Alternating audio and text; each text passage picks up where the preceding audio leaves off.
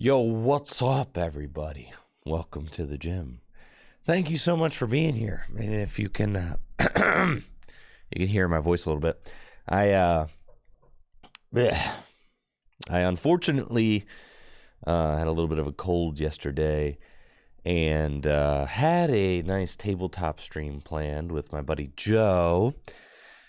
We were going to do a TCG Classic stream, right? Where we play the decks from the new Pokémon TCG Classic box set.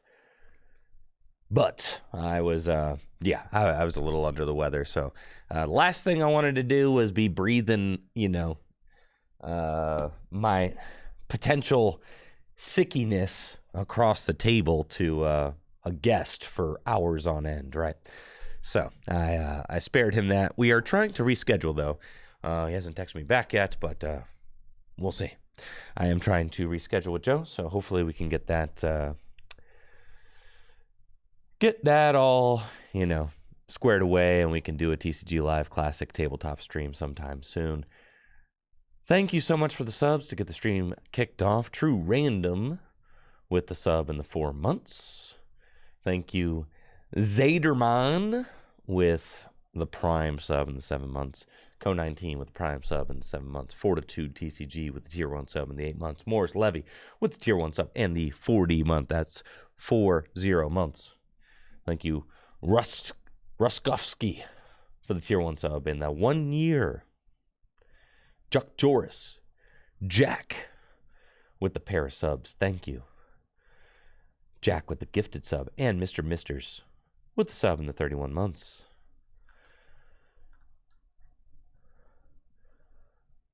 We've also got drops enabled. I know. And it's like, I probably should advertise that for your guys' sake, right? But also, I'm kind of apprehensive, too, because I'm like, what? Am I going to advertise the Pokemon TCG Live? No, I'm not going to advertise it. It's a horrible game. I don't want to advertise it. I don't want to shill it. I don't want to act like it's exciting, because it's not. And I don't mean to bring any negativity, but I frankly don't care to advertise for it.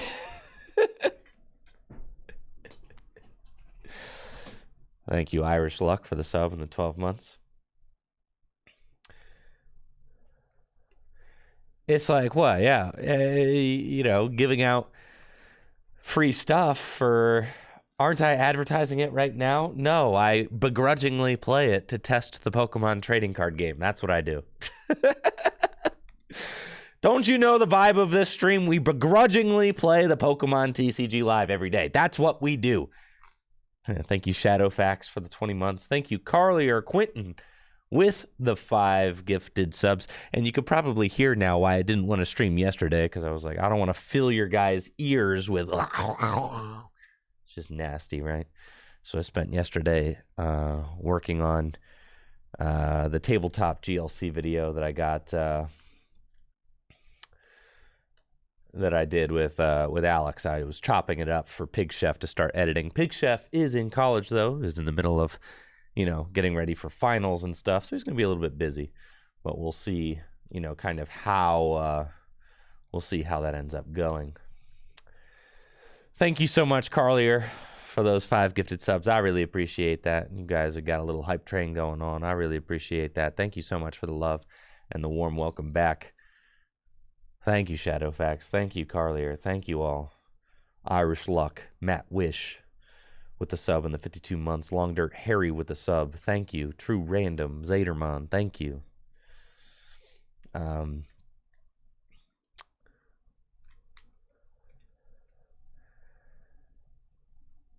What's my biggest gripe with live?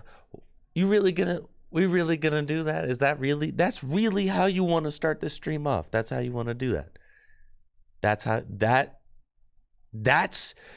the can of worms that you're interested in cracking open. I just got back. I know I'm not gonna get one guy. I'm not, because I just spent the weekend with my family and had a loving, wonderful Thanksgiving experience, and I am filled with joy and the Holy Spirit and love in my heart. And I'm not gonna take that bait. Okay, I'm not. Yes. Let's go, baby. Let's go. I'm feeling fantastic. Oh, let's see. What do we got? I know we had a couple of regionals. I was busy watching football, and I was busy spending time with my family this weekend, so I didn't really pay too much attention to the regional championships that occurred. But I did see that Snorlax won something. Holy smokes, Snorlax! Yeah. Tord bouncing back from his disqualification with a fat top 8 finish with a kind of crazy looking deck. It's got Roaring Moon, Iron Hands, and Radiant Greninja, and a 1/1 Palkia V-Star. That's kind of cool. And then what in the world is this? We got Ice Rider Calyrex VMAX. Holy smokes. This is crazy. I know. I did watch the Bears. I did watch the Bears get that dub. Honestly, Natalie and I started watching the Bears versus the Vikings game last night, and like a couple of minutes in to the first quarter, we were like, "Holy smokes, these two teams are terrible." And then, we went upstairs to play Pokemon cards. We went upstairs to play Pokemon cards for a couple of hours, and then came back down and noticed that the score had barely changed.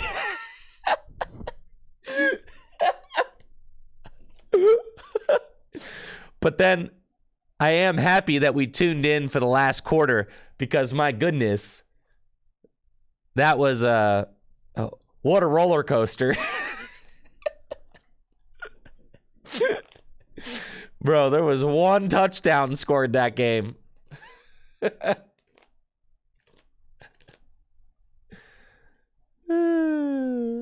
How do you think you felt watching 11 Panthers game this season? Mr. Home, spare yourself. Please spare yourself. I'm convinced this is like, I've been getting more and more into the NFL like every year for the last 3 years, I'd say. So this year I'm more into it than I was last year. Last year I was more into it than I was the year previous. And before that I was a very, very casual fan. But as I've been getting more into it, I realize that there are definitely less than 10 teams that matter in the NFL, and every other team is like just NPCs. I really hate to say it, but like there are less than 10 teams that matter in the NFL, and everybody else is an NPC. 100%. Like, bro, watching some of these Mickey Mouse teams play, I'm like, holy smokes, you all are just here to make everybody else's records look better.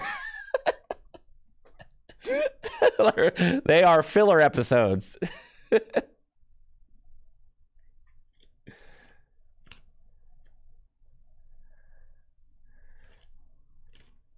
They're not the same 10 teams every year. No, they're not. They're definitely not. I know that because the Browns kind of matter this year, but traditionally they have not. Same with the Lions. The Lions kind of matter this year. Traditionally they have not.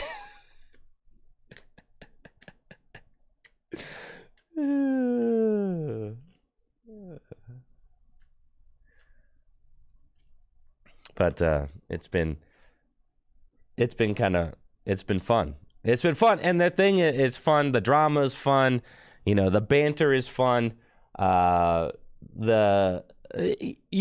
get nerdy about football like they get nerdy about anything else. I mean, it's fun to just be nerds about stuff and to just root for things. It's fun. It's fun. And to follow stories and things like that. Like Keaton Mitchell's story for the Ravens is like really freaking cool, dude. Like to have the fact that there's like no minor league NFL, right? Like you can literally go from like flipping burgers to like trying to make a game-winning field goal on national television. Like it's I think they said that about the what about the kicker for the Texans? I think they said like 2 weeks ago this guy was just chilling on the couch and then he got a call. I think, and then he had to try and kick the game-winning field goal this Sunday, and it hit the crossbar. Dang, man, that's crazy, bro. Yeah, that was crazy. But it's wild how, and Keaton Mitchell is just like a walk-on to the Ravens, and ends up having like a breakout season and is now one of like our best. One of our best running backs, which is wild because he didn't get drafted or nothing. He just kind of walked on, and now he's like an up and coming star on the Ravens. Like, what the heck, man? That's crazy. Like the stories like that, I find really fascinating. And there's a lot to follow, a lot of content. It's kind of like the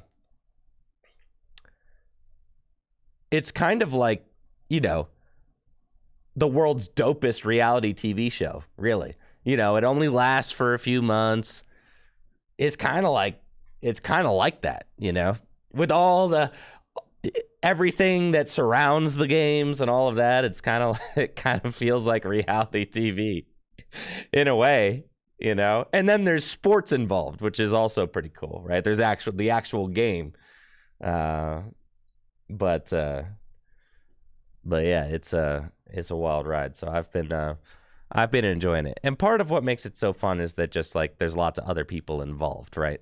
As far as like it just gives you like it gives me something to bond with, with my dad. And I think that's really fun and important, and the fact that me and my dad can kind of like share that. My dad doesn't know squat about Pokemon cards, my dad doesn't know squat about video games, frankly, None of that. He doesn't know anything about Pokemon cards, doesn't know anything about video games, but me being into football, we can have that in common and talk about it. It's fun. Exactly. Yeah. Brady says sports are one of the only ways I can connect with my dad. And it's important, right? Yeah, it's important. So it's fine,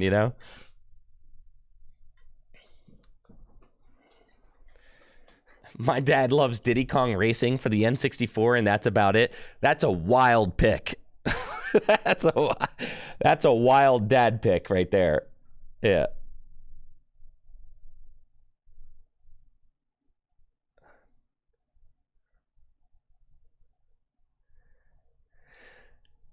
Two Mew VMAXs and no, my dad made it very clear when I was a child that he was never going to play video games and he saw them as a waste of time.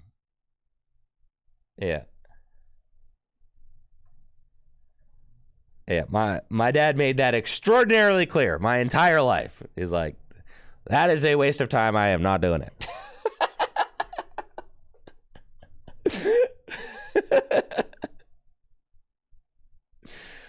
Yeah.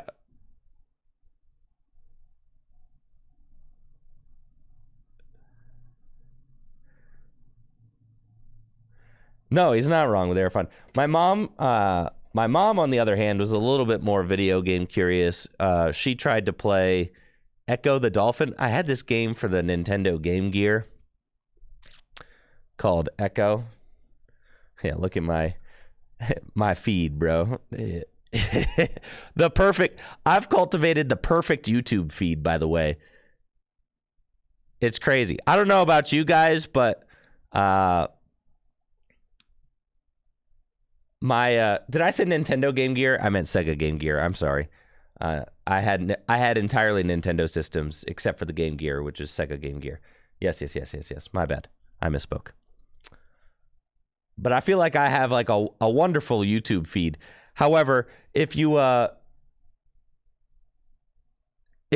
onto my wife's YouTube feed, it's like nothing but murder investigations. That's all it is, dude. It's just murder investigations.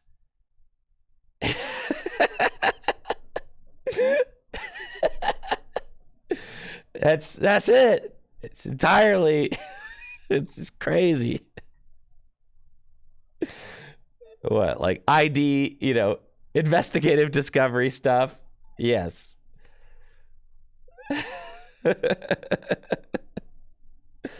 Spoiler alert, it's always the husband, okay?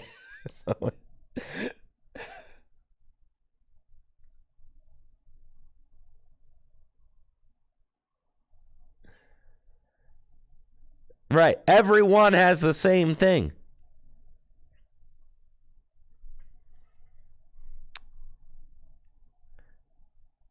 Yes. So my mom tried Echo the Dolphin on the Game Gear, which was like my first video game system. And I was like maybe 5 or 6. So like I didn't really understand how to play Echo the Dolphin. Thank you, Materius, for the Prime sub. Thank you, Spud Gamer, for the sub. Appreciate you. Thank you so much. But yeah, I didn't really understand it because I'm like 5, right? So I don't really get it. And I'm like trying to make my way around and like do stuff, but I don't really I'm just like kind of having fun swimming and stuff, but I don't really understand like. No, Echo is like a weird game. I mean, there's definitely weird stuff going on, but I don't know that I ever got far enough to actually.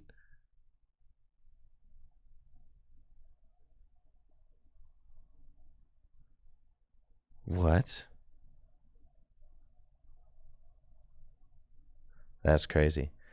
But yeah, my mom tried that. And then, so like my mom tried Echo the Dolphin and then never returned to it, after maybe like a few weeks of trying. And then my parents pretty much didn't touch video games for my entire life. Until Pokemon Go came out. And my mom loves Pokemon Go. So that's something that we can connect over. My mom likes Pokemon Go. So that was fun. And now my mom knows most of the Pokemon and all that. So, she got super into Pokemon Go, which is a fun thing that we can all do together. And, my dad's into sports. My dad mostly watches the Premier League, okay, because my dad was a soccer player in college. And so he watches a lot of Premier League. And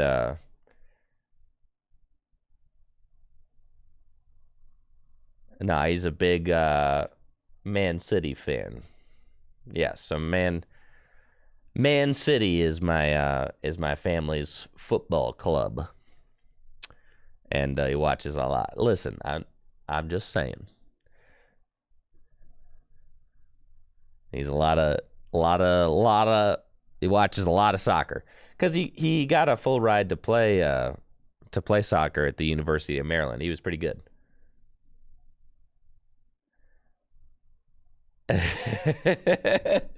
Listen, but what's his response to watching sports as being as much of a waste of time as video games?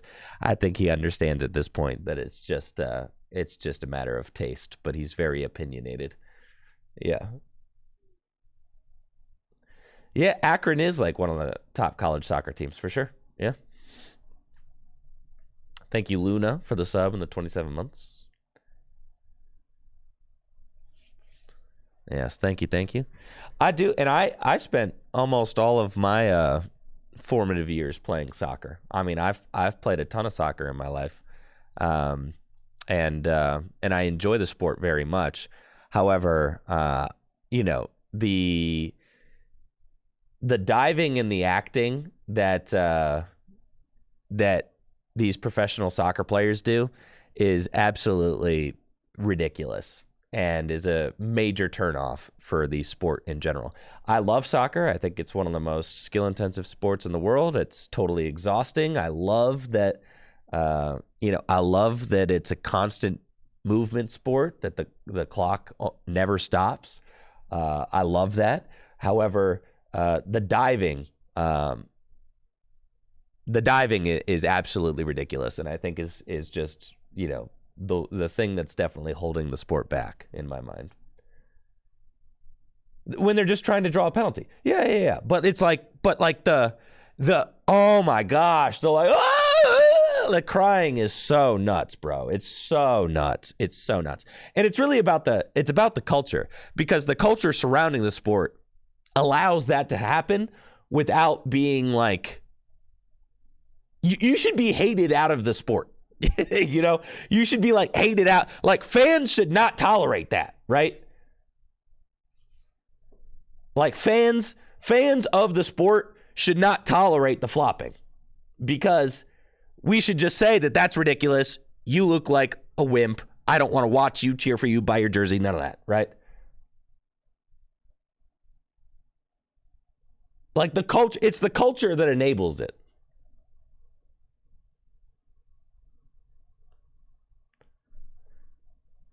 In certain games, refs don't give you fouls if players don't go down. Then that's a problem with the culture. That's what I'm saying. It's a problem with the way that the whole thing is run. Like, the behavior gets rewarded. The behavior gets excused by fans. It's just, what I'm saying is it just, the culture around it needs to change. Right. The culture around it needs to change. It's just something that everybody seems to just be okay with, and I just find it an extreme turnoff.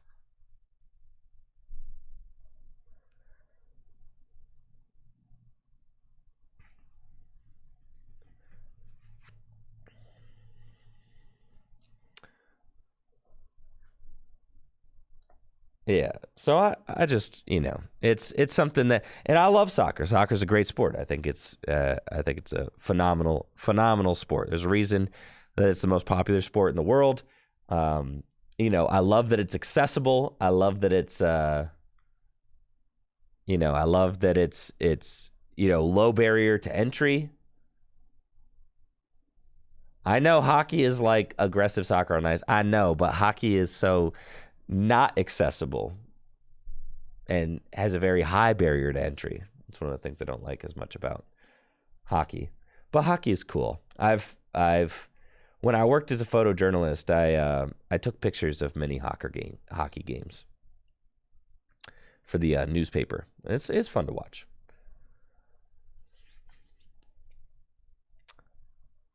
Tiger Woods returns. I know. I did hear that. Cool. Volleyball is a dope sport.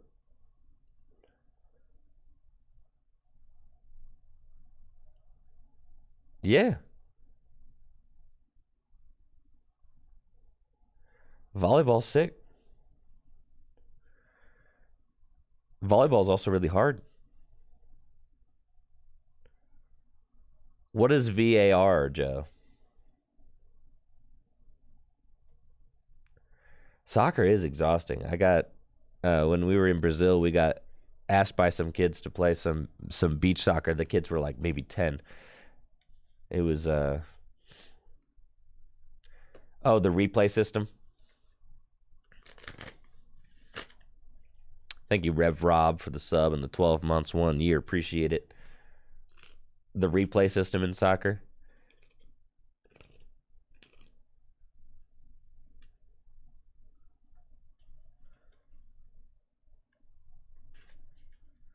The video assisted referee.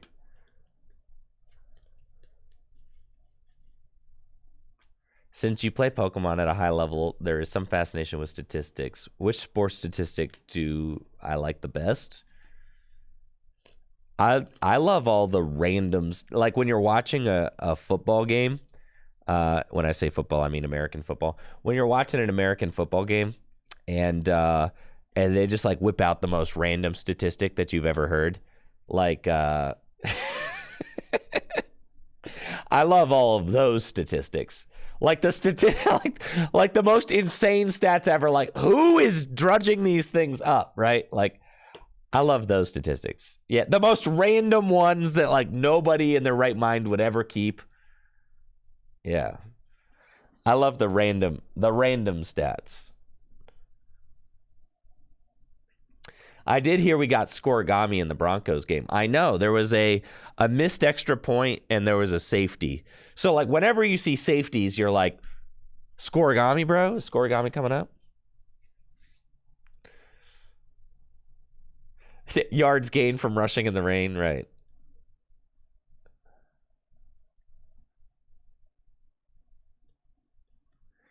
Thank you, Just Press Play. Yeah, Joe, I could see how the VAR could be a problem in a constantly moving sport like soccer, right? Because VR system in European football, which is called on the following four situations: every goal scored, every possible penalty kick, every possible red card.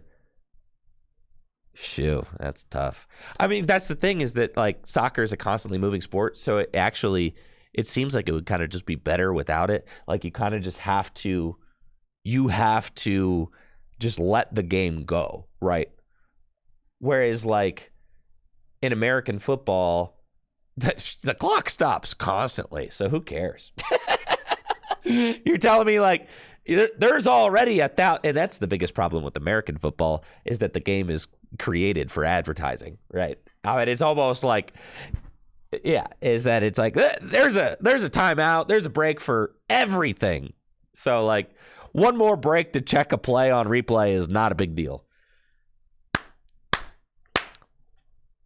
Let's go, Arheeb, with the 10 gifted subs. Let's get some hype going for Arheeb in the chat. Appreciate you, Arheeb. Hopefully you're having a wonderful day so far. Let's go, Arheeb. Let's get some hype going for Arheeb. 10 gifted subs. Wow. That is sick. Thank you. Well, it's crazy because like American football is like the best seat in the house. I feel like I've never been to an American football game, but I've been told it's a lot of standing around. The best seat in the house is almost always your couch. You know, the best seat at an American football game is like gonna be your couch, just 100%, right? You like go to a game, it's like the tickets are expensive. I mean, there's a lot of hype with like the fans and all of that, but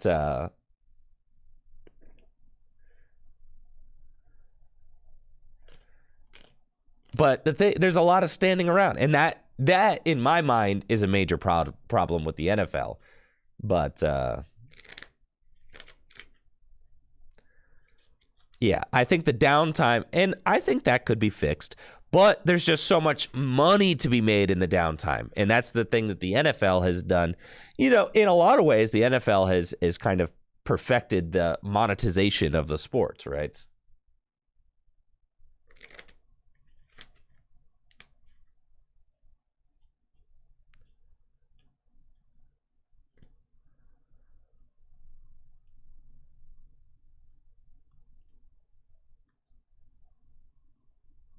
So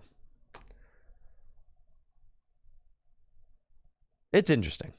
I've been I've been having a lot of fun. It's fun though. It's fun getting into the NFL. It is. And I'm enjoying it. It's like it's just fun to kind of be a part of. It feels like you're kind of just you're a part of this this bigger thing where you get to kind of, it's another language to communicate with people and friends, and you know, I mean, not everybody in the world is into Pokemon, so like having another thing that I can talk to people about has been very nice. You know, having something else that I can enjoy together with people, another way to connect with people, right? Has been a lot of fun. Whoa, London basically has their own American football team now. Thank you, Skizmaster. You think anybody here cares about the Jaguars? No, that's your football team. All right. Yeah. London, you got your own football team now. Yeah, you got the Jag. You guys can have the Jags. Nobody cares about the Jags.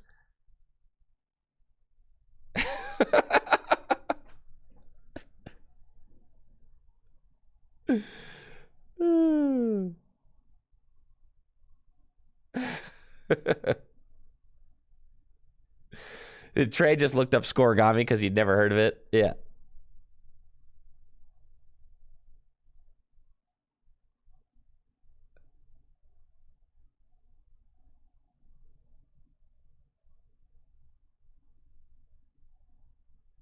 Oh, I would love to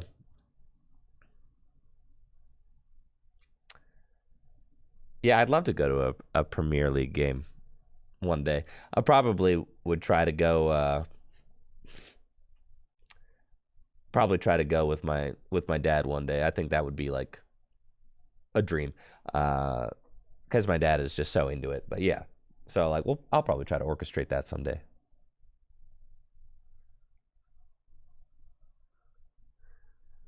Thank you, Persona. And is it Persona New York? Probably. Yo, that's what's up, Persona New York. Yo, that's a good story. I'm happy to hear that.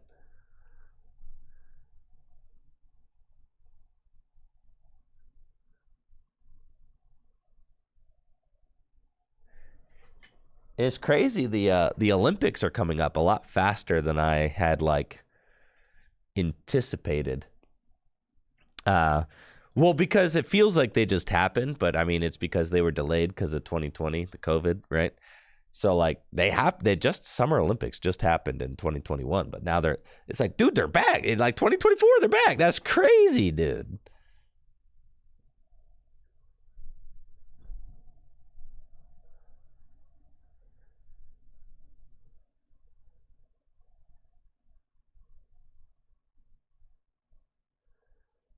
The meme around Man City is they don't have a great atmosphere and don't sell out their stadium. Isn't Man City like the? Is it? Aren't they like in first place or something? Man City is definitely one of like the top teams in the Premier League, right? It doesn't Haaland sell tickets himself?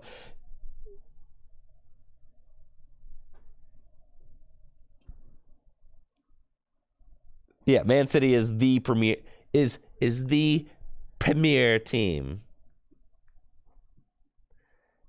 City has a reputation of having plastic fans. Well, that just sounds like other fans who are mad, is what it sounds like to me. It sounds like to me. Now you correct me if I'm wrong, but it sounds like to me that everybody else is just mad that Man City is so good.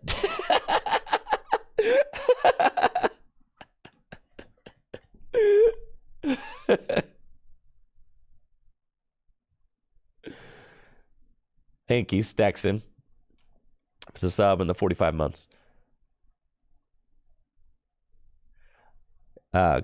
Colin, I'll wear a Nixon watch.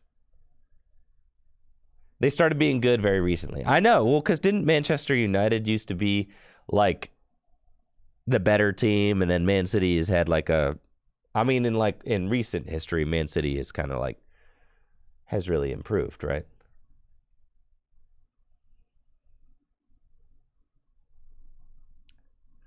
I live in Buffalo Bills territory. People literally say goodbye by saying "Go Bills." I know that rocks.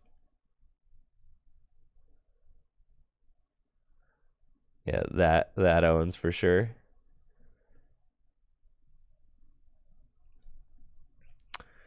Yes, the watch I wear. Let's see. I just got a time teller. Let's see.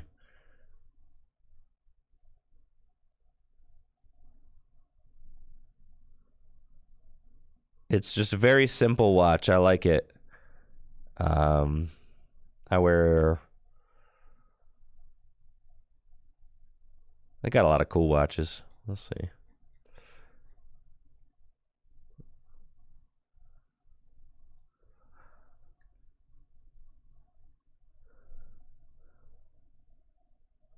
Yeah, like they don't have the exact ones. It's something like this though. Yeah. Like similar watch to that, except I've got ones with like a it's just like a nice leather band, simple watch. Yeah. All right, super solid watch, right? I'm like I don't want anything complicated. That's why like to me, I don't want anything digital. I don't want anything complicated. I just want like a nice leather watch, right? That's so that's what I got. Do I have a Garmin for running? No, I just use my phone when I run. Yeah, thanks, Colin. Yeah, they're just simple watches. I mean, they're not they're not too cheap and they're not too nice. It's just like a solid, and when I go to Pokemon tournaments, I can keep track of the round time on it. It's really nice.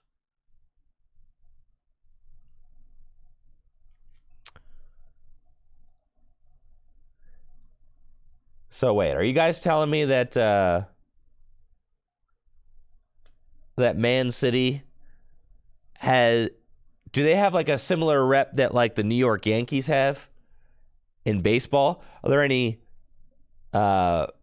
crossover fans who know about, do they have like a similar reputation to that? Where they just have all the money? Yeah, same kind of rep? All right. Their rep is worse?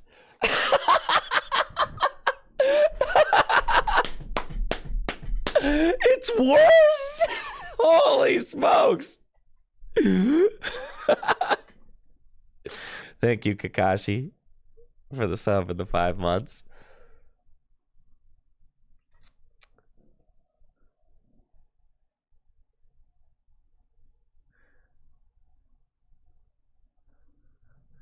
That's wild. That's wild. Dang. I'm sure the lore of, the Premier League lore runs deep.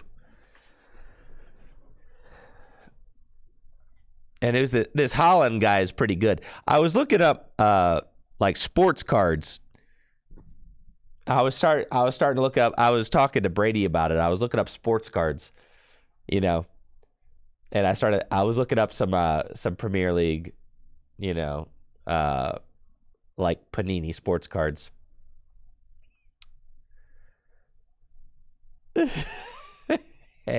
Hamster says my dad's a Yankees fan and wanted to get into Premier League and was like, yeah, Man City is my kind of team. Well, you can't tell that to my dad because my dad is a Baltimore Orioles fan, so he naturally hates the New York Yankees. So he's a Man City fan. If you were to compare Man City to the New York Yankees, I think he might vomit. That's pretty funny.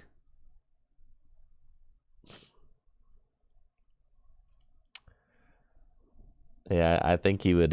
I think he would vomit for sure.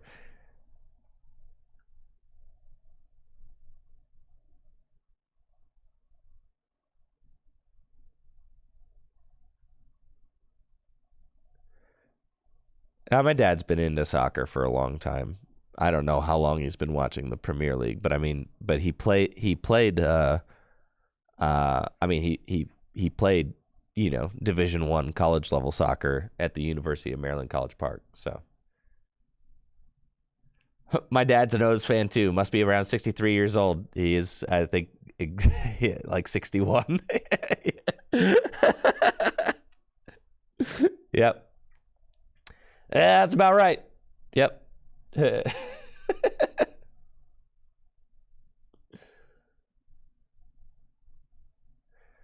My dad's a Yankees fan because his family was a Red Sox family and he did it out of spite. Oh, God.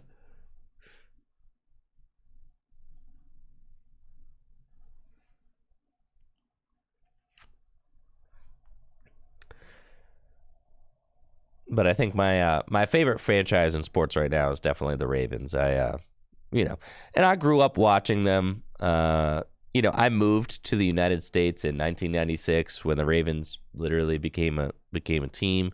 When I was 12 years old, I watched them win the Super Bowl. That was really big, and and they're just a franchise I'm definitely proud of. So I've met Cal Ripken. Yeah. No, I got a Lamar Jackson jersey. I met Cal Ripken. I shook his hand. Yeah. When thank you, Jesse, for the sub in the 58 months. Hopefully you're doing well. When I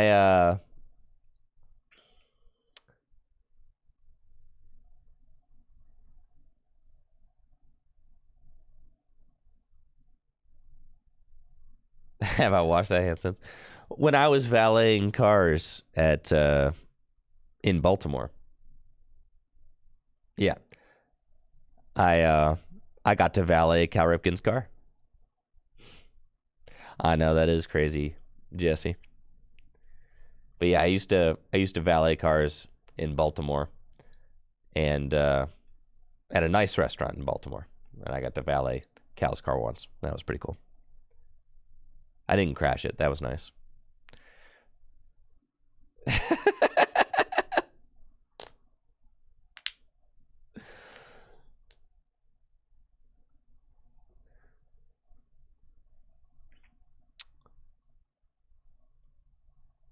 So, all right. That's enough sports talk.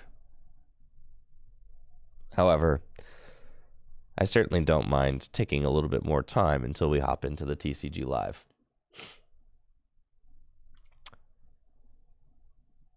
Last time we checked in, let's see, I didn't stream on Thanksgiving. Streamed on Wednesday before Thanksgiving, so a little over a week, a little over a week ago, less than a week ago. And played some TCG Live. Streamed on Friday. We did Tabletop Gym Leader Challenge with my good buddy Alex. That was a lot of fun. And we're going to be making some tabletop video content out of that. I sent some edits over to Pig Chef. I did not watch any Pokemon over the weekend. I did not. I was spending time with family and watching American football. That's what I did. Because my family traveled up from Baltimore to visit this weekend. So that was very nice. And that's what I did this weekend. So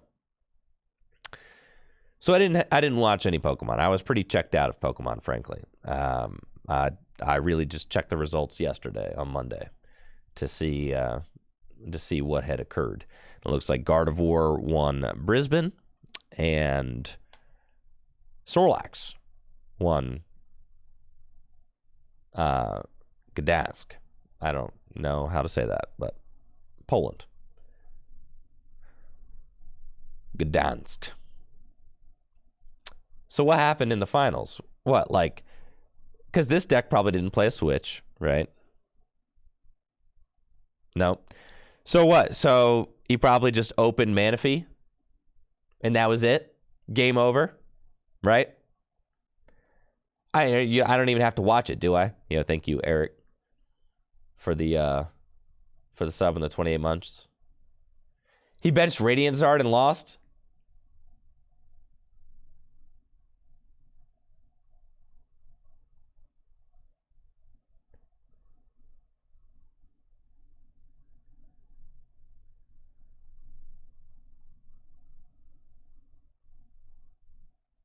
Nothing happened. Game 1 took 35 minutes. Game 2, scoop turn 2. Man. All right, fine. Just tell me what happened. You gonna watch me watch Snorlax win, dude? You're gonna mess up my YouTube. They're gonna think I like Pokemon content. All right.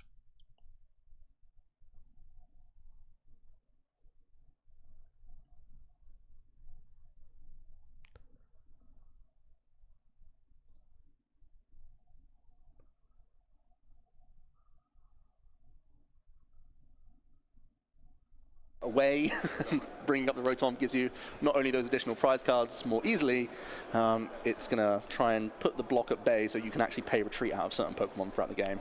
And sometimes what we see through this Mimikyu, it's something that you have to consider also because the card that has no problem with damage output is Golden. I think it's fair to say we've had quite different runs. It's Joe. Final. We'll start with you, Wukash. Look with at two Joe. victories back-to-back against Charizard EX. Tell me a little bit about that top 4 game. We weren't able to catch the action. So, taking 4 prize. All right. out. So in the finals, If they get down, Wukash is going to. but the Misfortune Sisters, here we go. Will the escape rope be taken away? Yeah. okay. So waiting so patiently to get rid of, the deck of Wukash, even though Wukash is the controlling player. Sydney, Aaron is holy trying to identify a smokes. position where they cards in Aaron's hand, but still no action at all. Charizard, Had Pidgeot, quick huh? search the entire game as we see a Silene flipping here. Oh, that one's gone off the screen, but no action. Looks like it's a double tails. Motions, but they know full well that they have win conditions, and it may not be this game, it may be next game, and that's all it takes. Well, now Manaphy in the active. Sorry to cut in. No, he's been doing that all weekend long. We have. Manaphy's up. Joe. Oh, Joe, it's Joe, over Joe. for you. Manaphy's up, right? We've got time to play with here. As you can see, 45 minutes left in this final. Do you want to play some noughts and crosses? I've got a pen. I mean, look, we've got Is this has got to be finals, right? Yeah. And that's it. The lock has begun. Aaron recognizes it, knows that it is impossible So to win scoop it this up. game. All right, here we go. And consequently, Wukash will get game 1. And now we get to see that early turns, the scary point for any control player. Can you set up in time? Wukash is in the driver's seat now, knows it's a strong matchup, but if it starts badly, suddenly it flips completely against him. Yeah, as comical as that game was, and as in control as Wukash was, this is still very much in the balance. We pretty much gave up on that first game for Eren. Their start was so slow, let's be honest. They never really had the tempo required to actually cause a headache for me when I'm about to scoop the finals. They have too many responses. Charizard, you really have to come out the gates quickly, I think, if you're going to have a chance here. And this game's the critical one.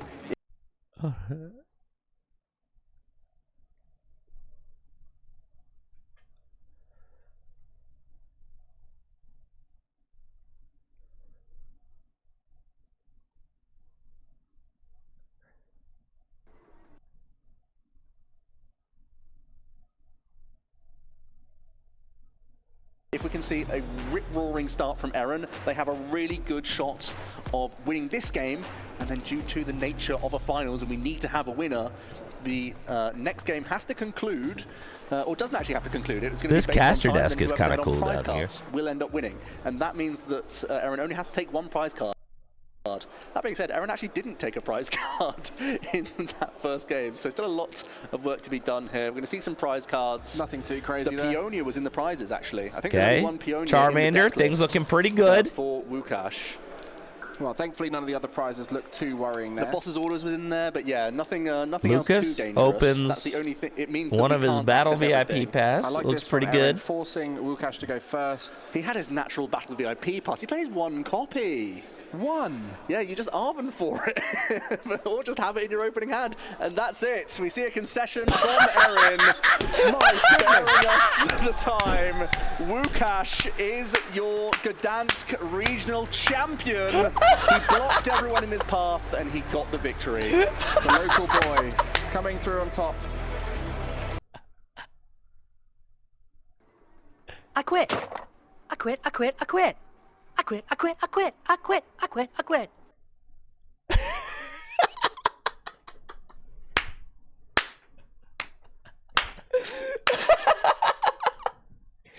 I quit.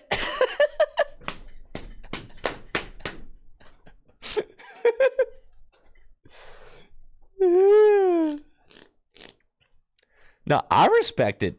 I respect it 100%. Thank you, Jim9, for the sub and the 23 months.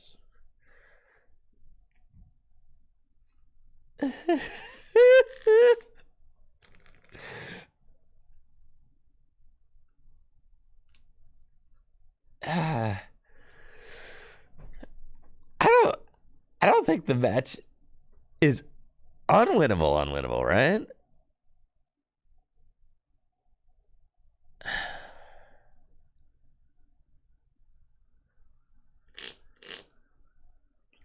No, it's not unwinnable. Hey, why sit there for another hour? Just take the money and get out of there. Yeah.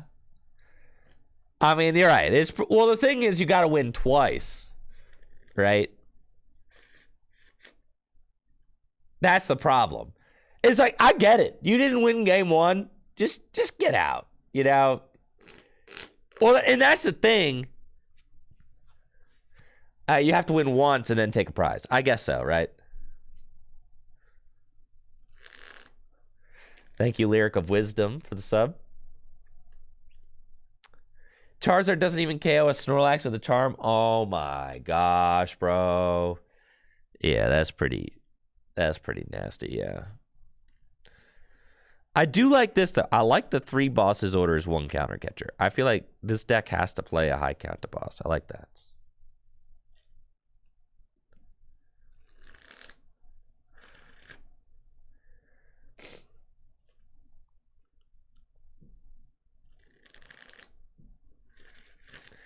Yes. I agree. The best thing that you could do is power up Radiant Charizard. Yeah. And just take one hit KOs every other turn.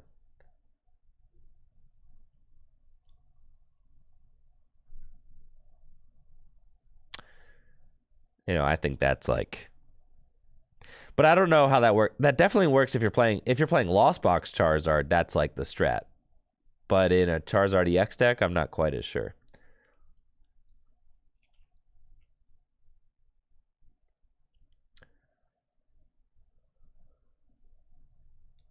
You have to power up the Charizard. It doesn't matter if it costs a lot. That's your freaking guy. Radiant Charizard one hit KOs everything in the deck,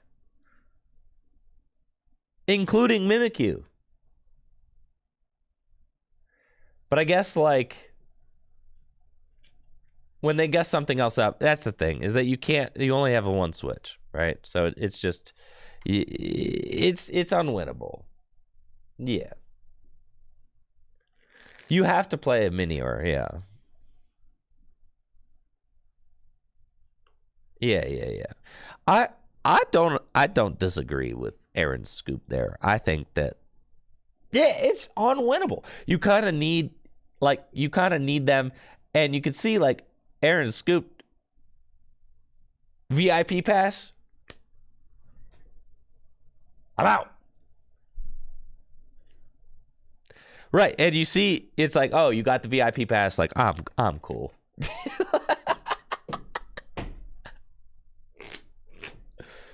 Yeah, you need to like have nothing playable in that hand, right?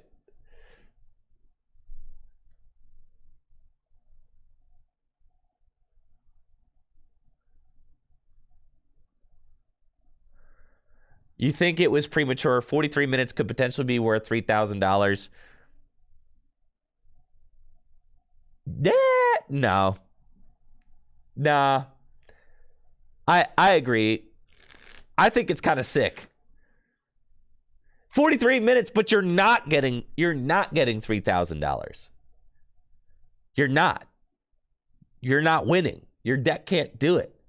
You're just on stream getting like literally kicked around and looking like an idiot.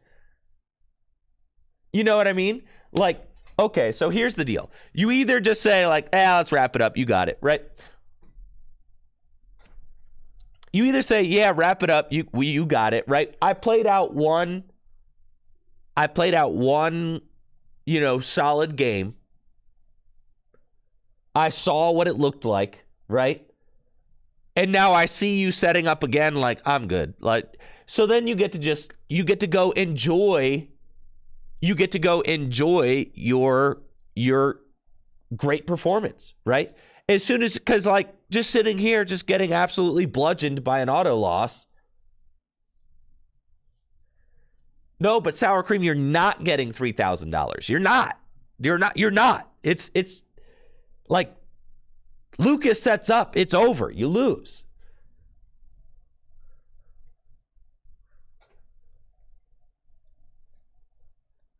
And it's not just lock you in a room for 43 minutes. It's you have to sit there getting basically embarrassed in front of thousands of people. Right? It's not just like you're not in a vacuum. You don't exist in a vacuum. None of this happens in a vacuum, right? None of it. In fact, the opposite. It happens very much in public, in front of thousands of people. So what you could do is you could save face and go enjoy the rest of your night, or you could sit there just getting absolutely pummeled for another hour on a stream for no reason. Right? And it's like, and Aaron did give it a good shot on the first match. And it's like, you saw how the first match went. Everybody saw it, right?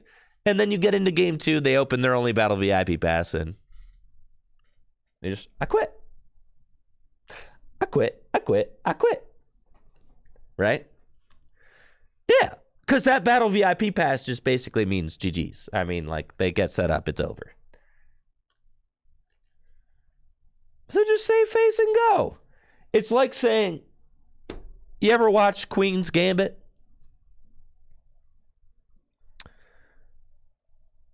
Y'all ever seen that? On Netflix or whatever?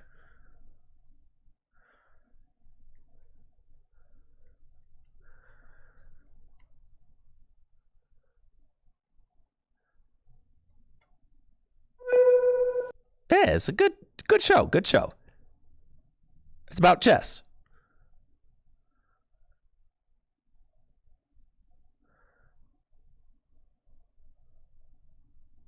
But guess what? When you're losing in chess or whatever,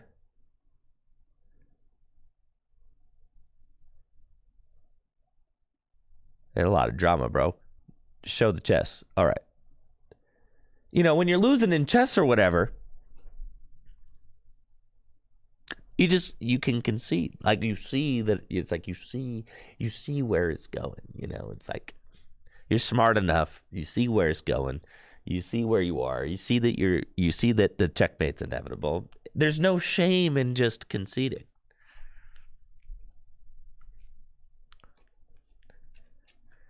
Yeah, you just knock over the king, and there's no shame in that.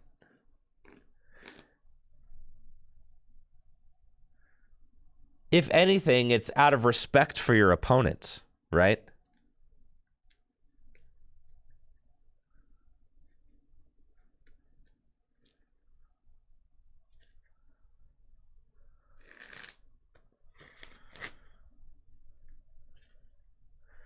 It's a respect out of your opponent, and it's a respect out of, what I'm saying is that I'm not saying that necessarily.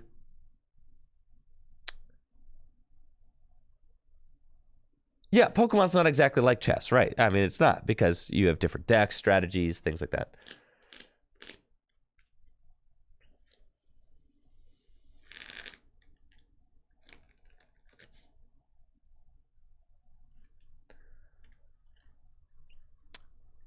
It's there's absolutely no shame in scooping there.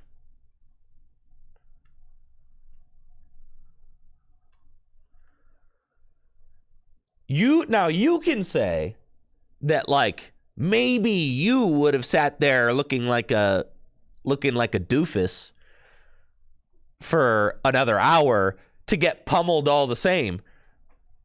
Maybe you would have, right? But do not criticize somebody who got to the finals of a regional and decided that they value their time more and their self-respect, right? Because I could see that. I could see that for sure. It's like I'm either going to sit here in front of thousands of people just getting pummeled, or I could just, I'm cool. Yeah, there's no shame in scooping. Not at all. So absolutely, so don't, unless, and if you are in a position where you're like, that's ridiculous, they should have never scooped, then you clearly have never been in the finals of a regional championships. Straight up. you never have. So you really don't get, you don't know. You've never been there. Yeah. Just straight up.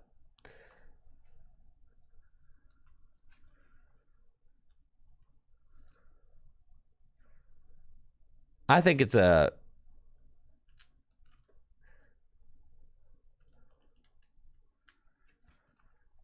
easy to understand why that player wanted to scoop, right? And, like, do we even want to watch it? Do the commentators want to commentate over it? Do the viewers even want to watch it?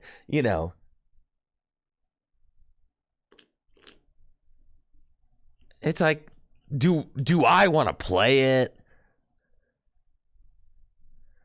It's like everybody at a certain point, it's like, no one wanted to be there after game one. That's exact. So, like, let's get on with it.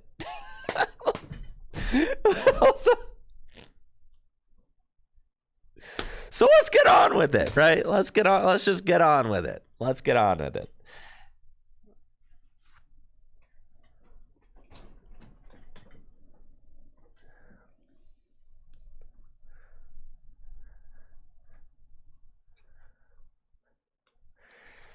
And that's if there's a 1 in 100 chance of them winning, and I think there's way less than that.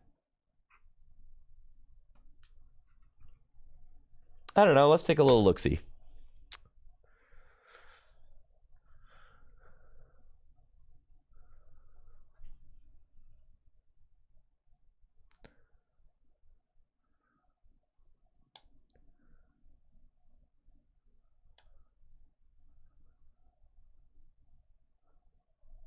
I don't know. What's the percentage if you don't lose to a single Charizard? That looks to me like 0%.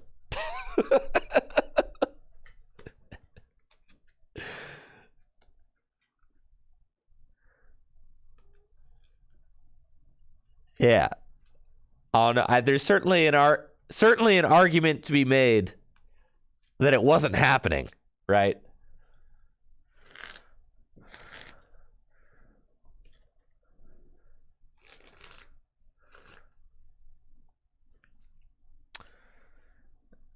Gosh, look at all these dubs. Insane. You could play Minior to counter Snorlax if you're playing, well, or you could just play a different deck or play a deck with more switches, right?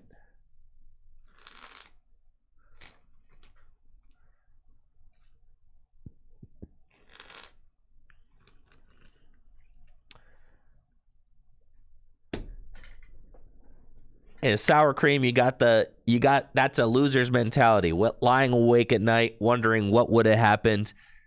That's a loser's mentality. The winner's mentality is, I'll win the next one. Right.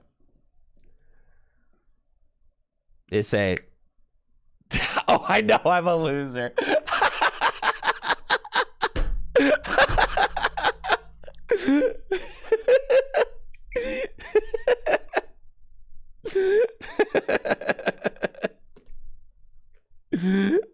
Yes. You got to be proud of what you accomplished. It's okay to recognize what it is, you know.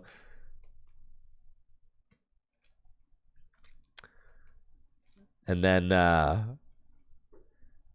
say, you know what, I'll get the win the next time.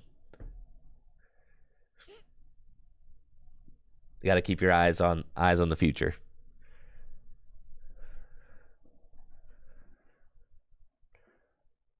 I think Snorlax is a fine deck. That's funny that people think it's so problematic. Like, I think it's a fine deck.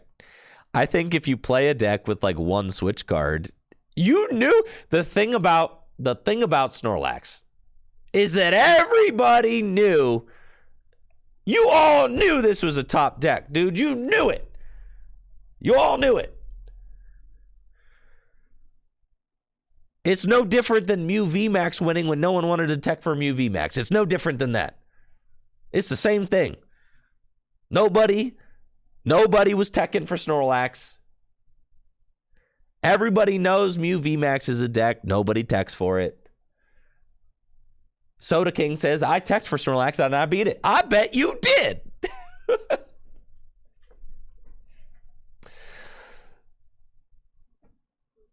There's no good tech for Snorlax. How about playing some switch cards? There is. You construct your deck in a way that it doesn't lose. You could play Professor Turo. You could play Meteor. You could play switch cards. Yeah. Just play switch. Yeah, there are significant techs for Blocklax. Yes, there are. Look, they lost to Mew. They lost to Miraidon. Tied to Mew.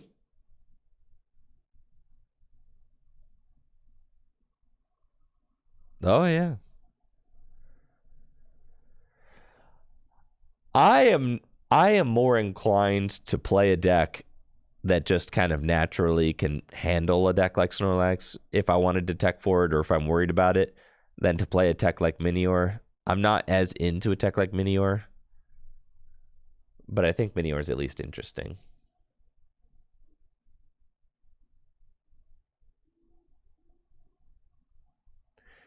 Top 2 Charizards in Brisbane had Minior and won against Snorlax. There you go.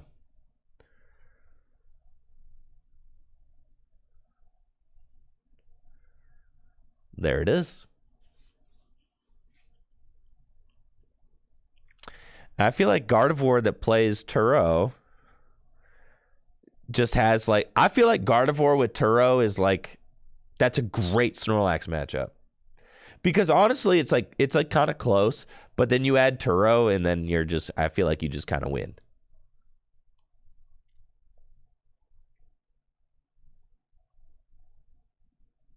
Yeah, Guardy can win without Turo. You add the Turo in and it's lights out. People who say that like, oh, there's no adequate tech for Snorlax, like, what are you talking about? Like, this card in Guardy just like swings it. It's already close without Turo. Right, Gardevoir needs to not bench anything, and then if they do happen to Erica something, you Turo it.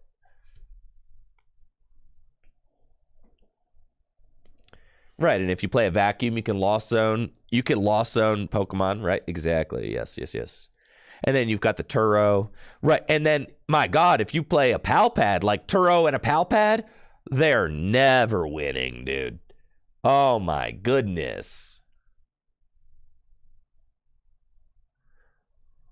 Yeah, you can fill your bench with attackers, too. That's the other. You just fill your bench with attackers, right? And if you ever draw into something, you could just, if you draw into a Pokemon that you don't want them to Ericas, you could just Iono it to the bottom of the deck.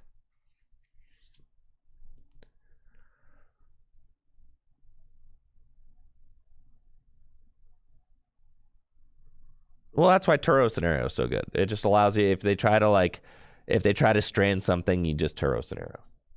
It's so good. This card really helps.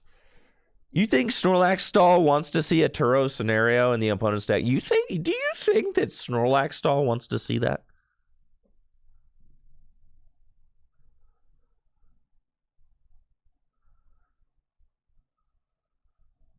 No.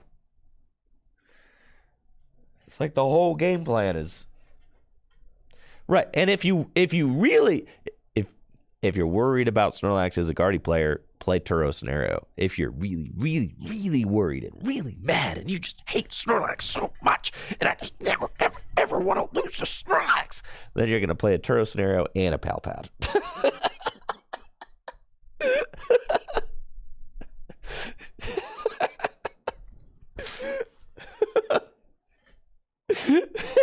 If you just never want to lose.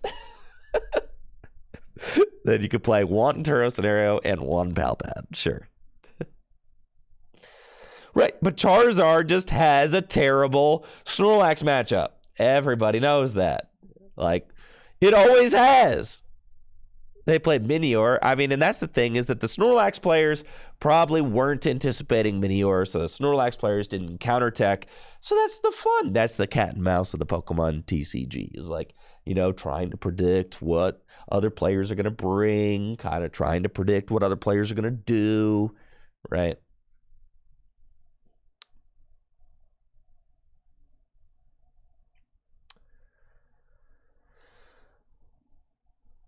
It's fun, right? So, Minior getting some love there and allowed these Charizard decks to overcome their Snorlax opponents, right?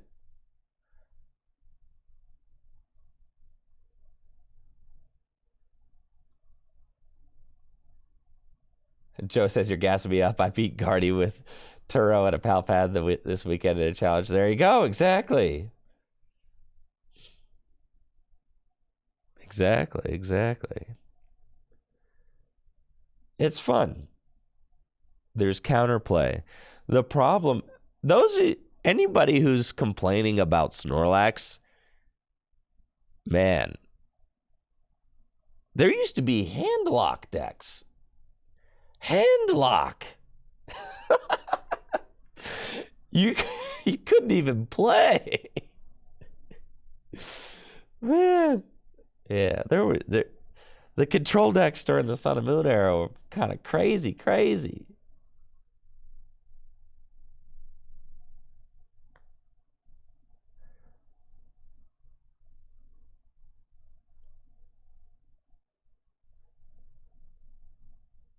Yeah, resource management.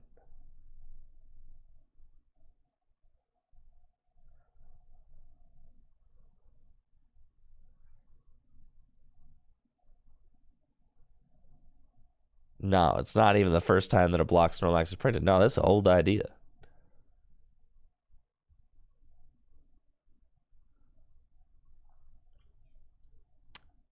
I personally am just fine with Snorlax stall existing. Like, why can't it exist?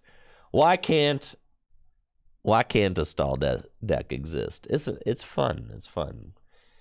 You just have to respect it. It's the same as Mew VMAX, except Mew VMAX frankly, Mew VMAX is way more oppressive than Snorlax.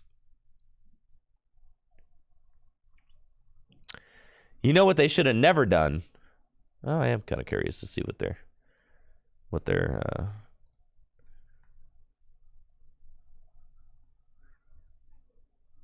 This was a huge breakout performance for them. Wow. Look at that. Freaking awesome. That rules. They had one top 8 before that. Yeah, congratulations.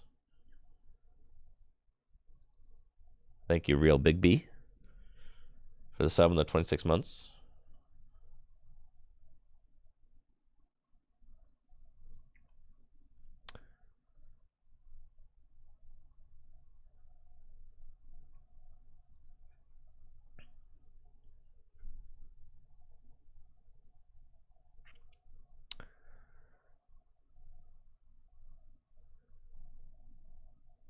Let's see.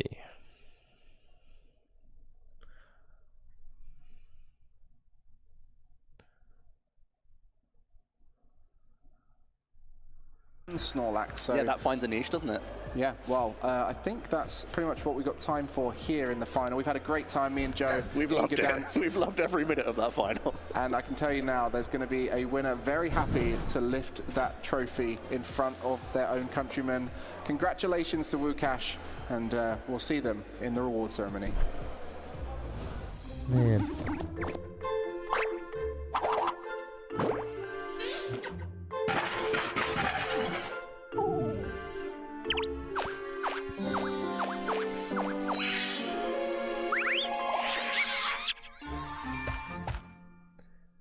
Hey everyone, hope you've been enjoying the regional so far, and we're going to take a little bit of a break from it to get to know one of our Polish players here, Mateusz. It's good to have you here. How you doing? Pretty nice. Just more players will look at. Congratulations, Erin. Thank you. No think vibe only. You've been on a tough journey, but here, now, we crown our final winner of the Gdansk Regional Championship, all the way from his home country, Poland, Łukasz Mazukowicz.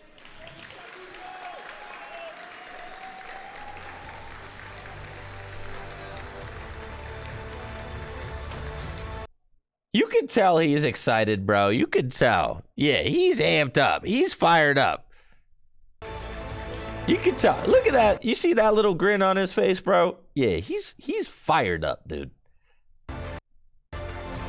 Łukasz, you've had a long journey here, getting to the finals and becoming a regional champion. How are you feeling? Fantastic. Like, I've never experienced something like that, never before. Like, I have the completely, I don't know what to say, really. But Oh yeah, dude. He's fired up, man. Look. Yeah, bro. He's chilling. What a Chad. Speechless, I don't blame you. You've had a long journey here, like I said, but coming into this competition, did you set your expectations high? No. Fantastic. Now, like I said, you've come up against some Yeah, no, I'm playing Snorlax.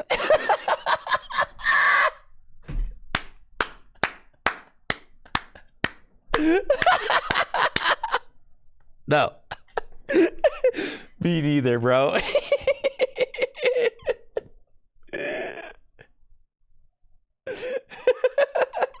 Competition.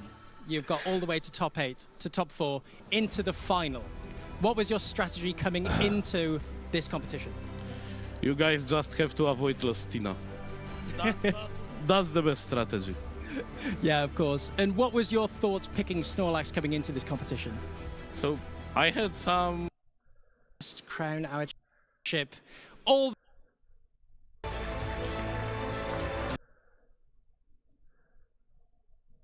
Something like that never before. Like, I have the completely... I don't know what to say, really.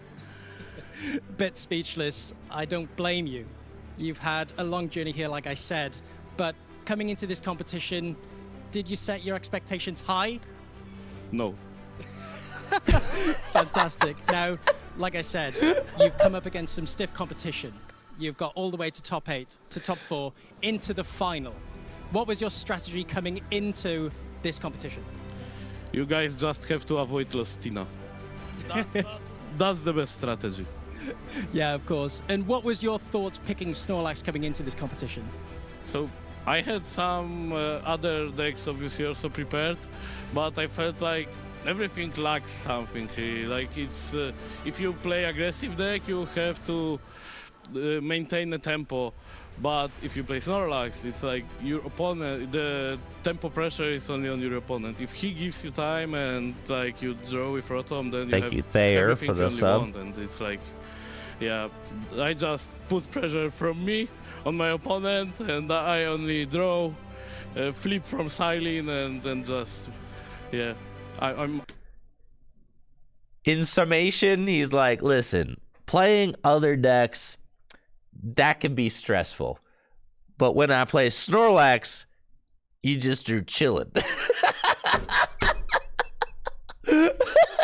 he's like, all the other decks, way too stressful. Snorlax, you flip on Silene. You kind of put all the pressure on finishing the game on your opponents.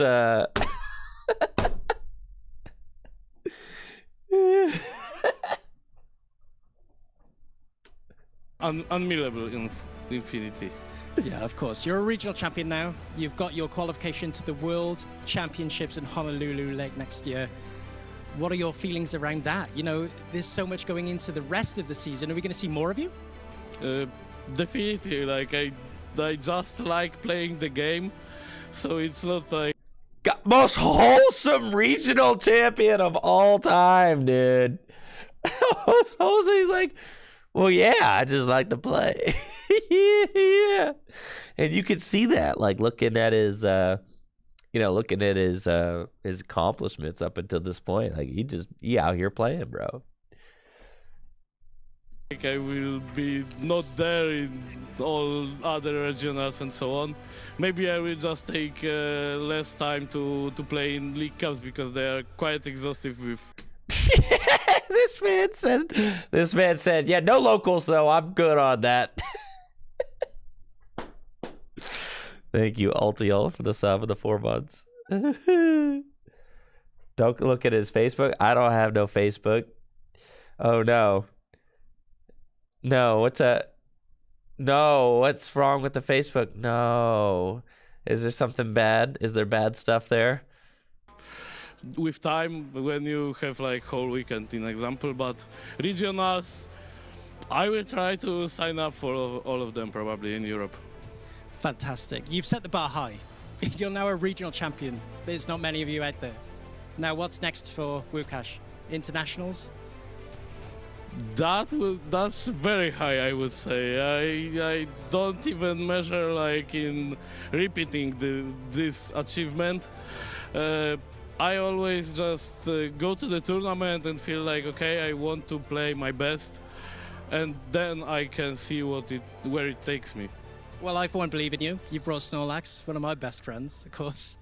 Are there any friends that you'd like to give shout-outs to? You know, how did you prepare for the tournament?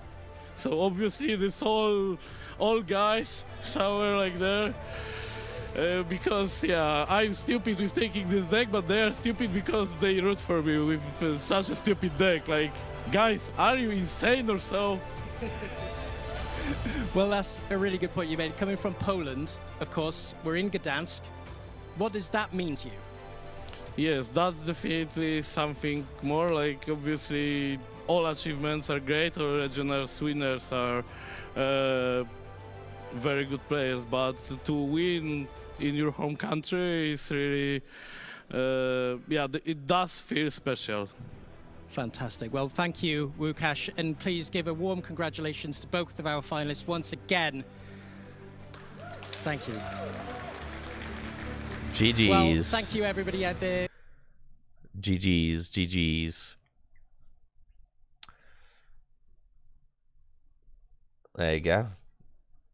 Snorlax, regional champion. Kind of epic. I ain't mad about it. I think it's kind of sick.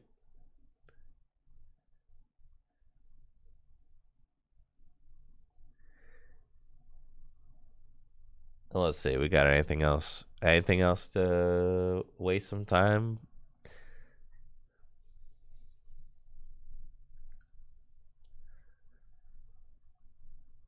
Temporal Forces.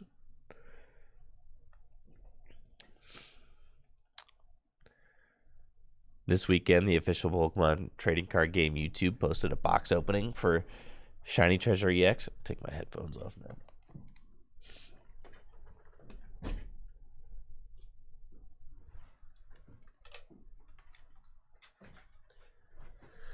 All right.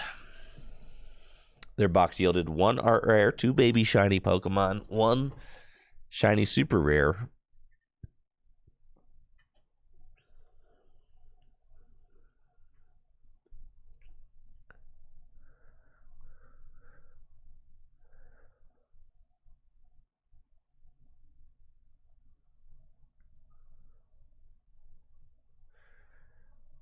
All right. So, yes, the baby shinies don't have a hollow border. Looks like ours will. Okay. Cool. Cool. I'm looking forward to this set. I've got... I think I ordered like 5 booster boxes of this set. I think so.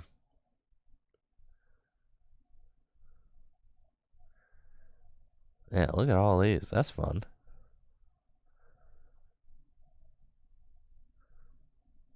And I should be getting those like relatively soon. Thank you, Awkward Color, for the sub in the 18 months.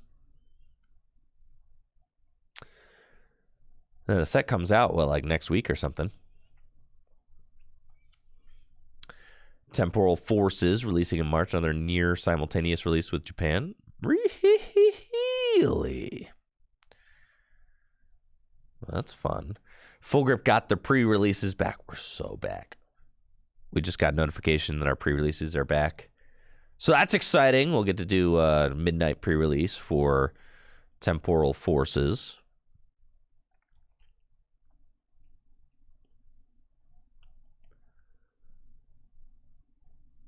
Wild Force and Cyber Judge. January 26th. That's cool. Dang, look at that dude.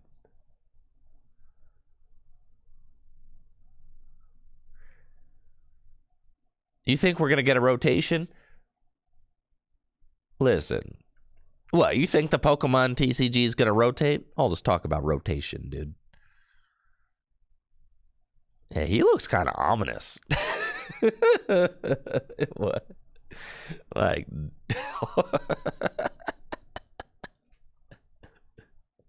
Yeah, this guy looks super ominous. Like scary even.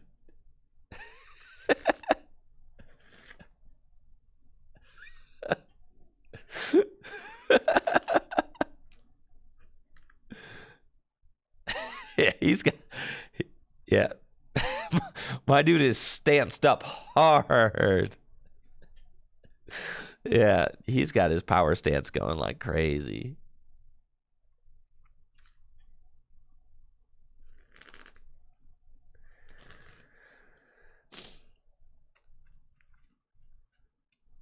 Well, they haven't announced anything to do. Whoa, that is a beautiful card. Dang, I have not seen this yet. Wow, that's cool. I hope I open that. Just kidding. I hope I open the Charizard. Yeah.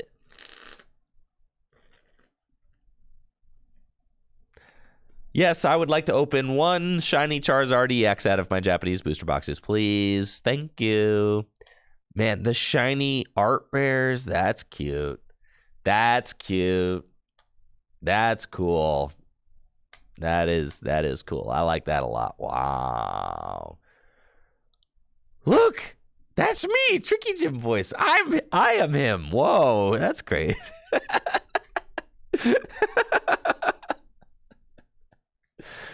Oh, that's me. Okay.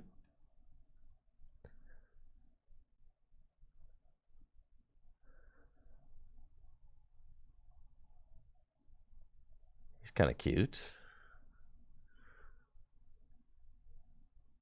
Shiny Murkrow. Ooh, him. He's nice. I like this fellow for sure. Wow, look how nice that shiny Flamigo is. The Palafin's not going to be expensive. You're good, Mythic Alex. That Palafin ain't going to be expensive. No.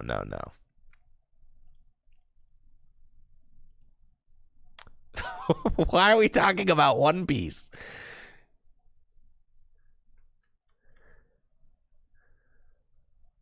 New and unique raised foil effect. What could this new foil effect entail? The next set of One Piece card game Awakening a New Era features 6 special cards that are embossed with what could be described as raised foil effect. Oh. Trading card games often use each other's production techniques.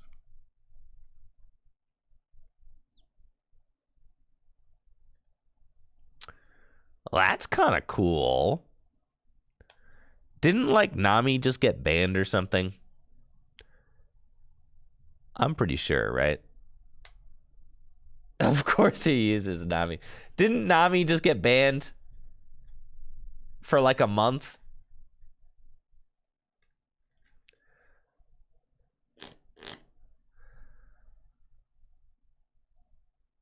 Oh, I see why people play One Piece now. Okay. I get it. Oh, that's why people play One Piece. Oh.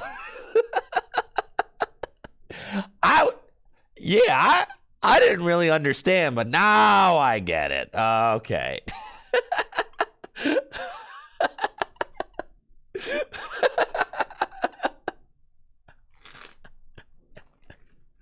Oh, okay. Oh, all right. I see.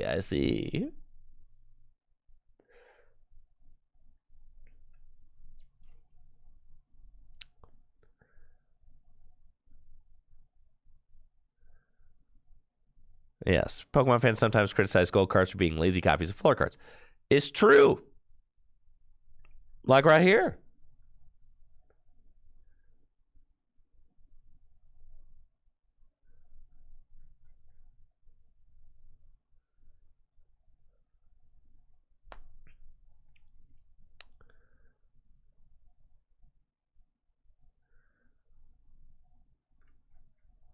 All right.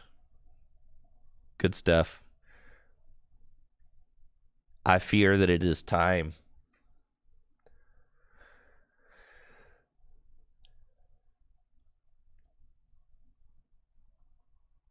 I do fear.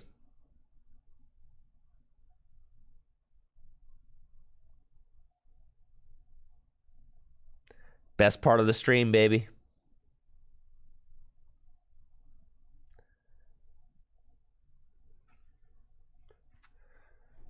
That's right.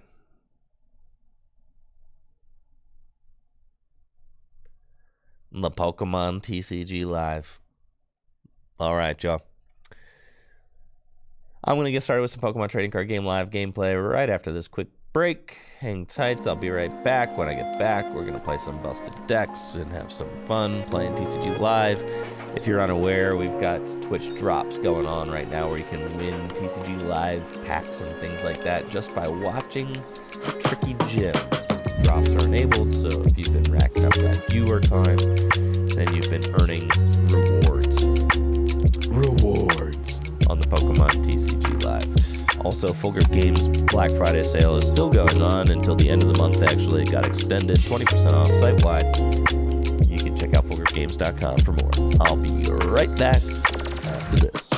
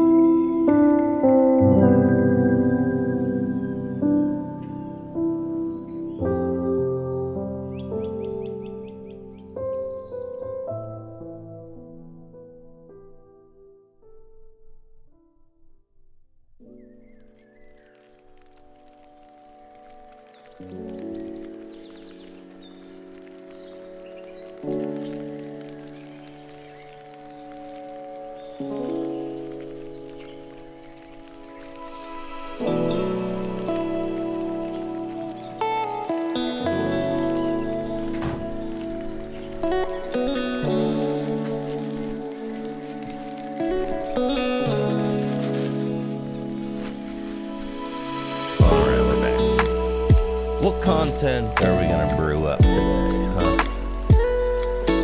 Oh, what do we want to do?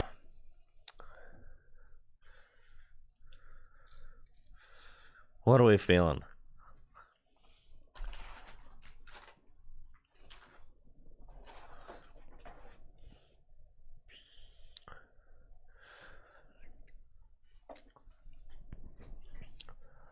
Monkey deck?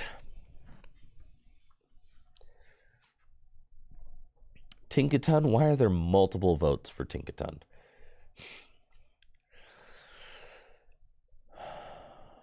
Valiant with Zorark V-Star. Valiant Ting-Lu.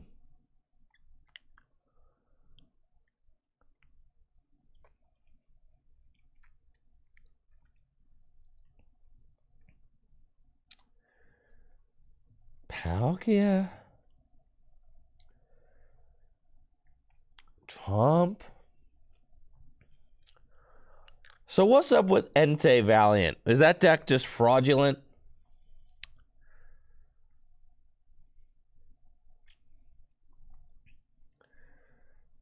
Was it determined that Entei Valiant was fraudulent? I didn't see any results from Entei Valiant.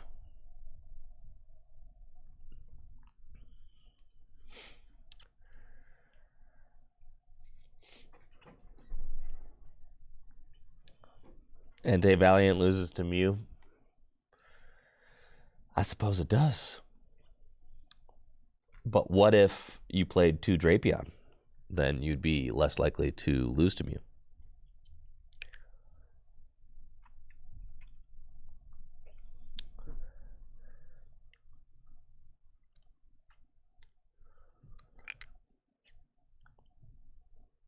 Oh yeah, this deck's broken. I don't have an Entei Valiant video yet, so it could be a good time to do that. Let's play a couple games with Entei and see if we can get some video content going. All right.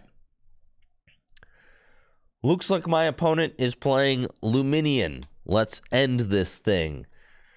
We've got the broken Entei Valiant deck, and I think that if I ping this Luminion enough times and attack it, I can win. 2, 4, 6, 8, 10, 12. I need 3 pings. That's not bad. I can totally do that. So, bada boom, bada bing.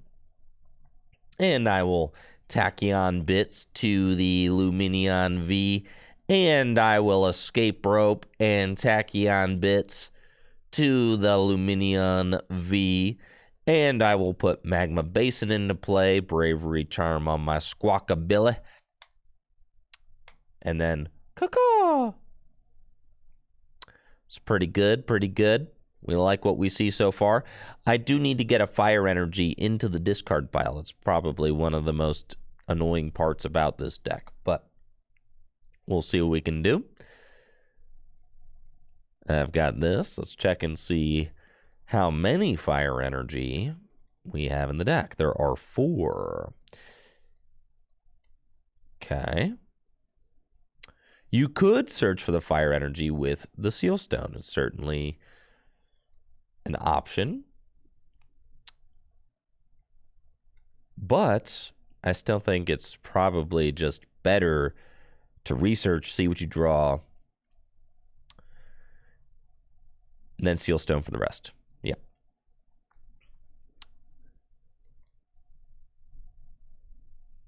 Because I got Vessel, and I got, see, so then all you have to do is you Seal Stone for the Fire Energy. Well, you get to retreat first, right?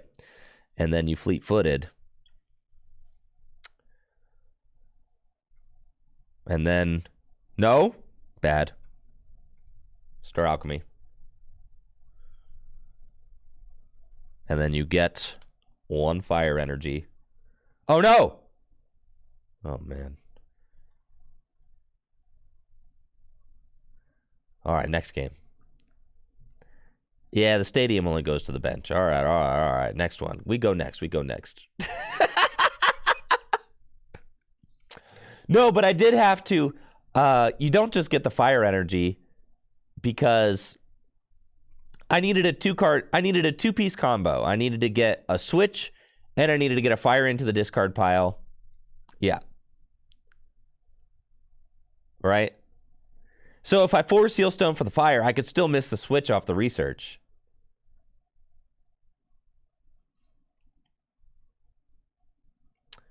Seal Stone for Vessel before the research.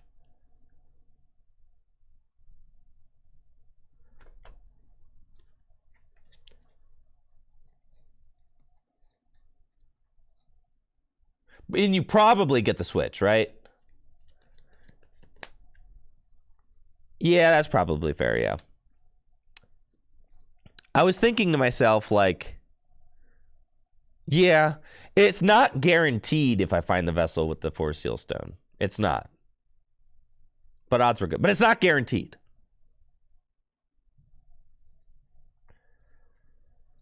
It's not guaranteed.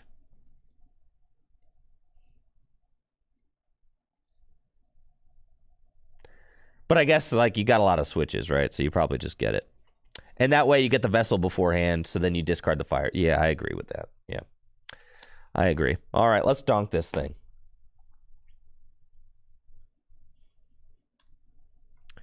I'm playing my favorite deck, Entei Valiant, and now I'm going to try and donk this Comfy. Y'all ready for this?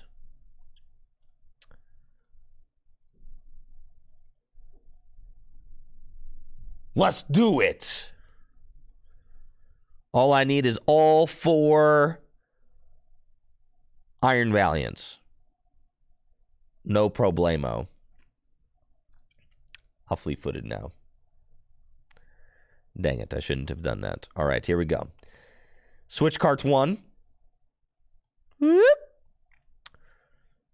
Switch cart 2. Whoop. Come on, we're so close, bro.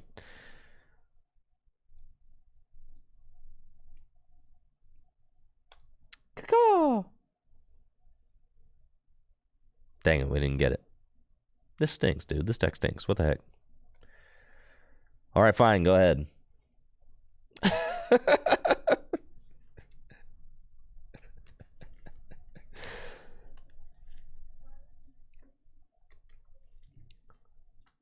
It's not how that was supposed to go.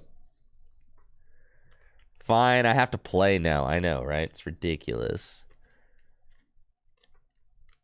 They're just going to switch cart and undo all of that.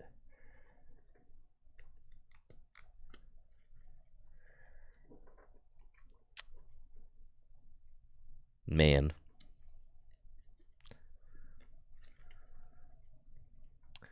They're going to undo all that hard work. LTL, you can't attack turn 1 going first. Nice, they didn't get a switch card. That's great.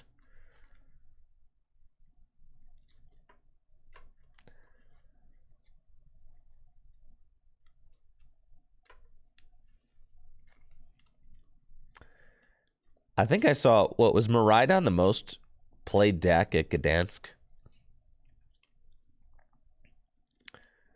I think I saw that it was. Okay, now I just win. Well, that's nice.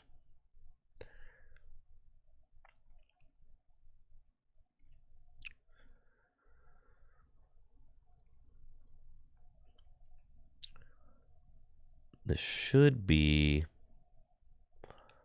Didn't I need... I need like 2 switches, right? Man. Or like a switch in a stadium. That's annoying. Man. I can't loop. I need another switch.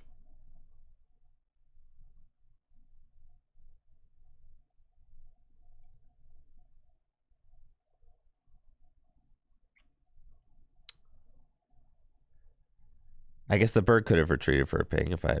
But didn't I get 2 pings out of the Valiant?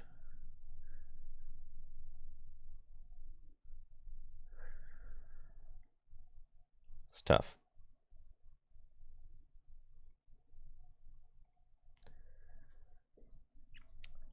I can't research. I just played Colress.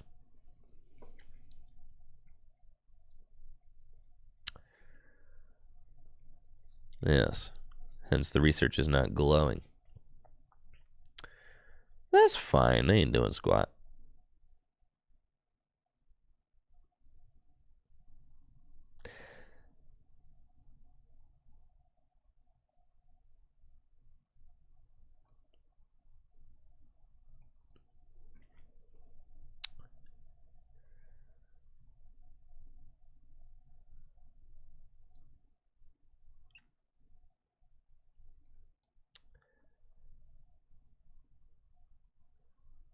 I can't take the knockout with Valiant. I don't have 2 switches.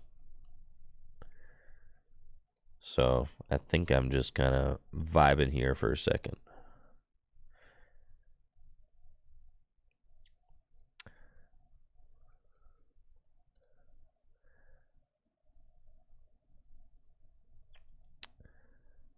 I guess I could retreat manually, but then it's like,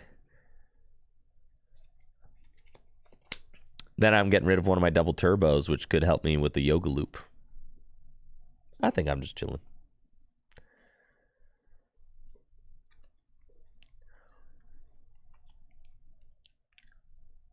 We got him next turn.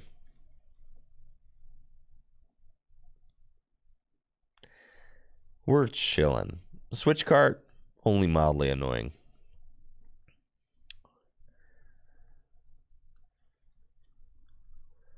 Trekking shoes. Yeah. I mean, it feels like the deck needs a little pick-me-up, but also I need to learn how to play it. Like I'm not professing to be an Entei Valiant master. I definitely need to kind of get with it a little bit. So the more reps I can get with this deck, the better. Well, that's annoying. All right, so no yoga loop, huh? Okay.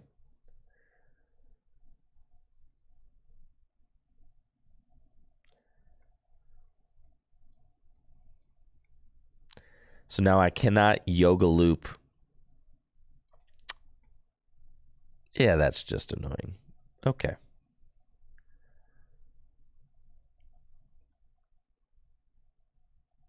Fine. I either put the Metacham down in case I knock out Jirachi with pings. It's like I'm probably just ignoring the Metacham.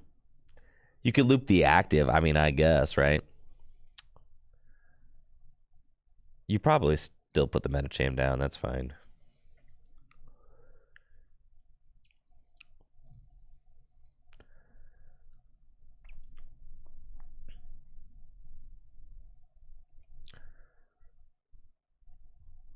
Okay, so we still have knockout on.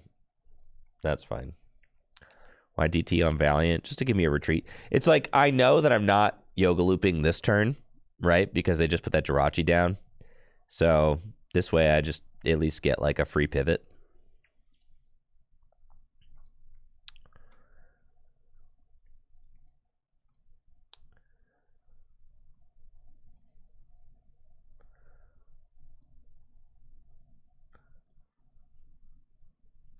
I can KO 2 Pokemon this turn, yeah. Looks like they're going to give me Sableye. So we'll do that. Which is nice. Take our prize. And then we've got switch into Entei, Fleetfoot, and Burning Rondo. Okay. Cool. Fine.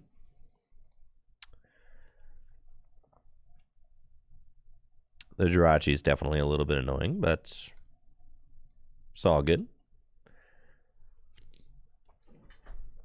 Finding Colress there is nice, so I don't have to...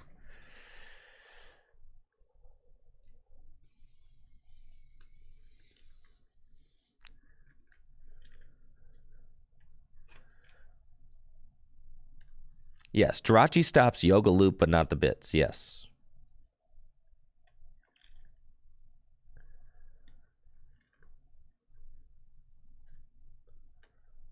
At this point, let's see, what's our switch card situation? We've got more switches down than I prefer, honestly.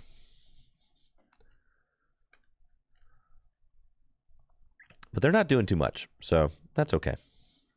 Jet energy is good.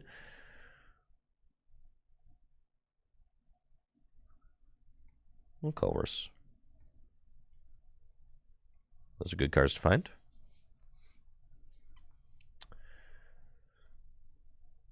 Fleet-footed. And then I've got switch, jet, rope, and it's like it's all kind of close.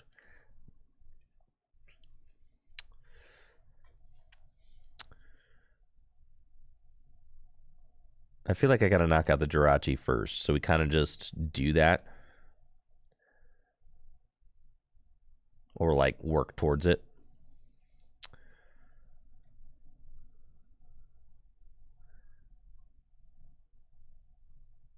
That's fine.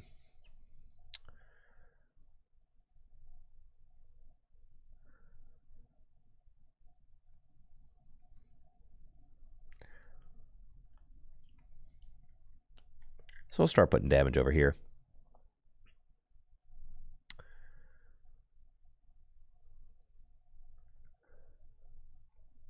And then I can retreat for free here.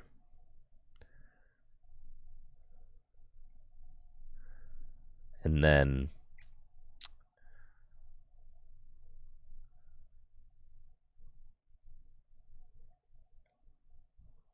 I suppose I can rope, but then it's like, are they going to send up the Jirachi? I guess I don't want to give them the opportunity to send up the Jirachi, so I'll just jet the Entei. It's fine.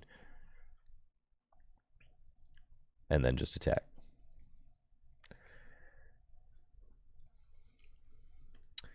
I don't really want to play the rope because I mean the problem with rope is that they could send up the Jirachi, and if they have a recovery card in their hand, then like I am forced to knock out the Jirachi, and then they just recover it the following turn, right? So I need to make sure that I play rope on a turn that I'm going to use Tachyon Bits to knock out the Jirachi.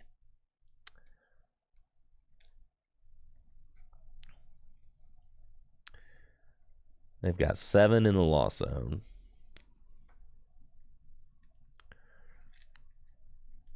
Which is fine. I am in Roxanne territory now. It's tough. Well, I think the problem with shoes in this deck is that they don't actually provide. They don't actually like provide anything. It's the problem with shoes. It's like, what are the shoes like?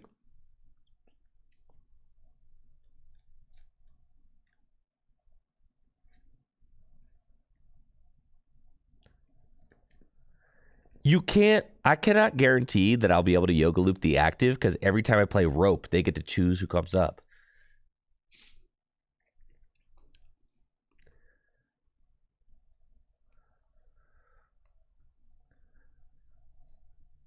Right? So it's very difficult to yoga loop the active because if I play escape rope, then they just send up somebody that I cannot yoga loop, right? So it's difficult.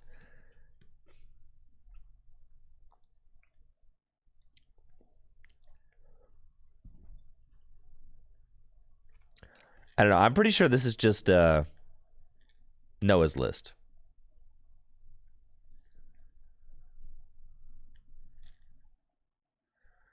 Now, I am definitely open to switching the list up for sure.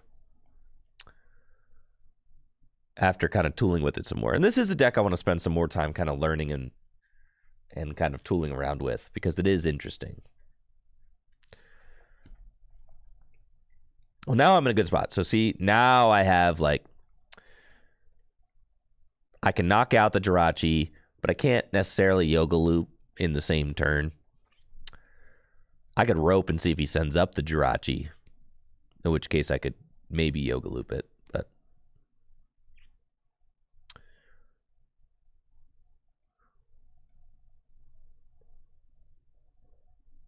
Bravery Charm's good.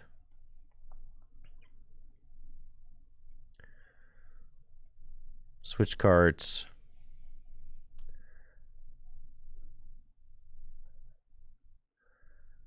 I mean, I think we just like cannot lose, right? Honestly.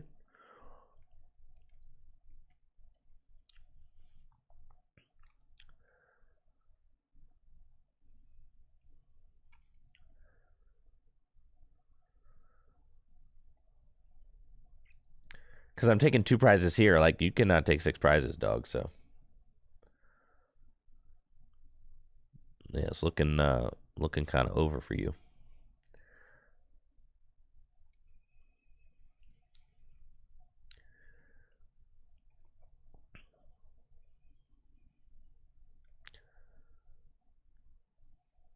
I don't even care to research. Chilling.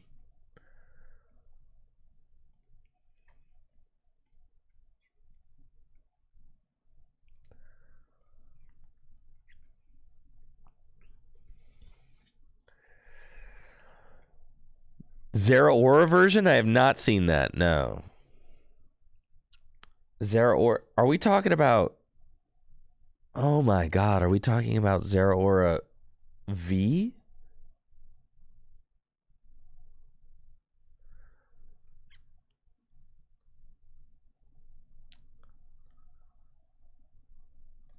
Rapid Strike? Oh my gosh. Doesn't that thing require like a lightning energy? What are we talking about here?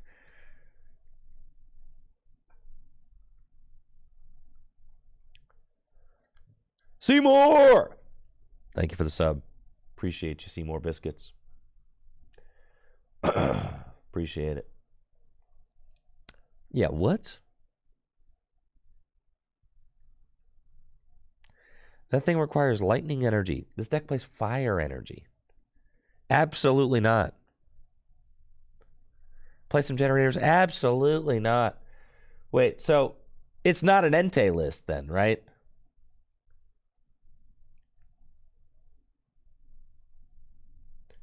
So it's just Zera Aura Valiant. It's not Entei Valiant. Okay. I thought you guys were saying like Entei Zera Aura Valiant, in which case I would say no. Absolutely not. You're not putting Entei and Zera Aura in the same deck.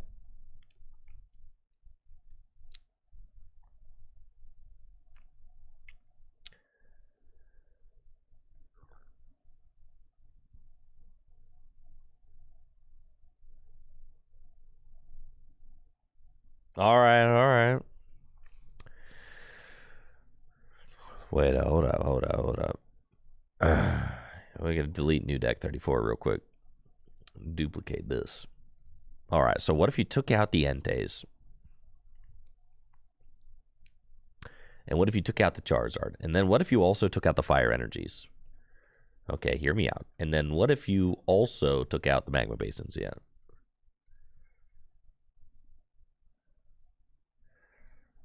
All right. Follow me here. Follow me.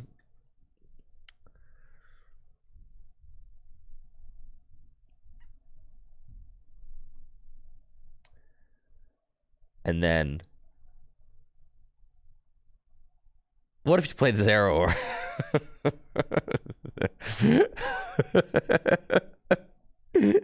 Zero Aura V. All right. Move the camera for deck building? Absolutely. Ask and you shall receive, chat. Yes, sure. Oh, yeah. Zero Aura VMAX? Of course it played. What, Zero Aura V-Star? Zero V-Star kind of.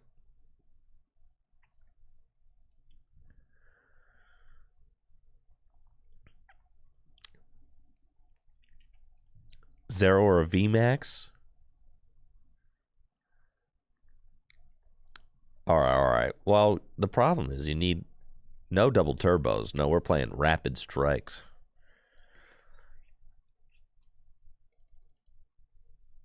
Okay. And no jets, bro. We got to play lightning. Oh, yeah. Like a lot. a lot of lightning. I know it doesn't count, but it counts as, yeah.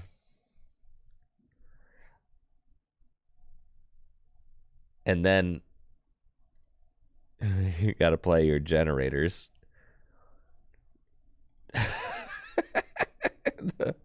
You gotta play generators with only like so many lightnings in there.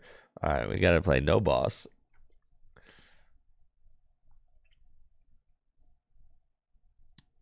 Thank you, Roots Radical, for the sub. Appreciate it.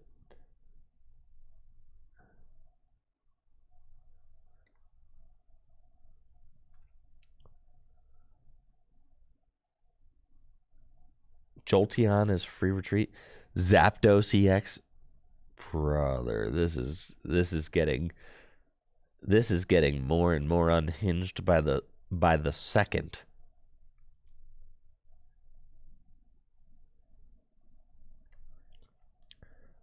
Thank you, Regdit, for the sub in the 3 months. Thank you, Roots Radical. Thank you.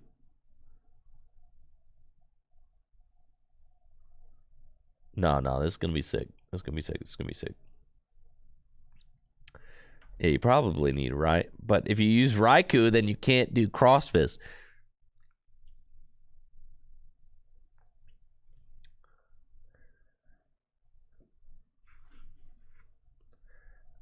Zapdos EX? Isn't Zapdos EX just kind of like worse than Zeraora? Yeah, it's way worse than Zeraora. Hey, CMT, have some faith.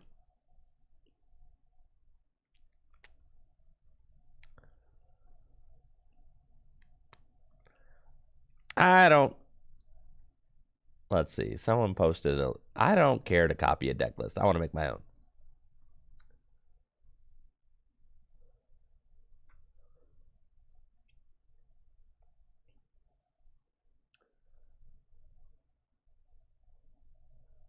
Yeah, I can make my own list.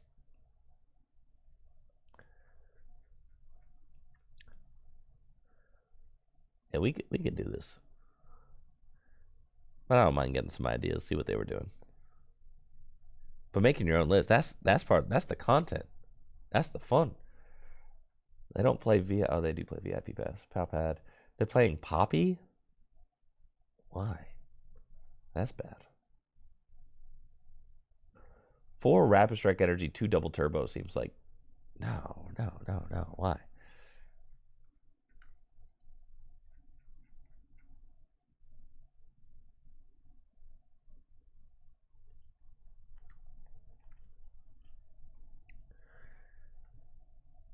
We definitely don't need to play a vacuum. 1 Miraidon? No, because you only ever need 1 or 2 Zeraora. I guess 2. You need 2 Rapid Strike Pokemon. It's going to be a Zeraora and a Medicham. I don't even think you need Raikou. But I guess you play Raikou.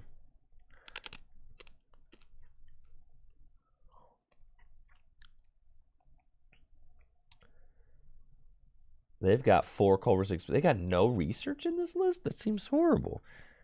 Research is like the card that gets you all the other cards. Now,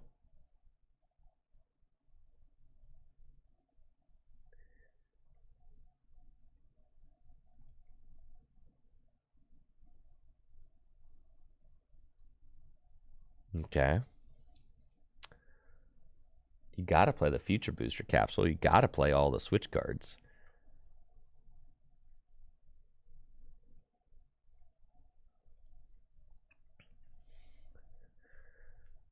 You could play a Jet.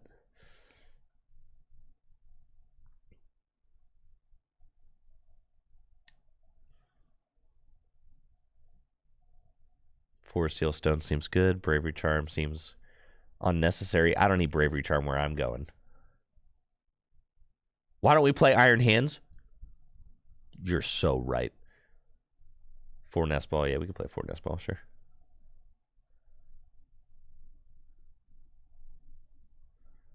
Zeraora V-Star. We don't have any Ultra Balls in this deck. Its cost also is 4 energy. Absolutely not.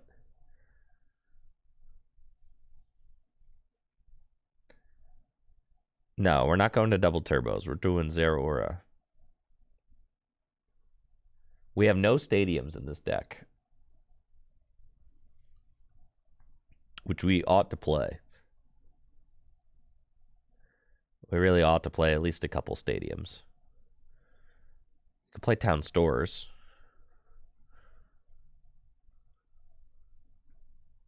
He's got to retreat at 2. You could play Tower of Water. Yo, Tower of what? Tower of Water is kind of sauce. It's like extra pivoting. Kind of into that.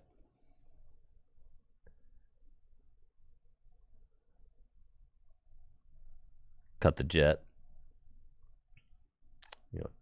3 Tower of Waters, that's kind of saucy.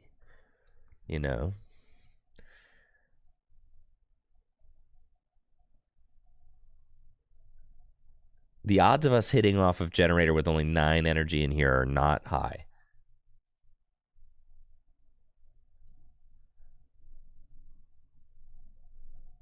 Or 9 Lightning. I'm thinking you don't need 4 Rapid Strike energy. No, I am not feeling like we do. An Avery? Well, what if they discard the Pokemon that I'm like working on over there, All right, we're going with this.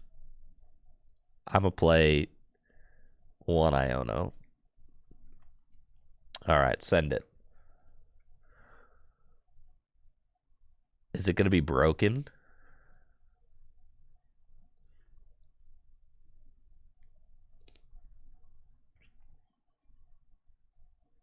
What do you think?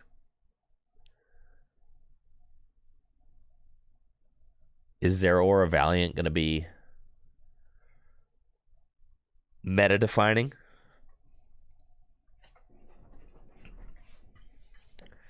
Raihan seems kind of good. It's not bad.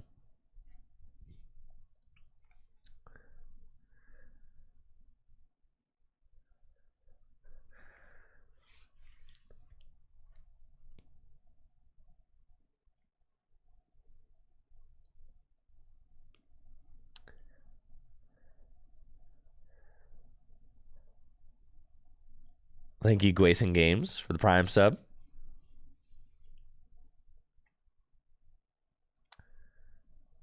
Yeah, I think we're about to cook some people, honestly.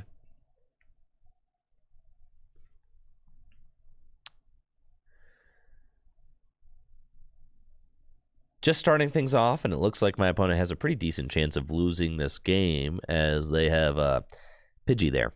So all I have to do is ping it 3 times with my Iron Valiant, which I will try very earnestly to do.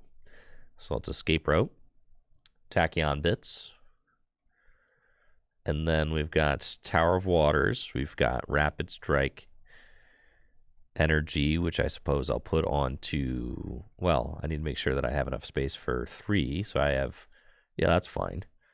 Put down Metacham, put down Rapid Strike Energy, put down Future Booster Capsule, and caw. And we did not hit it. Naturally, we did not hit the win, unfortunately, but that's okay. We'll retreat. And Tachyon Bits. And then say go. It's fine. They're shaking in their boots. They are. They're shaking in their boots right now. For sure. All this pressure coming in hot. It's not like this deck is going to play Switch Cart. That Pidgey is just a goner. For sure. I'm not exactly sure about the whole Zeraora thing. because it seems like you're probably... I mean, Zero Aura doesn't do that much damage. Well, 160 to the bench. I mean, this is a healthy amount, you know.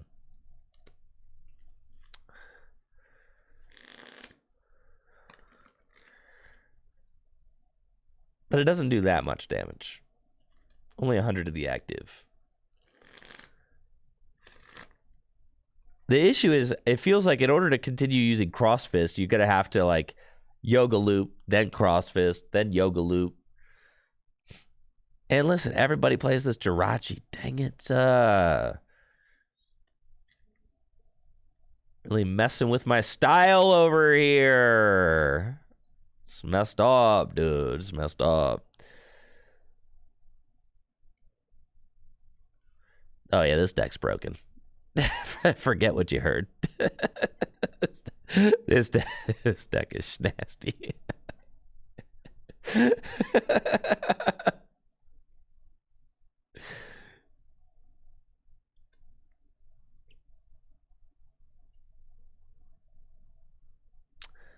I do think that maybe Town Store would be better than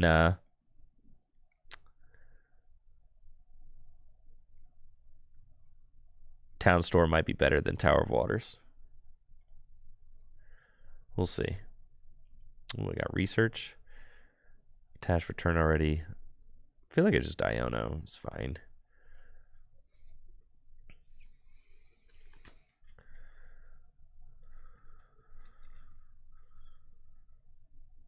And then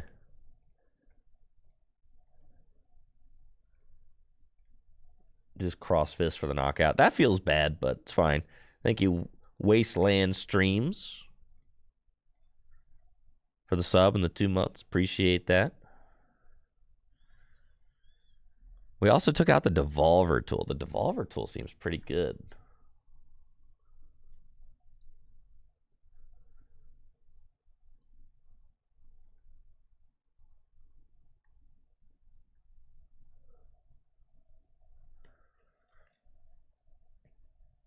We'll get an eye on it again.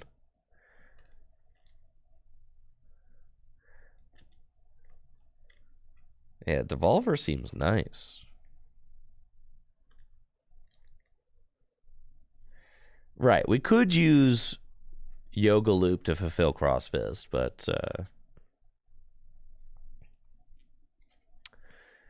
that doesn't feel good, does it?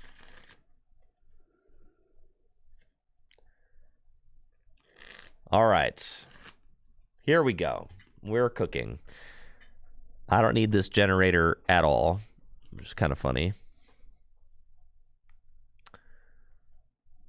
So just switch carts. Here, Tachyon Bits. And I suppose I'm using Star Alchemy for research. Thank you, Victor, for the sub and the 34 months. And I need to find, like, another switch card. Something like that. Thank you, Wonder Boy, for the sub and the 2 months. Thank you. Thank you. Yeah, so here we go. Retreat into Iron Valiant. Tachyon Bits. How do we knock out Charizard? Oh, we're never going to have to deal with the Charizard. Come on. And then we give him the Yogurt Loop.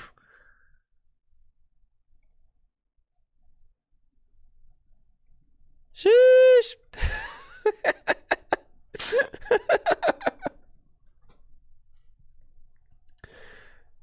My turn. And then you go Colress, and you take all the nice switch cards.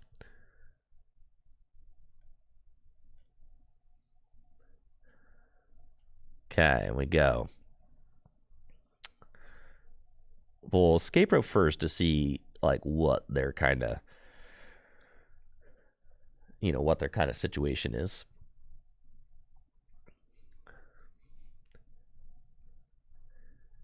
Oh, it's GG's, because then I sniped the bench. Oh, gosh, this game is over, dog.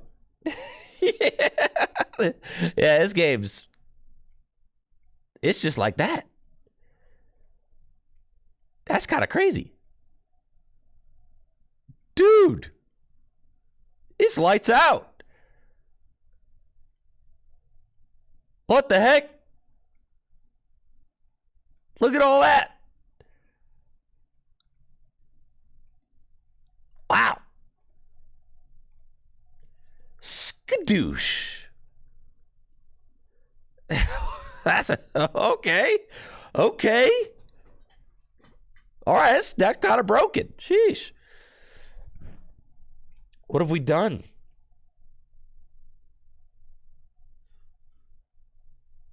Okay. All right, I'm thinking 3 generators. I'm thinking 2 force seal stones. I'm thinking this goes to instead the thing with the the thing that gets the tools, right? Town store, yeah. Nah, the Tower of Waters kind of conflicts with Future Booster Energy Capsule because you're going to be using your retreat for turn on Valiants, not your other guys.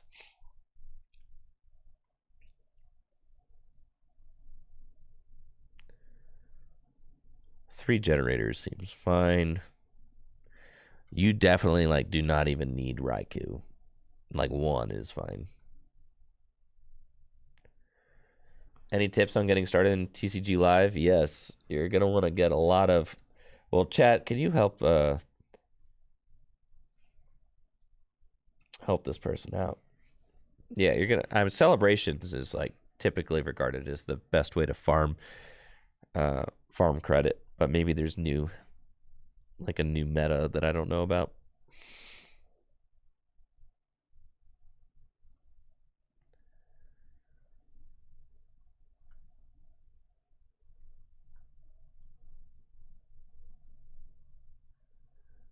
Any other broken lightning Pokemon?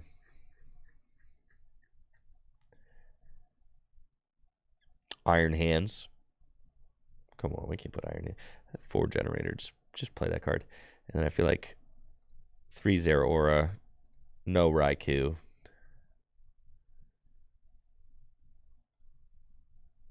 Two Squawk. Yeah. It's like that.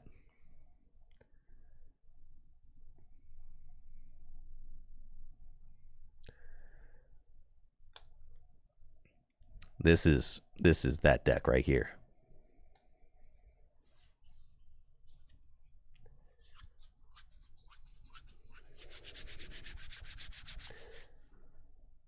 Tough trying to stay warm in here. For those of you that don't know, yes, my studio does not have heating or air conditioning for that matter. It was something that was looking like was going to get installed this year, but with some new building plans, I might not be staying in this studio space maybe in the next 12 months. So it's a big investment to get HVAC routed into this space. So may have to just do, well, not may, I definitely am doing one more cold winter in the Tricky Gym studios, and then maybe I move locations by this time next year. Yes. Dang. Fire opening hand. Hey, I think you got to play 4 generators just to to hit enough, you know.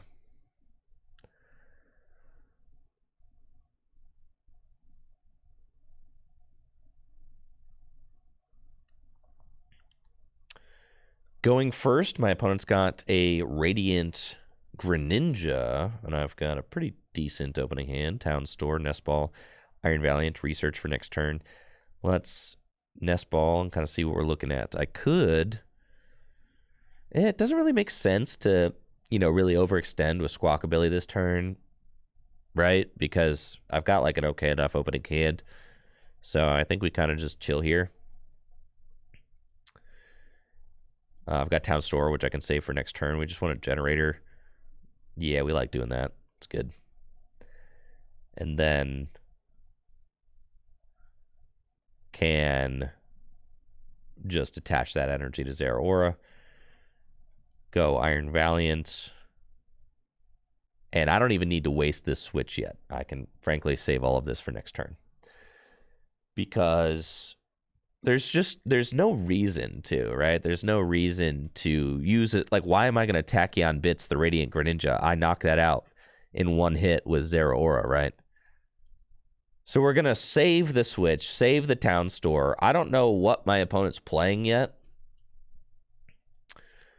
But next turn, there is a chance that I could Yoga Loop into a Cross Fist, right? So if my opponent puts Manaphy down, then... and also, like, I didn't know they're playing Path, right? So I've got Town Store. I can counter Path to the Peak. And they let a VIP pass go there, so they're probably choosing between two really good cards.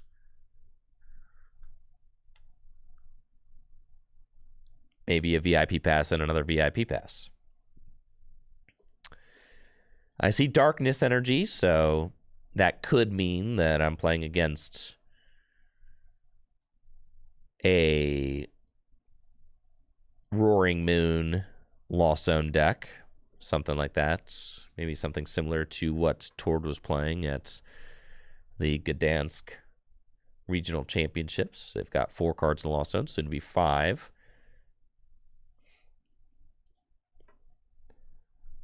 And they're probably going to swing into my Zeraora this turn. Looks like they'll swing into this Zeraora with the double rope play. If they don't get a Manaphy down, I mean, it's... Yeah, they got the path, but I'm chilling. Town Store switch right here in hand. That's good news for me. And a Future Booster Energy Capsule. Perfect. Town Store switch. And Tachyon Bits. The Comfy. Since I have the Town Store and I already have a Future Booster Capsule, I think I just thin my deck with the Town Store to go get the 4 Seal Stone. We'll throw that over here and then just research. Holy moly. Okay. So that's a lot. Alrighty. Okay. Sure thing. All right, all right.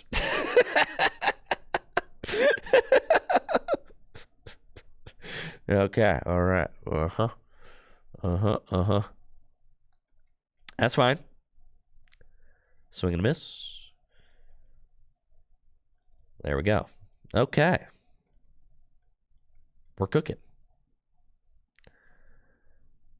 They've got 5 cards in the Lost Zone.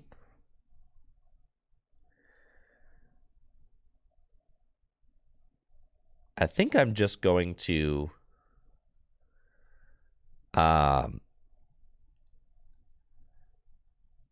like do that to heal it a little bit. And then just say, like, next turn I'll V-Star for, well, I guess I could just V-Star for research now. I guess technically possible that they vacuum and, like, knock me out. So, you know, it's less likely that they Iono me. So I think I will probably just Star Alchemy now and just go get the research for next turn. And then just Cross Fist. So knock out the Cramorant, fine. I got Cross Fist powered up for next turn. And we can take double knockout potentially. Problem is, I don't know how many Path they play. They've got 2 down now. But if they play too many more, I could be in trouble.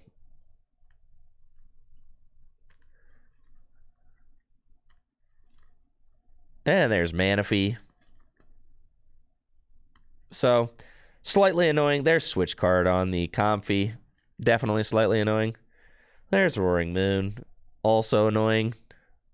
Not slightly, though. Just full-on annoying.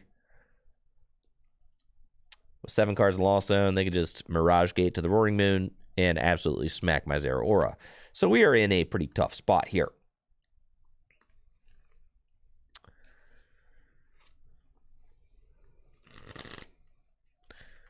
Rope. I guess you got to give up the Valiant there.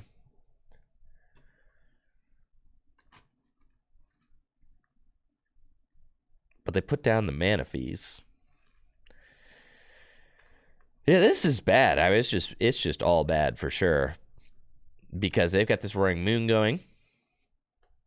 I can't knock it out.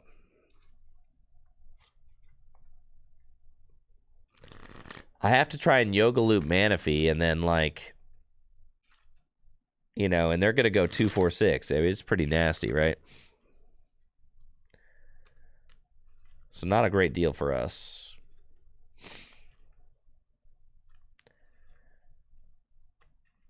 If I can find my Iono eventually.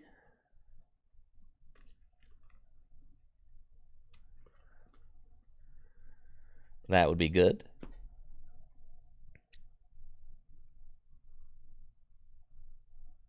We'll see.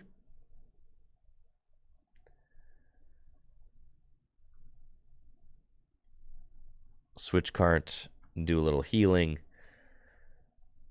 and then research.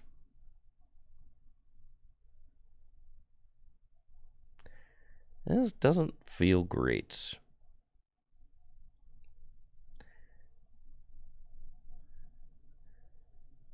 Because it just doesn't. It's actually all bad.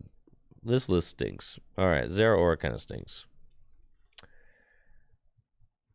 No, Zeraora bad. Thank you, DTA Danster, for the sub and the 30 months. Thank you for Dio for the sub and the 7 months. Thank you, thank you.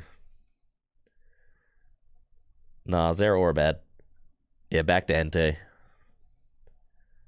Yeah, Manaphy wrecks everything. Right. It wrecks everything way too bad. And, like, Entei can at least, like, deal with a Pokemon that's got 220 hit points.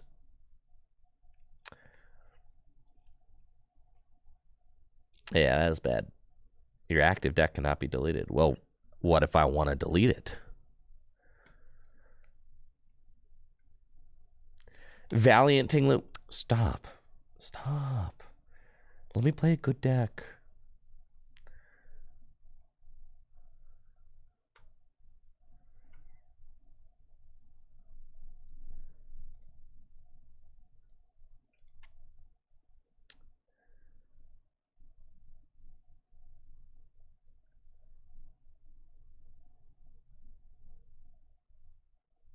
Vacuum stinks.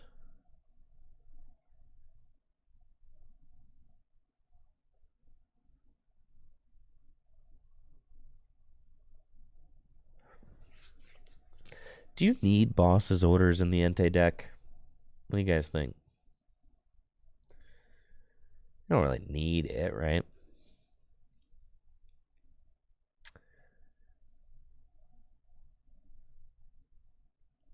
Need it?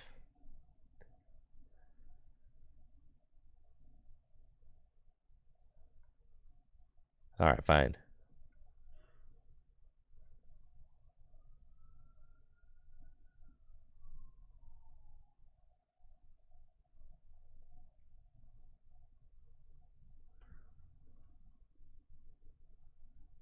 All right, let's roll.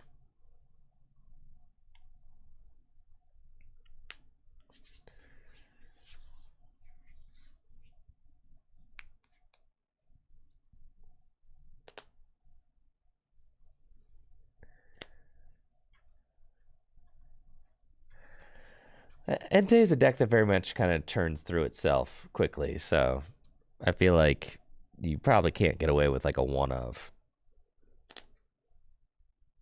Probably got to be more like a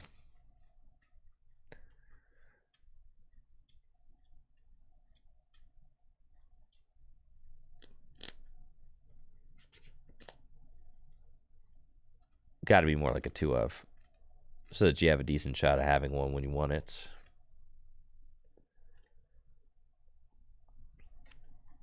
I'm going to reposition my space heater.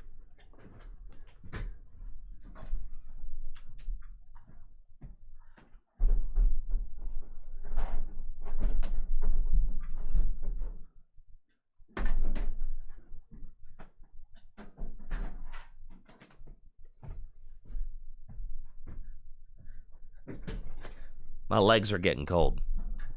I gotta put it on my feet. There we go. That's nice. And by nice, I mean barely tolerable and really unfit working conditions, but that's okay. This deck stinks. Why are we playing this deck? This hand's horrible. What are we doing?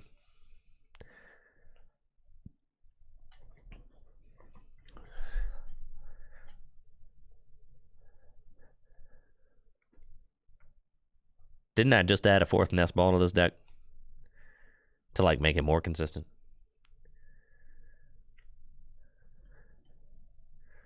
Yeah, I do get a top deck plus a fleet-footed. That's a lot of draw when you think about it.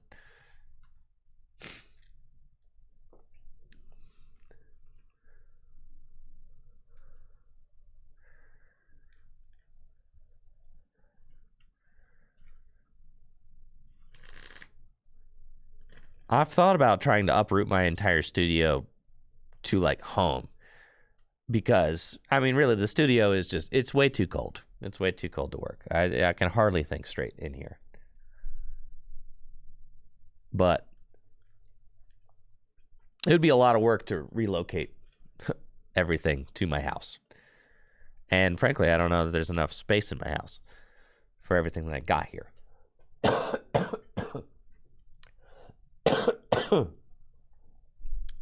Yeah. Excuse me. Sorry about that. Time for another cough drop. Well, let's go. Okay, fleet-footed. Boy, nothing like getting the bare minimum. Okay, but I've got all of these switch cards. Shoo. So then what? It's like I have to get Culver's kind of, because it's like I can't just get VIP Pass. I mean, I guess I could get VIP Pass, and then what, am I going to get Squawkabilly? Like, I think I need to Culver's and then hope I hit like 2 VIP Pass.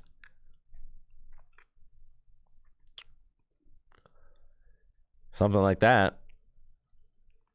It's kind of what we're doing.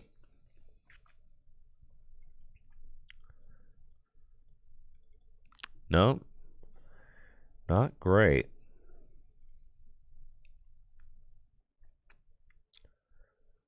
Huh.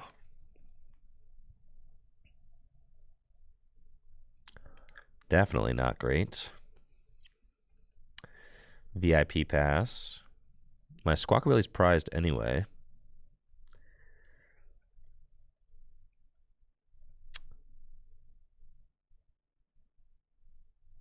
It's fine.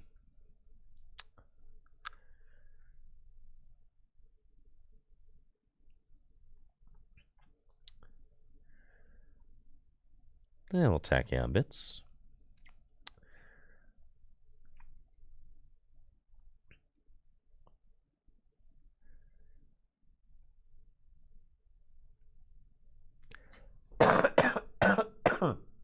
Excuse me. And we'll tachyon bits. Boy, howdy.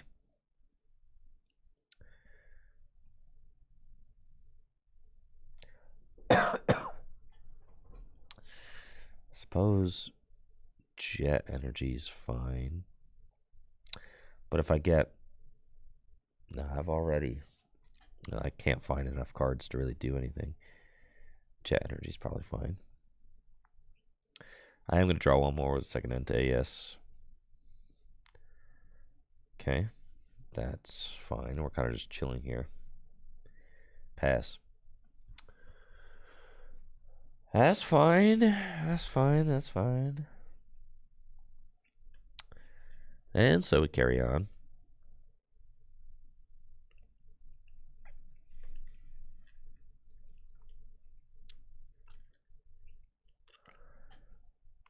I think I'm just playing against Gardevoir, right? Yeah.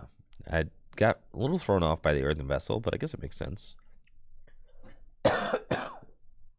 Man, you see why I took off streaming yesterday. I'm feeling a little bit gross today. The last thing I wanted to do was be, hacking all that up into your guys' ears. So I do apologize for being a little under the weather.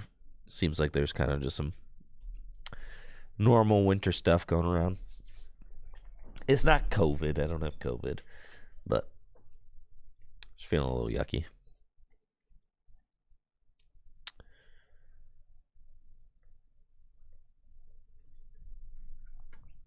Let's see. My opponent got Roaring Moon.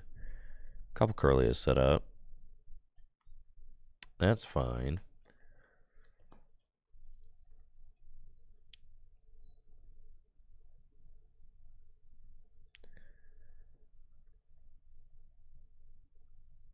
And they got Rare Candy into Shining Arcana. I still feel like I'm in a pretty decent spot. I do wish that I could Yoga Loop this turn, but doesn't really seem like that's going to be in the cards. Thoughts on not taking research off the Colress? I feel like I had too many switch cards. It's like, yeah, what? So I take... Oh, on not taking research off the Colress? Yeah, that's fine. That's fine. We'll draw out of it. I have too many... I still felt like I had too many switch cards to research away. Dang, that's crazy. You got the collapse. I'm feeling pretty sick now, but... See? Yeah. I'm getting Iono'd anyway.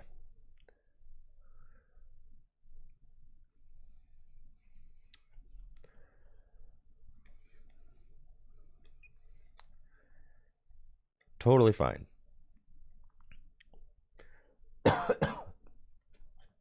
All right. Oh, that's tough. That's tough. That's tough. Okay.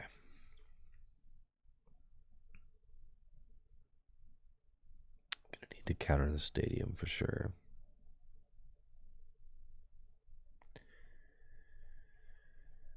It's Fleetfoot.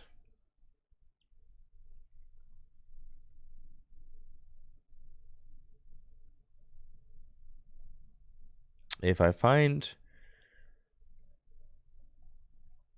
a Yoga Loop would be great, but I need to find room for a third Valiant.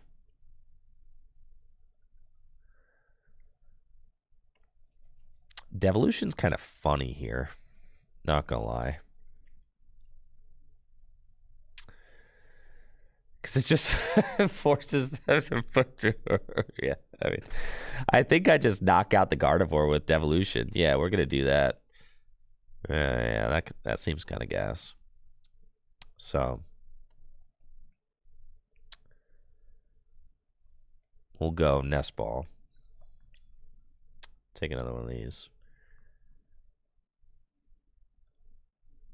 And then we're going to go Switch. Oh, you got 70 hit points. Ugh. That's fine.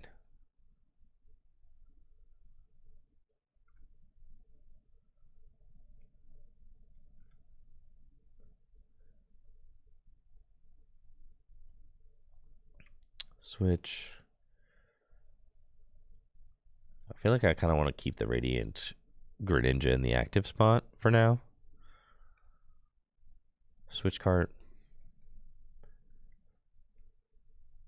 Thank you, Crimson, for the sub in the 3 months. Do that. Booster Energy Capsule. Devolution. Well, because they rare candied this one, so it like sets them back a turn, right? And gives me more time.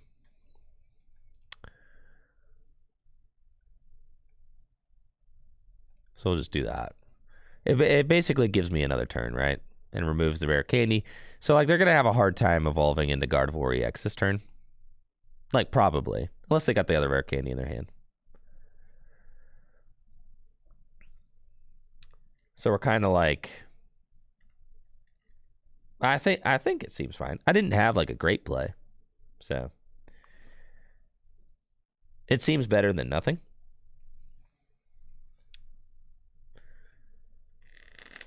We set them back a turn. I mean, they already...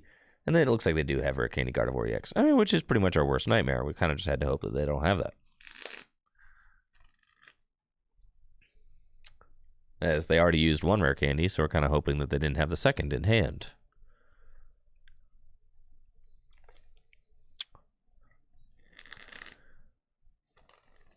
And they might not. Maybe they just Ultra Ball for the Guardy, hoping to conceal cards into the Rare Candy. It's a possibility.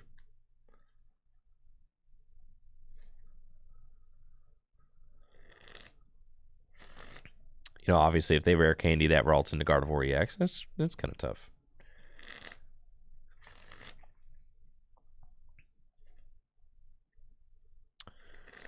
We'll see.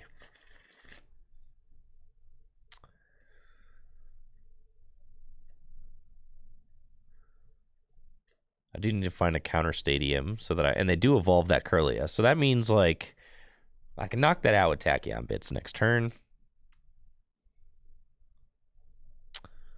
They do find Rare Candy for Gardevoir EX, which is annoying.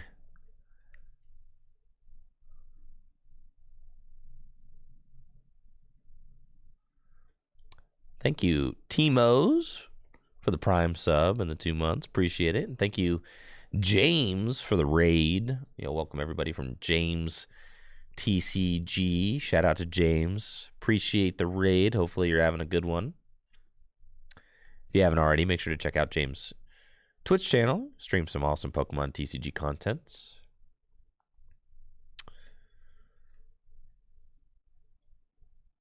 I was feeling a little under the weather yesterday, so didn't stream yesterday, but I'm back and playing the most glorious game of all time, the Pokemon TCG Live. Holy smokes, they've got 10 energy in the discard pile. 10, 11. I mean, that's probably every single energy in their deck. Which means all I have to do is boss up Radiant Greninja. Well, I guess they've got reversals, right? We've got one reversal in the discard pile, so it is kind of funny.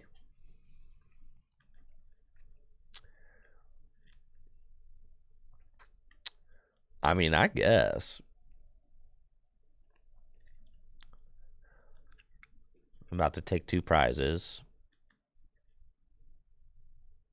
I mean, I've been drawing pretty rough this game. That's okay. I imagine they knock out my Entei with the energy on it. Thank you, Pizza, for the Prime sub. Appreciate that. And it seems like a lot, but that's okay. Going with the Screamtail Cape, I think they just wanted to do it. That's fine.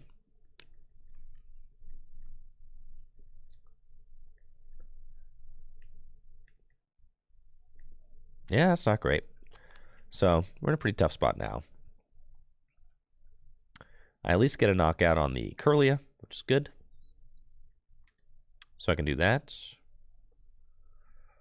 Screamtail does need to get knocked out. We'll take our prize there.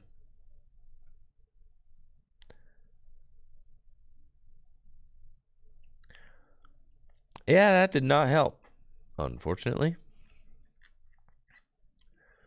No, and I don't want to knock out the Screamtail, but they're going to just go 2-4-6 with the Screamtail, which is kind of like, ugh. Not exactly what you want.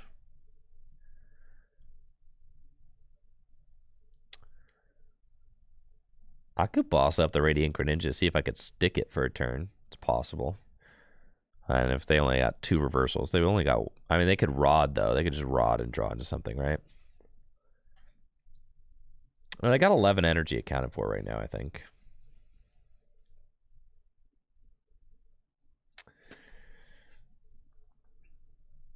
Just not a great situation for us.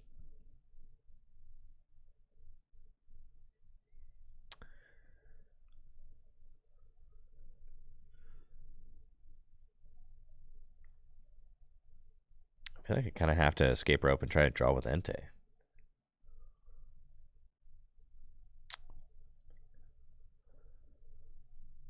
I mean, what else do I have? I got nothing going on. And that doesn't necessarily help either. So...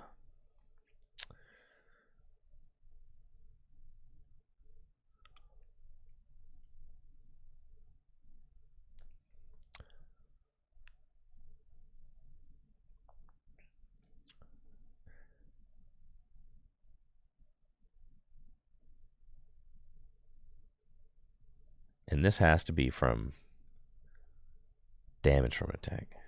Dang. Yeah, that's tough. Huh?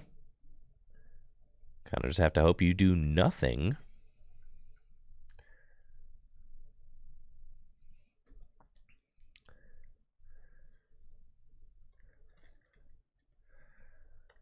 Two Earthen Vessel in the Guardy deck. It seems fine. It's like Fog Crystal's probably just the higher, like the better card. If it's all about like opening hand optimization too, you know, like your opening turns matter a lot with Guardy. And it's like you'd rather see Fog Crystal than Earthen Vessel in the opening hand.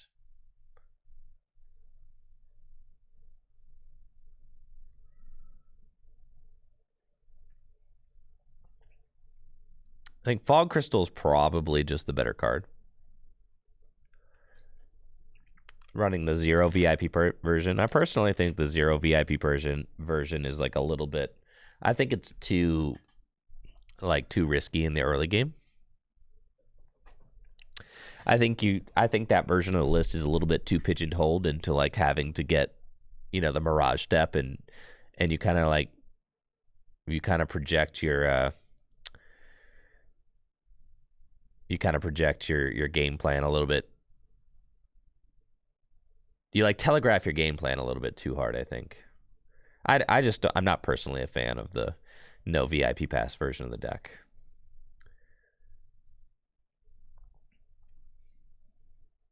I don't love VIP pass as a card. I can't wait until it rotates, you know, but also I don't like that one of the things that I do not like about the no VIP pass version of the deck is that it can have a hard time getting Radiant Greninja into play, just period. Which I really don't like, because Radiant Greninja, like getting turn 1 Radiant Greninja just means not only are you like getting energy into the discard pile, but you're also drawing cards. This is just my nightmare right here, frankly. This, man, tell you what. This is terrible. Just an absolute disaster through and through. Man.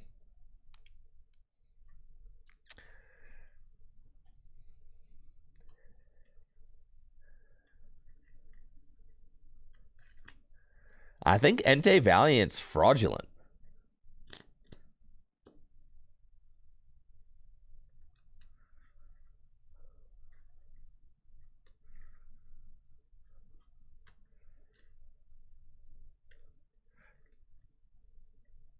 There's no way that you get early Greninja more in a deck that doesn't play Battle VIP Pass, right? Like, no shots.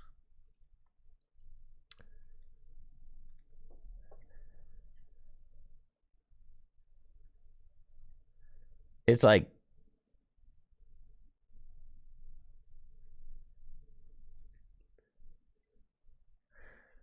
I know, but I felt like I just wasn't going to win if I discarded all those switch cards. Yeah, I'm cool on this.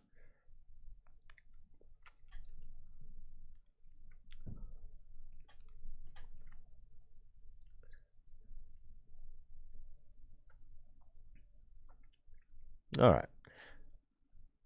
I will try one more game with this deck before I decide that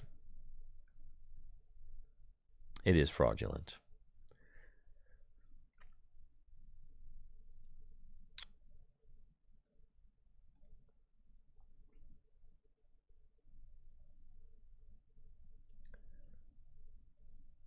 Earthen Vessel seems like it puts a lot together, honestly.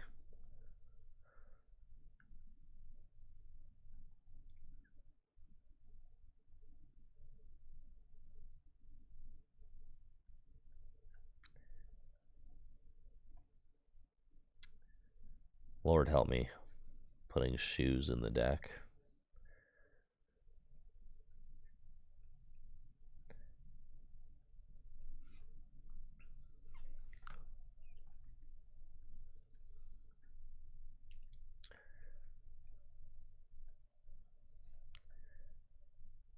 I guess you can...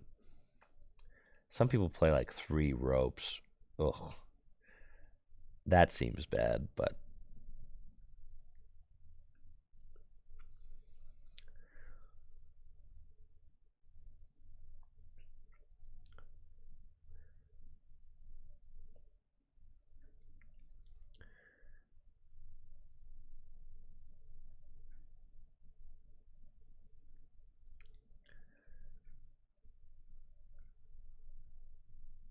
Try that.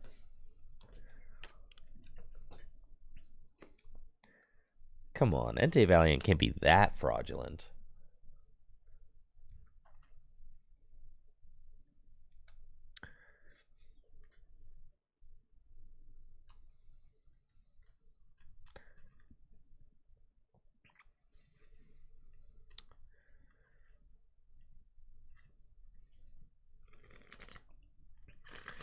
All it needs, yeah, just one more game. Everything's going to start clicking right here. Easy.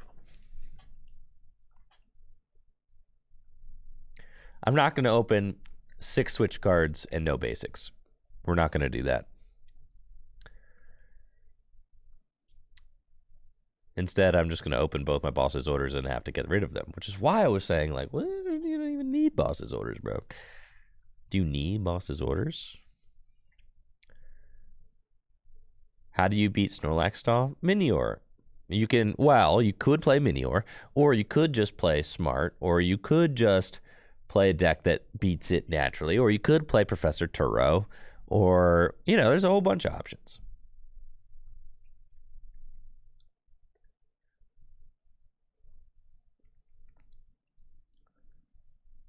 I don't know what my opponent's playing, but they're about to lose. Thank goodness.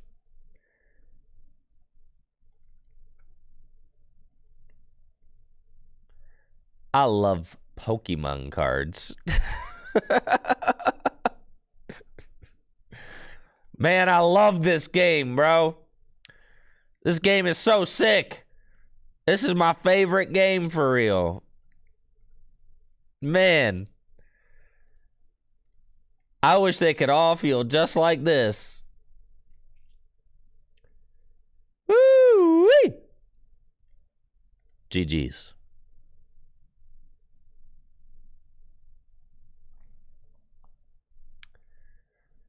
Let's go, baby. Broken deck, baby. Let's go. Let's go, let's go.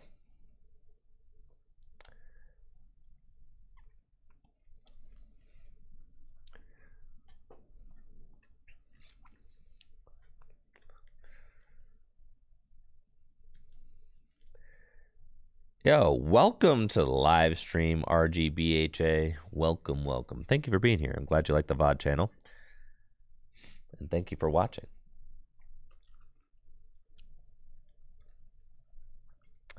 I'd love to go first. You brick a game, you dunk a game, you play a game. The Entei Valiant way. Got it.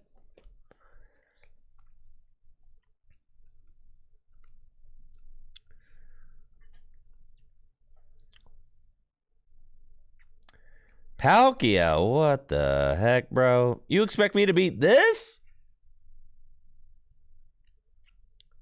Can't be no water deck. There's not supposed to be any water decks. What you want to do about a water deck, man?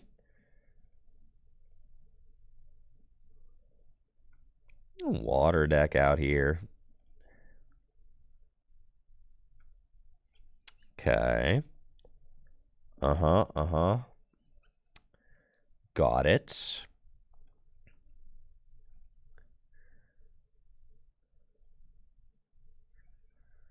I don't have any energy yet. I suppose we just go. That's fine. There's probably nothing to Yoga Loop in that deck, huh?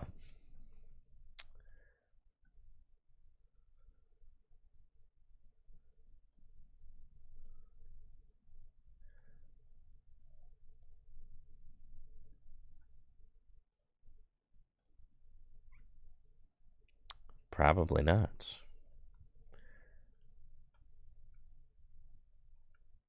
So we're just going in. That's fine. And let's get this party started. I will tachyon bits your Palkia. I will tachyon bits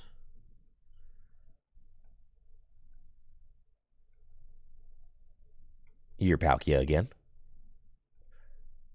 Caw. And then, yeah, we got a lot going on here. Okay, we've got energy, we've got Nest Ball, Battle VIP Pass.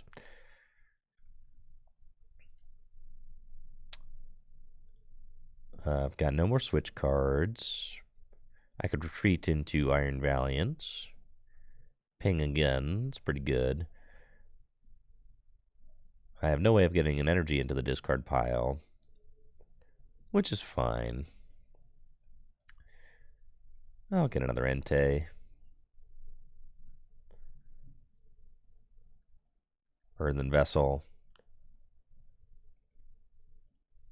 Yeesh. Treat. Tachyon bits. Okay.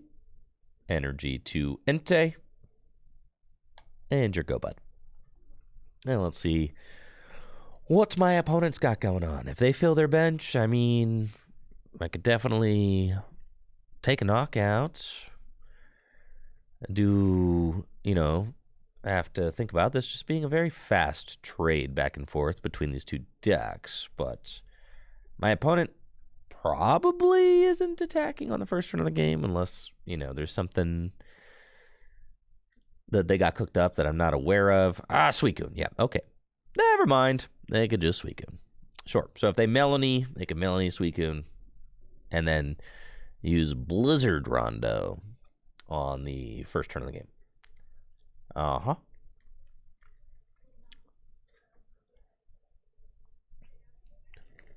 And there they go. They're cooking. This seems like a pretty terrible matchup. They don't have any little guys. If I get the first knockout, I can certainly win. But aside from that... Okay, let's go.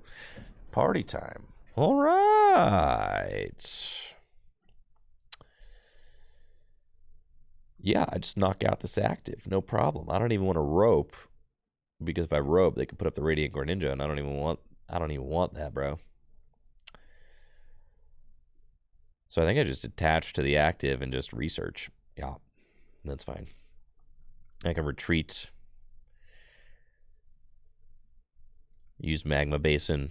This seems fine. And I can retreat. Let's see, we're doing 2, 4, 6, 8, 10, 12, 14, 160. That's a knockout. So we'll retreat here. And start to soften up that thing. And then I've already retreated.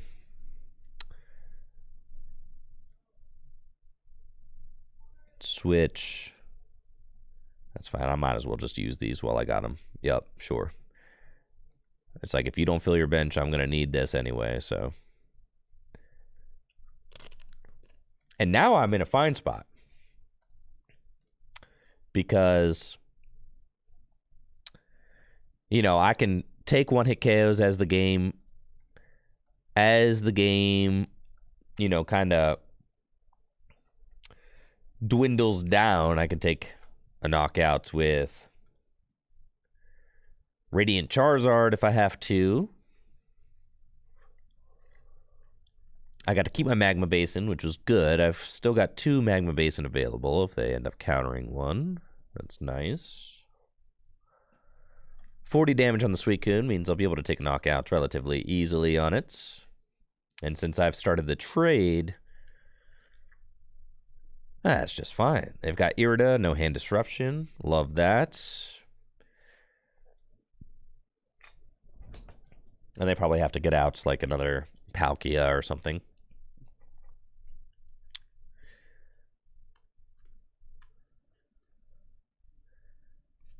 Right? They just kind of have to threaten Palkia at some point.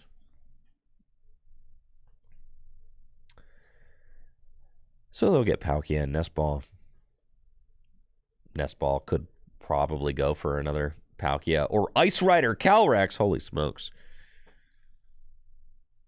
Ice, ice, baby.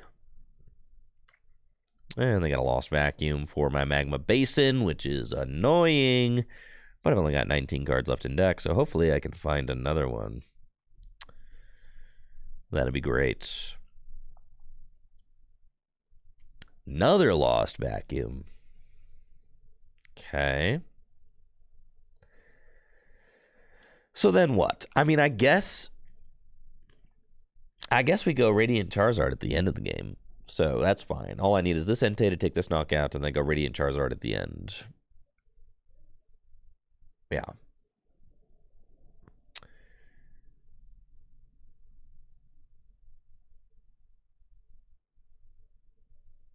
I think we can kind of start with him active, and I can attach the Jet Energy to him while he's there, unless I find the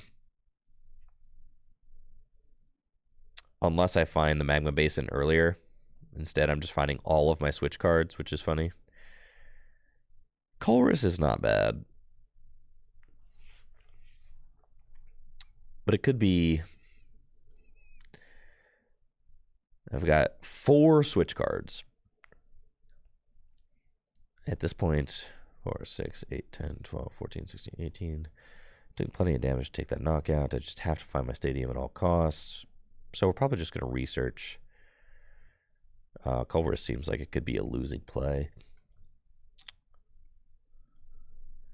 Yeah, thank you, Charles. Appreciate you for 38 months.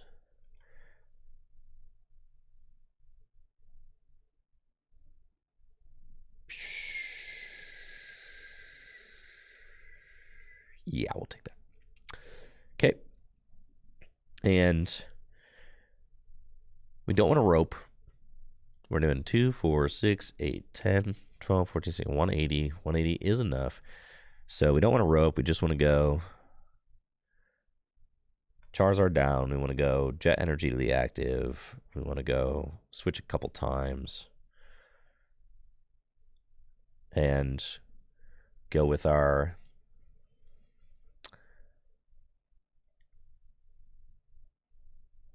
Ice Rider's probably the most annoying to knock out.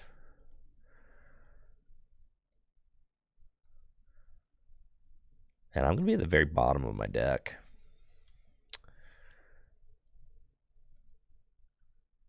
I think I'm just going to, you know.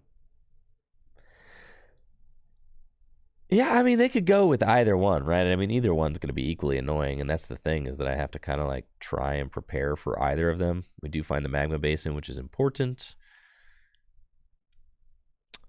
And I've only got 5 cards left in deck. So that's cool. Magma Basin to the Entei. And skadoosh. That's what we got. Okay, Burning Rondo, 180. Suicune's down. And I've got 2 prizes left to take. Rope in my hands. Fire Energies off the prize cards.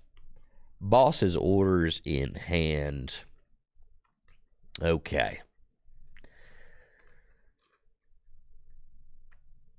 All right. All right. maybe I should have put all of those pings onto Palkia, right? Saying like, all right, my win condition is going to be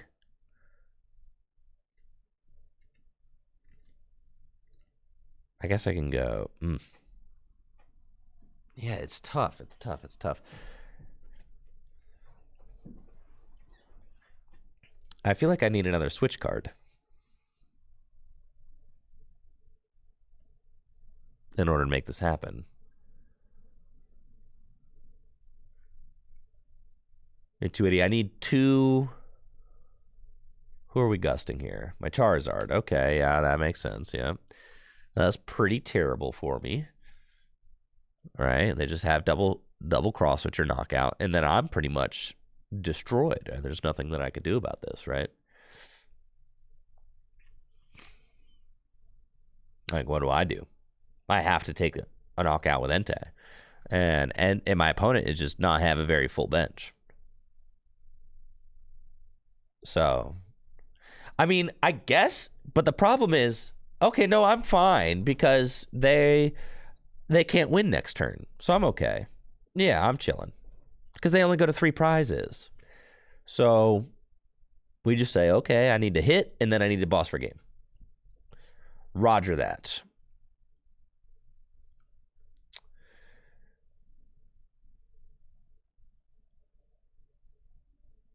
Okay.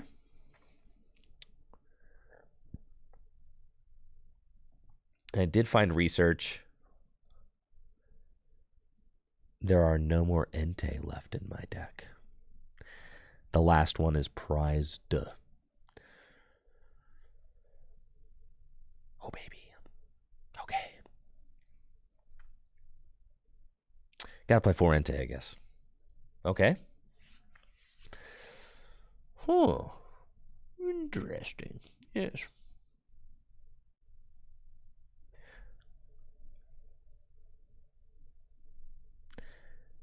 Potentially Iron Valiant pings per game. So let's see. You've got 280 hit points. You've got 260. So I got to just swing as hard as I can into you.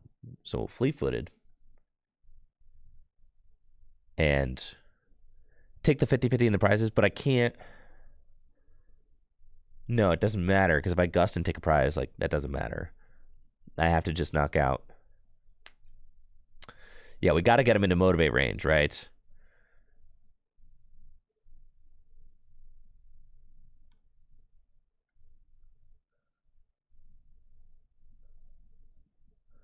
So 2, 4, 6, 8, 10, 12, 14, 160. I don't think that I have enough switches to do it, but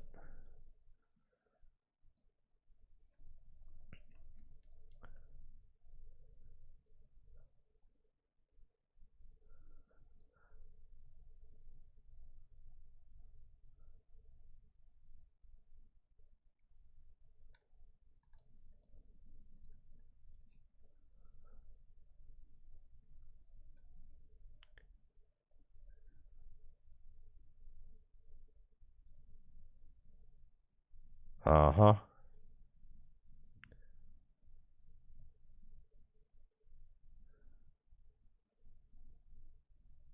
I don't have a switch card left, so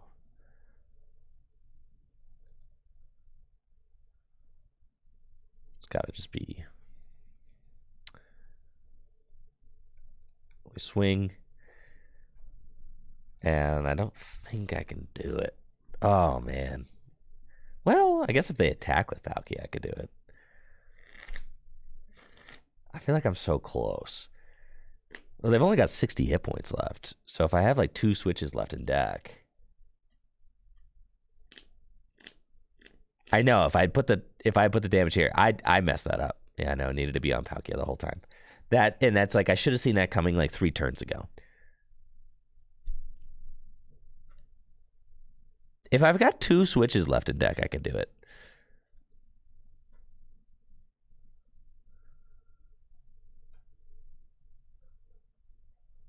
Yeah, had all the damage been on Palkia, I had it. I know.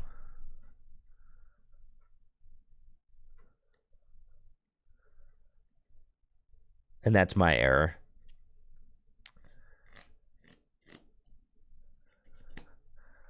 Well,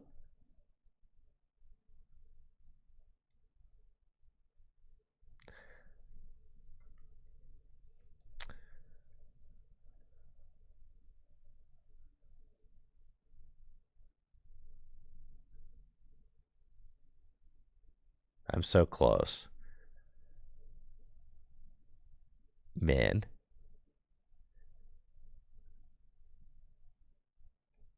Because I can, like, retreat here.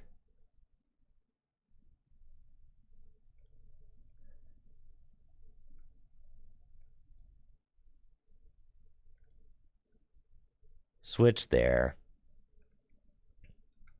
And then I cry. All right. User error. I was right there.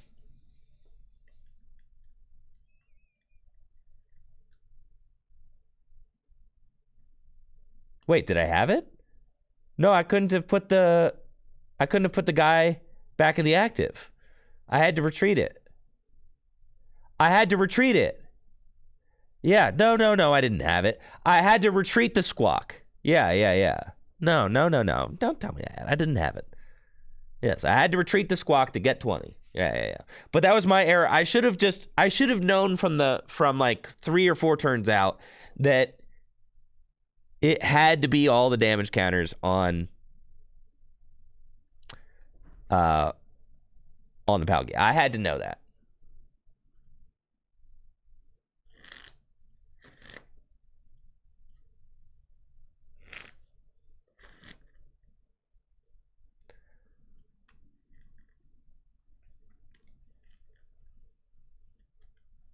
No, I had to see that. And I think I was like worried about like the Ice Rider for like no reason. But to be fair, we should probably lose that matchup almost every time anyway, so that's fine. I did kind of like the shoes.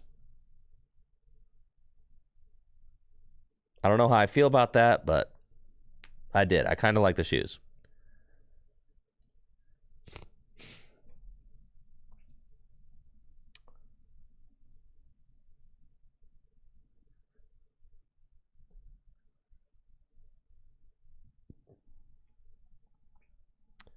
Looks like I'm playing against Gardevoir with broken Entei Valiant. We've got a solid opening hand with Nest Ball, Double Turbo Energy, Paravaliance. Looks great. And my opponent's got a 60 hit point Ralts, which is exactly what I want to see, because it's going to allow me to get an easy turn 1 Yoga Loop, except for the fact that they play Jirachi, because of course they do. But it doesn't matter, because Jirachi can't stop the Yoga Loop to the active, which is exactly what I want to do. We got Squawk in the deck, 3 Enteis. All right. Good deal. Here we go. Nest Ball 4, Metacham, Double Turbo Energy, Valiant,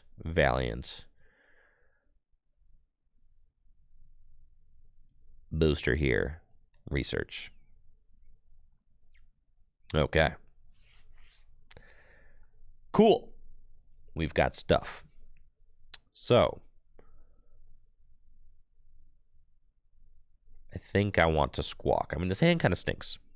So, I think I'm going... we got to put an Entei down, and I think I'm going Squawk. I suppose we can kind of see, what the Trekking Shoes reveals. It's a fire energy, which is not bad, but still fine to Squawk away. So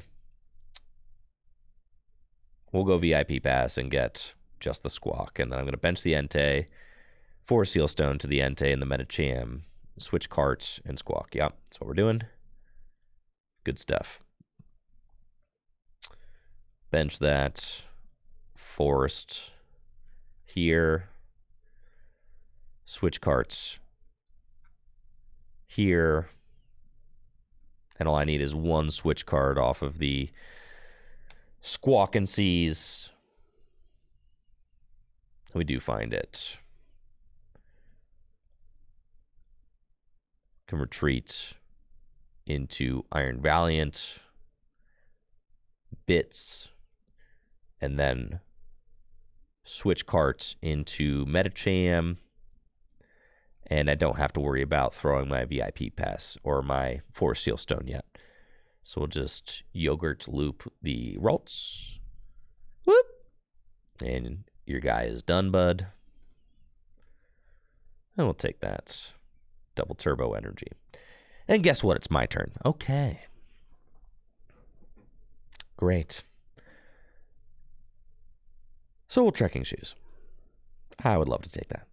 And I'll Trekking Shoes yet again. And I would not like to take that. Okay. So now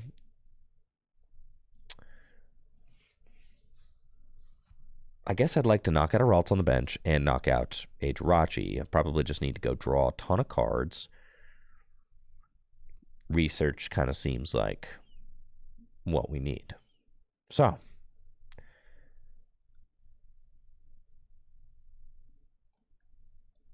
switch cart into Iron Valiant. We'll Tachyon Bits. And then it's going to be a Star Alchemy time. I suppose, I mean, what if I get the Stadium? That's such like a soft play. I could just get Stadium. And it's kind of, it is guaranteed an attack if I just get the Stadium. And if I research, I could whiff the Stadium. But I've got 4 Stadiums in the deck. You kind of just have to trust the deck a little bit. So I will trust the deck. And then I think I'm okay to attach double turbo energy to Entei. That's, you know what? That's fine. So do that. And then all these cards pretty much stink, so we're going to let them rip. Find the Stadium. And we do. Magma Basin. Use it. Watcha. And then I've got another feature booster energy capsule. We can retreat into this guy. Take the knockout. And then switch into this nice fellow. Fleet Feet. Ooh. That's fine. We'll save the rope for next turn. Knocking out the Jirachi's fine. Allows me to Yoga Loop again, so I certainly don't mind that. And we'll keep everything else. Booster Capsule doesn't hurt to be down. They probably only play 1 vacuum, so that's fine. Shoes in deck is fine. It's all good. Knockout. Thank you, Jav, for the sub. I appreciate it. And yes, I'm looking forward to the San Antonio Regional. I'll see you there. So we're in a pretty good spot. We're up to prizes, and they've only gotten to take 1 turn. I've taken 2. Huh? They're probably going to go for something like a Mirage Step. That would be my guess. But if they do not rare candy their benched Ralts into a Gardevoir, then that thing is just asking to be Yoga Looped, which is fantastic for me. They could evolve it into a Kirlia, but I mean, they probably just want to Mirage Step those Kirlias into play, so I think they're going to do that. Luxurious Cape! Holy smokes. I mean, the funny thing about Luxurious Cape is like, yeah, I guess, you know, it protects the Ralts, but it also allows me to take 2 prizes on a Ralts. So, I mean, it's kind of an interesting play there. I do need 3 switch cards in order to Yoga Loop again, which is fine. I am going to go for that. So let's start with the Trek. I would love that card. And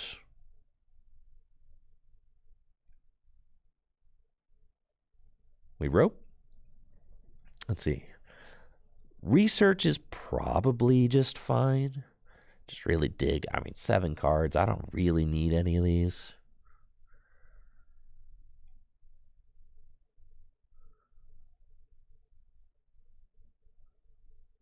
We want to take out a refinement guy.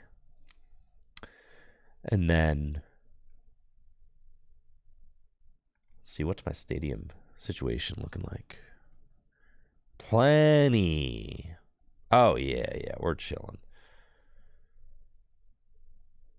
Switch carts here. And tachyon bits to the Curlia. Attach. Not really any attachments that matter. It's probably fine. Put another attachment there and just research.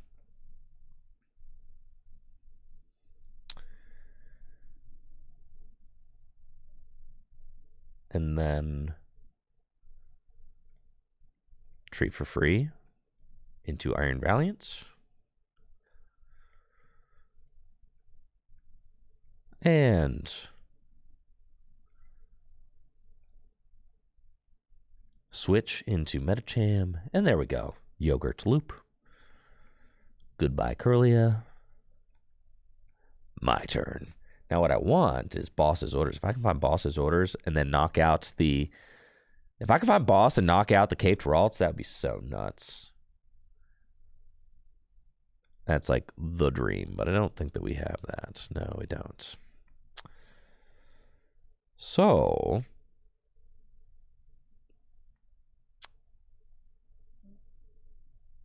I don't think that there's any way that I can win this turn. Let's see what's actually in my deck.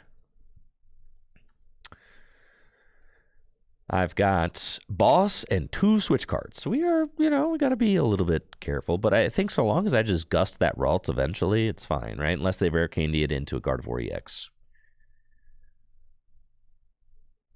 So that's fine.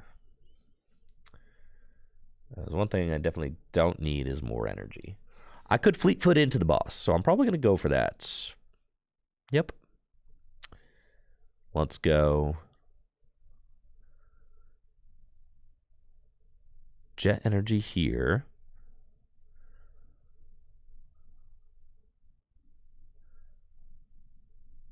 Tachyon Bits.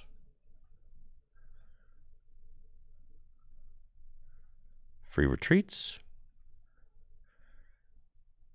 Fleet Feet. We've got another switch. But I think it's fine. Kind of just can hold that. Burning Rondo for knockouts. Yeah, I should have thinned the energy. Yeah, you're right. It gives me an extra chance to find the boss. It's true. It is true. It is true.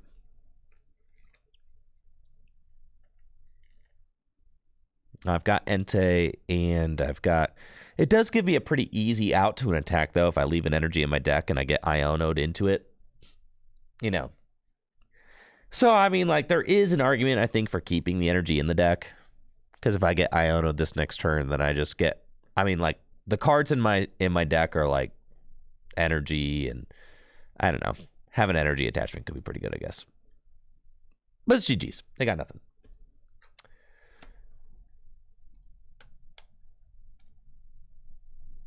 That's what we do, baby.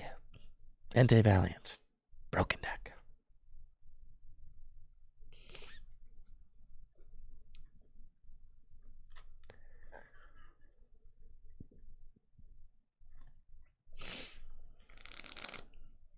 That's a broken deck right there. That felt good. That felt fantastic.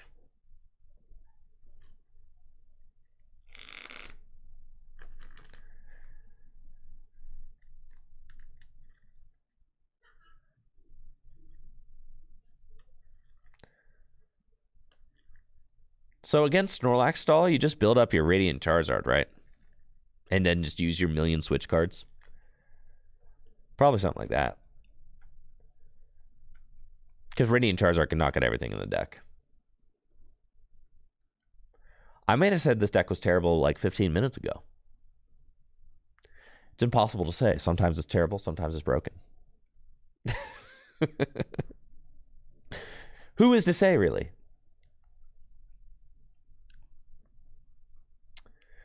Playing against a Charizard Pidgeot deck, and they've got a 50 hit point Pidgeot. I am going to eat this thing alive! Ozzy Osbourne style! Looks like they're setting up just fine. He's got Entei, some Charmanders, and they've got a pretty good opening hand, so I am cool with this. Earthen Vessel, Magma Basin, and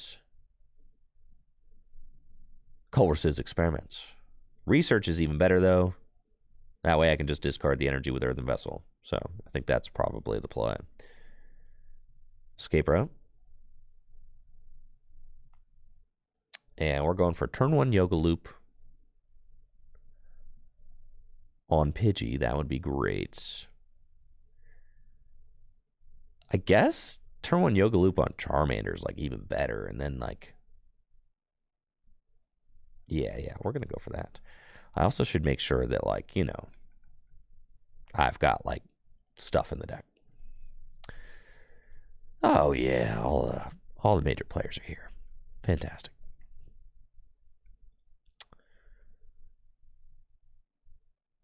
And by all the major players, I've got one Entei in the deck. That's fine. That's fine. All he needs one Entei anyway.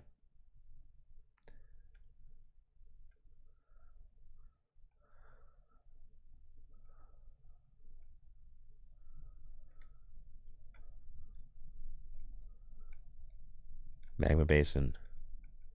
Research. That's that good stuff right there. That's that good stuff, bro. Gonna get Metacham. Squawkabilly.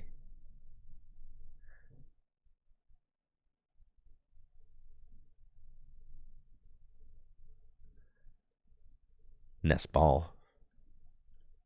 Iron Valiant. Switch. Tachyon Bits. Double Turbo Energy. Caw-caw!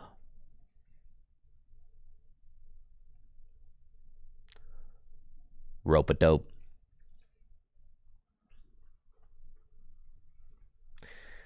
And your Charmander.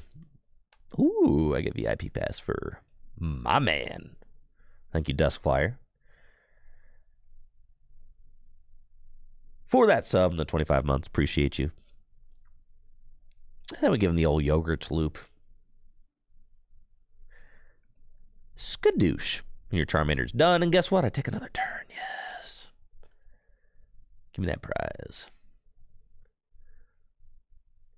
And then what's crazy is that I can knock out the other Charmander. That's crazy. I could just go boom, boom. See ya. And I think that that's probably the play, frankly. So I think that's what I'm going to do.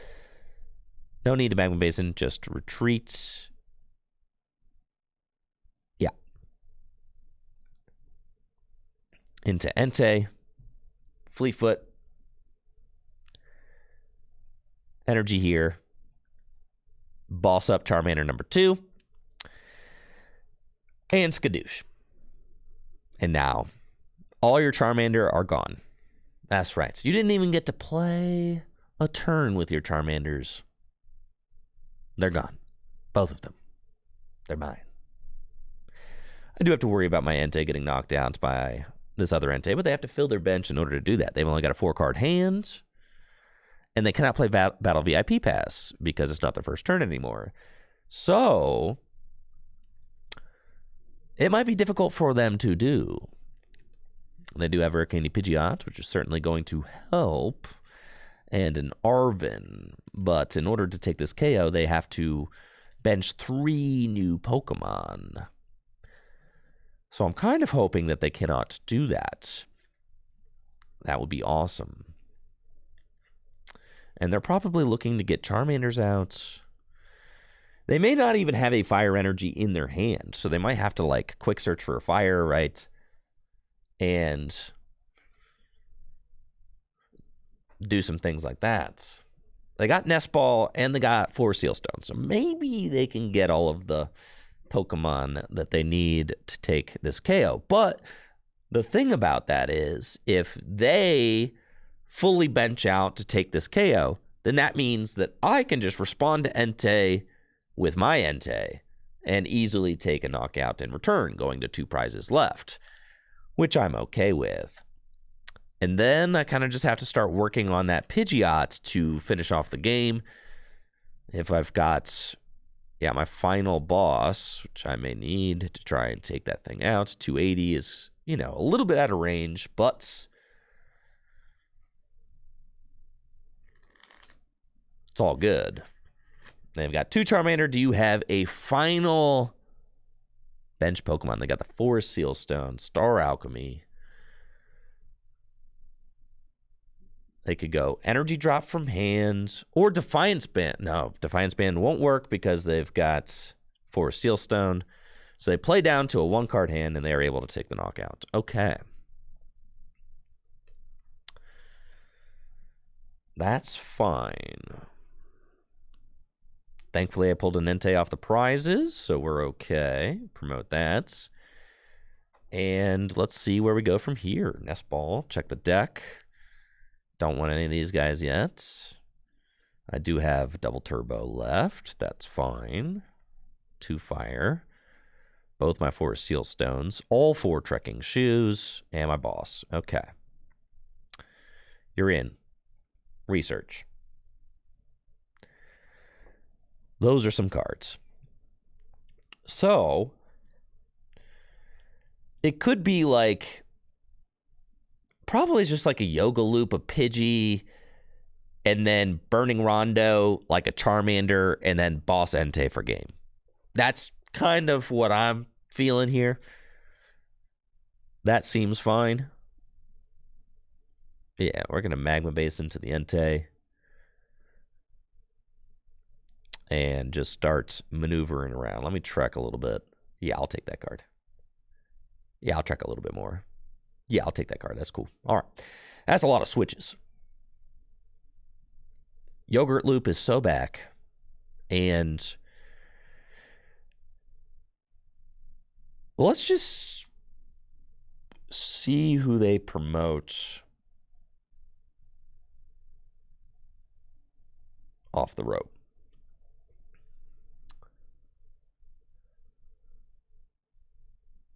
Pidgeot EX, that's fine.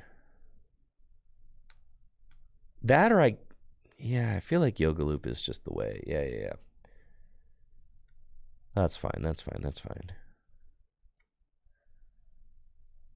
Entei Valiant, here we go. Do that. We'll just use these now. Since I'm doing the loop this turn, it feels right to use the ropes now, because it doesn't really matter who's in the active, right?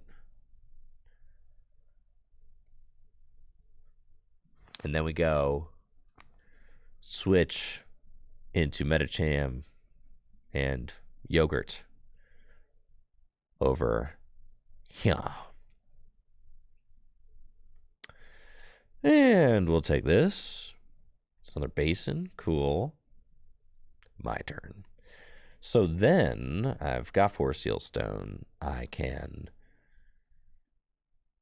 just knock. I'm doing base 200. So if I go switch, knock out Entei, I have 1 prize left. They could easily just Iono me. However,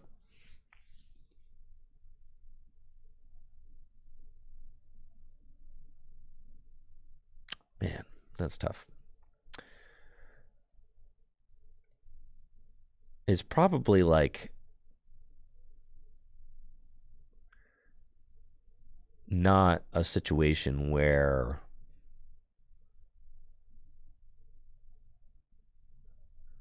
I kind of just need like a little bit more, right? I could switch cart boss, but then I don't really want to do that.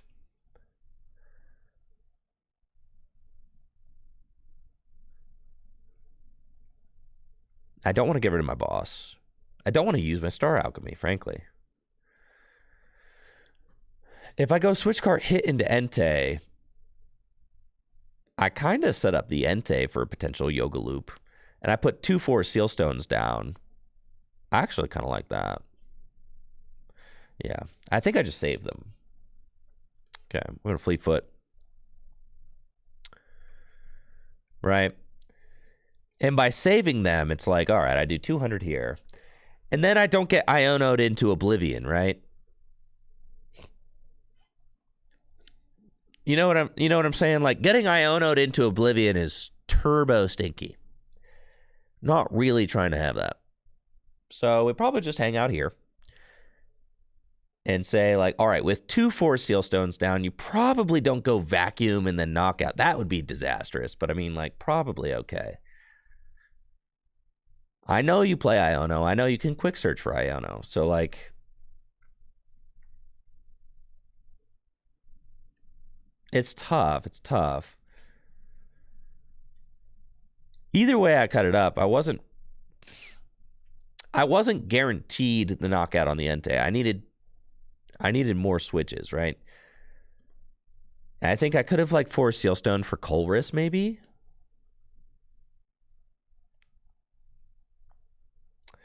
You're kind of just trusting that off that 3-card hand they don't go Turo knockout, right?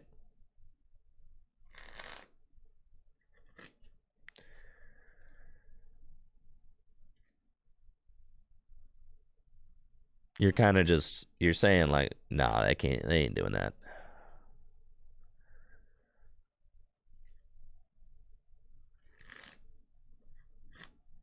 And then if the Entei sticks, we just got to find out. We Yoga Loop it. We boss the Charmander for game. That's what we got to do.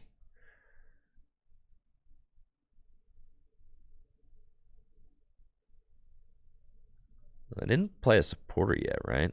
No, they did not. But they already used Quick Search. So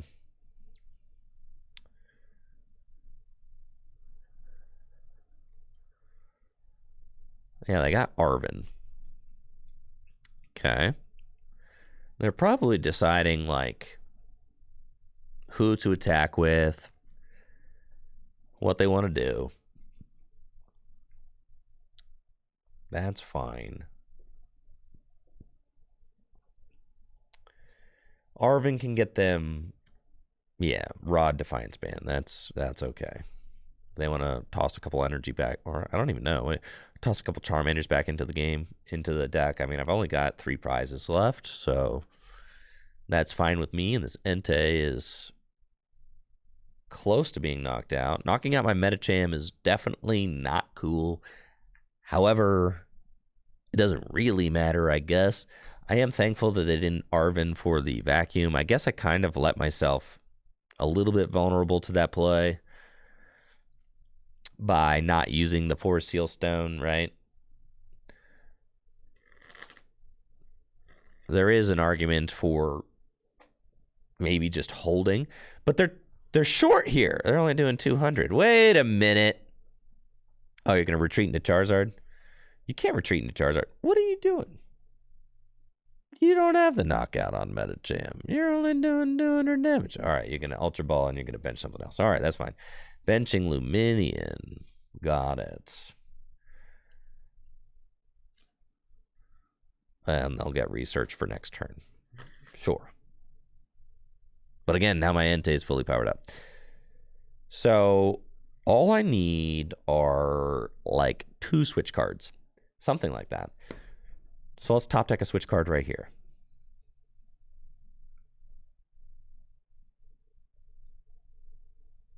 Fire Energy.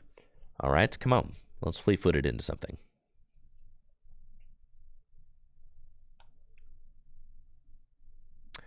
That is a switch card. That's good. So then if I go switch cards into Iron Valiant, Gosh, I'm like, I don't think, because I go switch, it's a knockout. But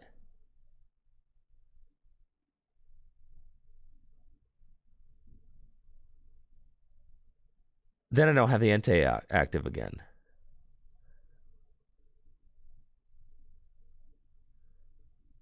Ugh. Okay, so I have to use my Star Alchemy.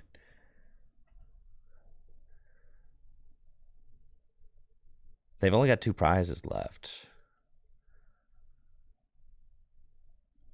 So then I have to hope I find another switch off my prizes.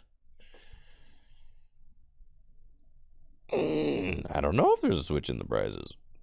I'm not sure about that.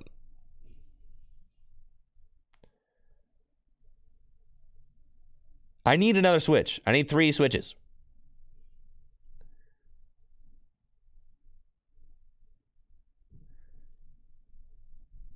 Yeah, first I have to go switch card here. Tachyon bits. And then switch here. And Tachyon bits. And then all I need is for one of these 2 prize cards to be a switch. Easy money. See? They're both switch. And then we switch card here. And boss for game. Just like that. And it's good game, baby. Let's go. Broken deck.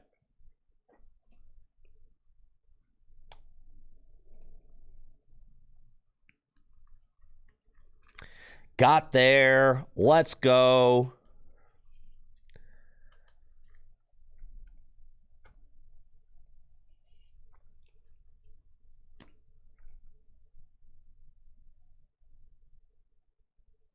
All right. That's 2 pretty good games. We got the Guardian game. We got the Charizard game. Okay, we're beating the stage 2 decks. Okay. I know, Carlier, I'm trying. I'm putting in the work. I'm trying to like it. I'm not gonna lie, the shoes have helped. I was a shoe hater. I was. But the shoes have helped. They make the deck marginally less pile-like.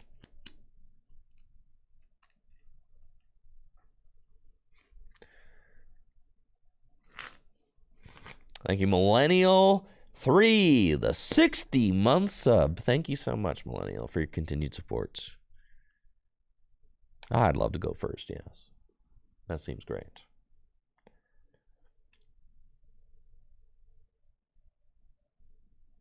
Easy Snorlax stall matchup, yes.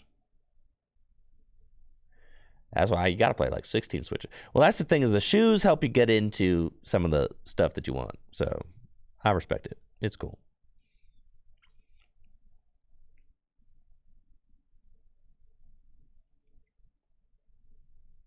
Looks like I'm playing against mid Rhydon, and I've got my beautiful, glorious Entei ready to use fleet-footed. Okay, I've got not squat going on. Next turn. Next turn's going to be broken. I'll bench my Iron Valiant, and I guess that's pretty much all I got. Yeah, so I'm just gonna pass. I could switch and maybe do 20 with Zero Aura, but that seems pretty worthless. So it's fine. Go ahead. Sure. Show me your worst. Mid Rhydon.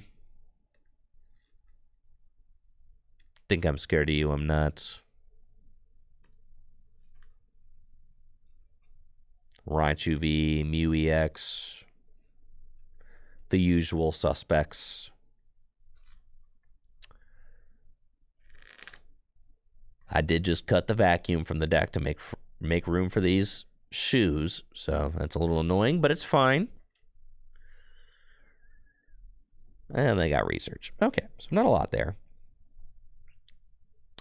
And they do have a weird decision to make. Like, if they're powering... I mean, they got this Raichu, which they kind of just had, right? If they put the Mareep down, I can feast on that. I'm going to put the Bravery Charm on the Mareep. I see. And Ultra Ball. And they're discarding their other Mareep. They got the Don. Okay. Here's the Don. They got another generator, maybe? One Flaffy down. They got the one Sheep. And with Zeraora, I mean, those are two single prize Pokemon. Which is fine. This is not like the world's strongest, you know, little hand we got going on here. It's not. I mean, we've got this Colress. Unfortunately, I missed all my Battle VIP passes. Turn 1, so kind of just sitting here with 4 switch cards in the hand, 2 Magma Basin, no energy drop turn 1. Really was hoping that maybe I had found an energy turn 1, but no energy turn 1 is kind of sad. Thankfully, it looks like my opponent is not doing too much. Decided to fail the tandem units. Here's Generator. In before they attach 2 lightning energy and knock out my Entei. Oh, God. Oh, man. You're killing me, bro. It's fine. No Zapdos. No Zapdos. Entei lives. What a sec. Okay. And we get another Colress. Okay. Fine. It's fleet-footed. That's a 3rd Magma Basin Stadium. Wonderful. Who doesn't want more Magma Basins? It's great. Just all the Magma Basins. This is not enough stuff, guys. What we got going on here. This is terrible. This is absolutely terrible. It's fine. All right. Come on. Get with it. We got to take these. Got to take that.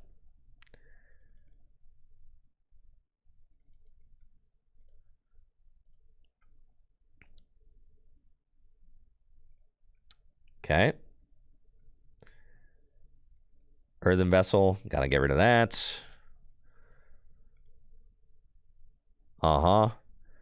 Switch carts. And I guess I'm using Tachyon Bits just to try and soften this thing up a bit. Magma Basin. That's fine. Slow and steady, you know. Who's in a rush? I'm not in a rush. And we get to Fleetfoot one more. That's +1 card to the hand, bro. Okay. Trekking Shoes.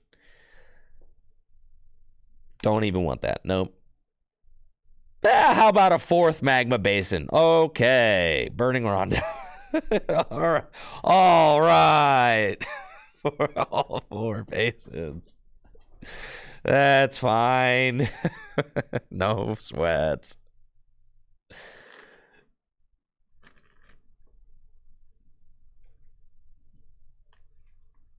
Yes, that is okay.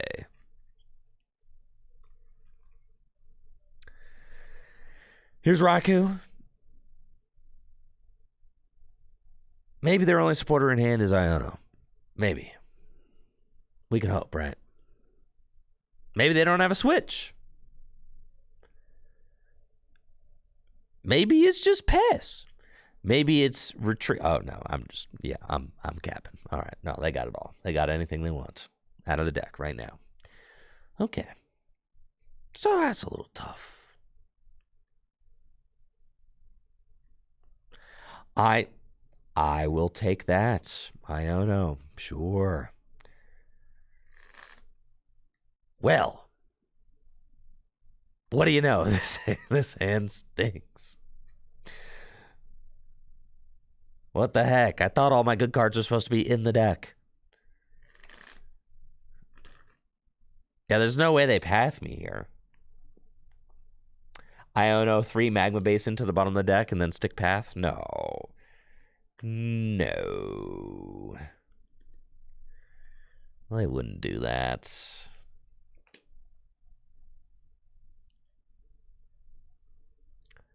No, we top deck research here. Dang, they're about to blast me into next week. Okay. I know. This is a great turn 1 hand. It's true. It's true. Okay, that's fine. 190 damage, Entei. Nothing to worry about. I'm gonna...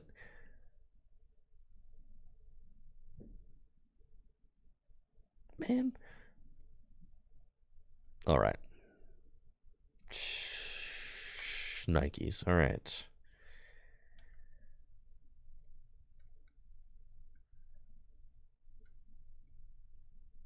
Fleet-footed. Here we go. All right.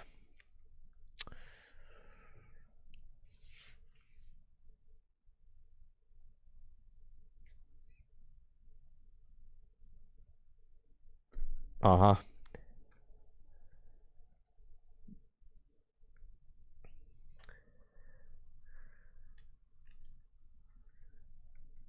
It's gonna be that guy.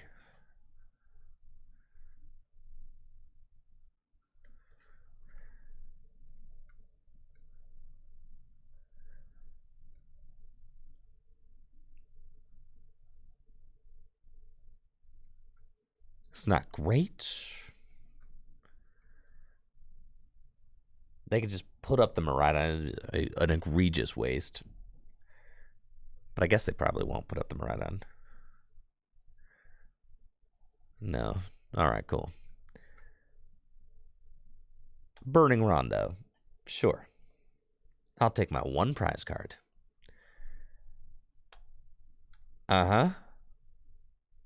Great. Broken deck.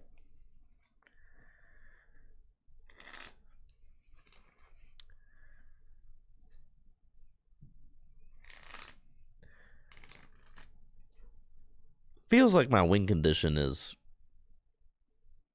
evaporating. Pretty much needs to be a research off the top. That's the only card that can get me enough cards to bail me out here. Yeah. It's not good. Oh, there's an Iron Hands. Well, don't hands me, bro. don't do that.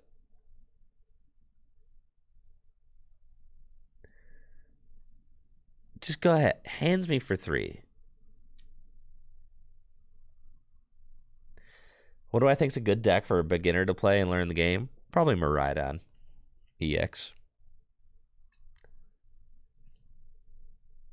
Miraidon EX, Charizard EX. Those are good decks to get started. Charizard EX. Yeah, Miraidon. If chat's got any other suggestions, go ahead. But that's a good question, Coiled. Collide. You're gonna rope. Huh.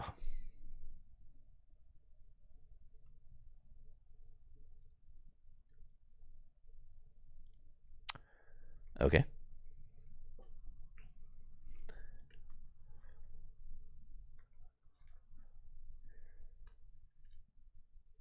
And then boss. All right. To knock out. Oh, then path. Oh, okay.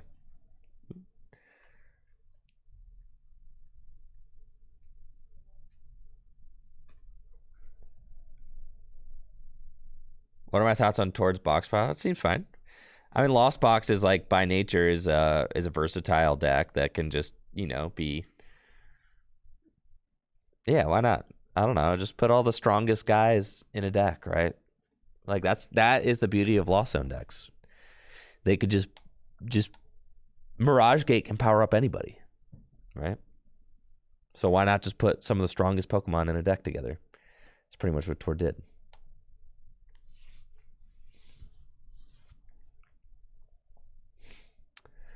But yeah, seems good.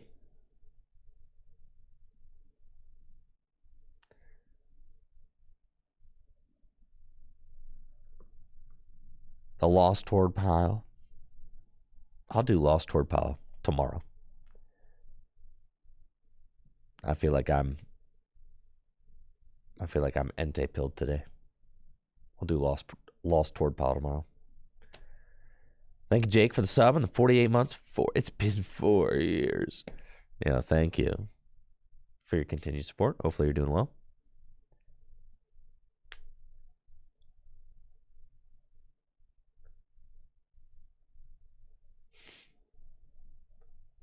No shirts for my opponents. That's a bold strategy.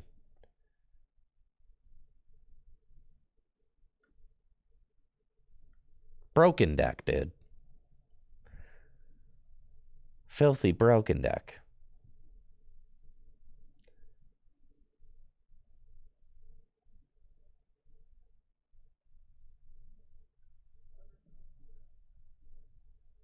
Against Reggie's? Reggie's? Looks like I'm up against Reggie's with the broken Entei Valiant deck.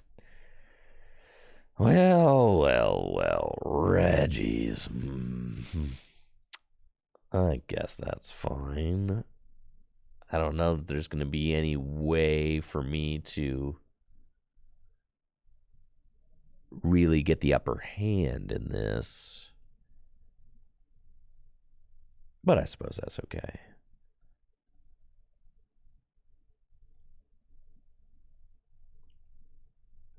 That's fine. Well, I'd love to put that card in my hand. Sure.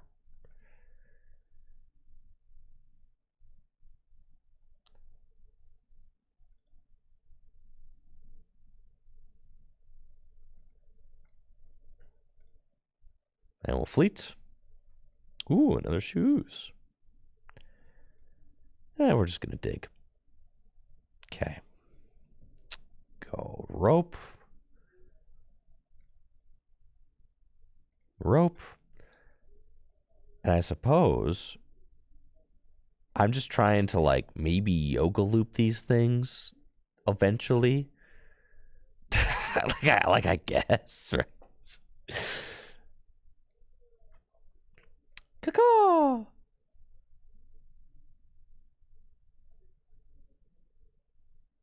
It's tough. I don't actually know that I want to make a choice on who my last Pokemon's going to be yet. So, do Magma Basin. I'll power this thing up.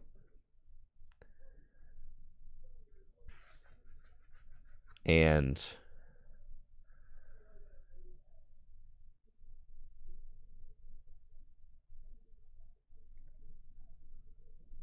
just burn that out of the deck. It's fine. Go ahead. Yeah, because I'm kind of thinking that maybe the Yoga Looper is good. If I could have turns where I, knock out a Regirock. I mean, obviously, Switch Cart kind of messes my whole deal up. Heals a lot of damage. Really annoying.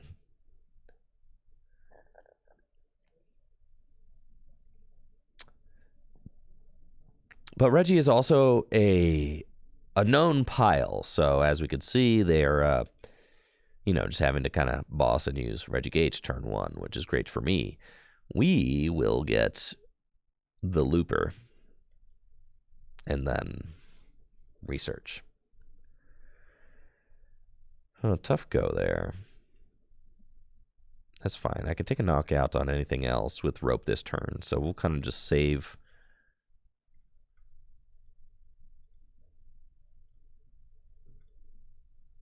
Save for next turn. I guess I can go fire here, retreat, Tachyon bits the rock, rope, and then we go Entei, fleet-footed, knockout. Save the Regirock with 80 damage on it, see if I can eventually loop it to take an extra KO. They give me the steal, which is nice, as the steal can one-hit KO the Valiants. And we'll pop that thing. Take the KO. And draw a prize. Draw a prize. Draw a prize. Draw the prize. Draw the prize. Draw the prize. Draw the prize, game!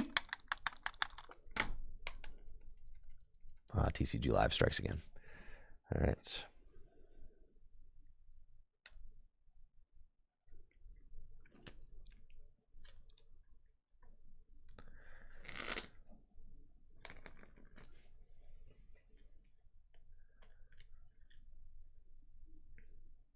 Sad.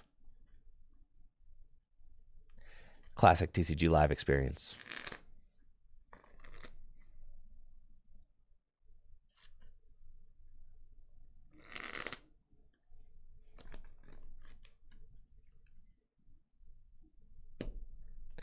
Never seen that error. Oh, it's always something new.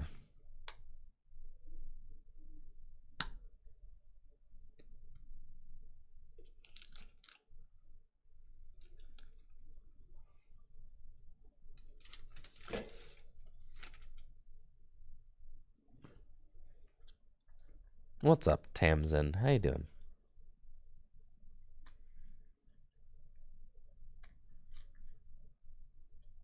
Yep, killer hamster. 100%. If your opponent concedes while you're using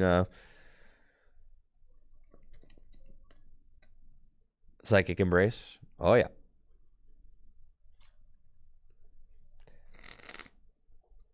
And the thing is like I don't even know why these bugs, like, you don't know why. There's no game log. There's no, like, I don't know. It's just like sometimes the game just freezes and crashes. Like, seemingly randomly, just whenever.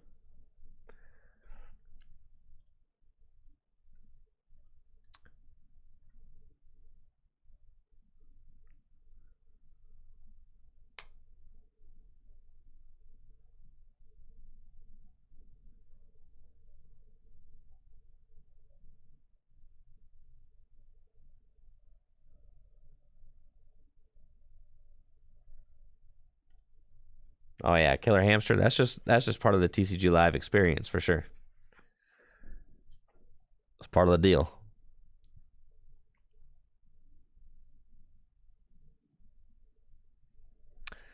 My favorite thing, personally, is when you're playing like a search card in your deck and the game just won't let you pick certain cards. That's the one that drives me the most nuts. Yeah. Just like, nah. With this battle VIP pass, no Radiant Greninja for you.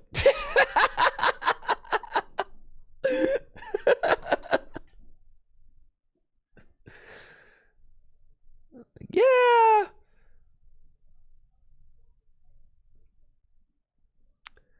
Looks like I'm playing against the Turbo Suicune Palkia V-Star deck with Entei Valiant. This is a tough matchup. It is. But if we take the first knockout, there's a chance that we could win. So what I need is for my opponent to put enough benched Pokemon in play so that it is possible for me to take a turn 1 KO. And I don't need a lot. Really, I think just 2 bench Pokemon would probably do it. Pokestop, too. Holy smokes. Let's go. They're discarding Iridas, Waters, all sorts of stuff. And it's my turn.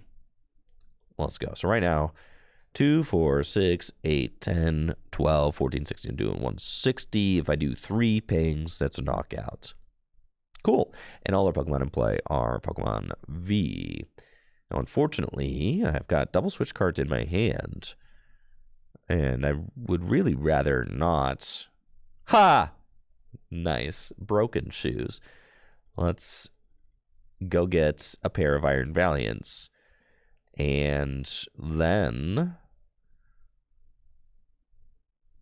I'm going to get to discard a Fire Energy. That's very good.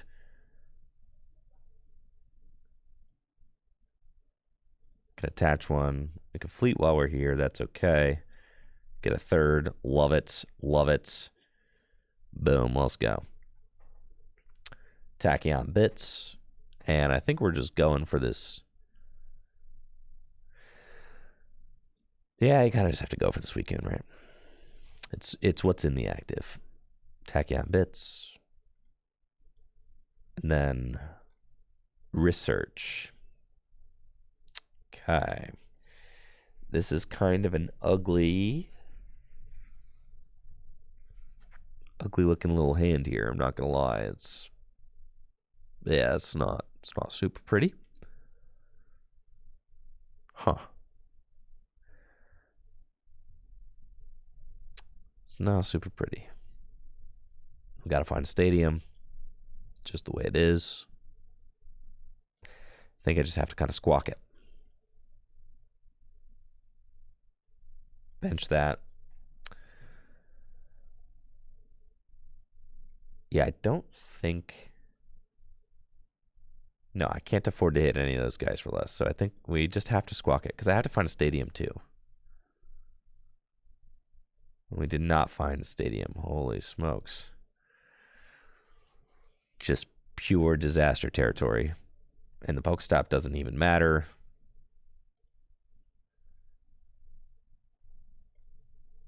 The only hope would be to switch here. Oh, I guess I could find shoes, huh? I'm about to discard a stadium and you know it. Okay. And then you have to go switch cart here. And then this has to be stadium. Here we go. Magma Basin.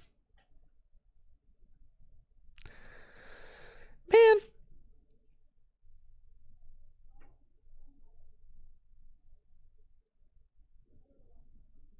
And I pass.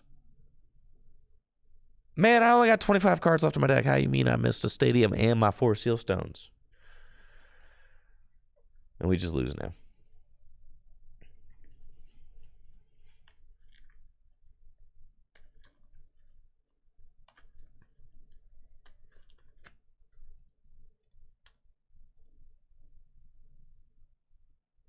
Entei Valiant.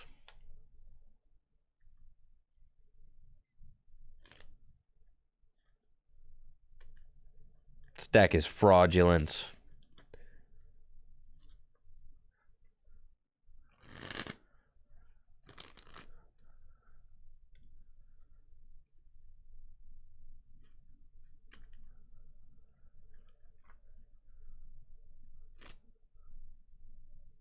Love to go first.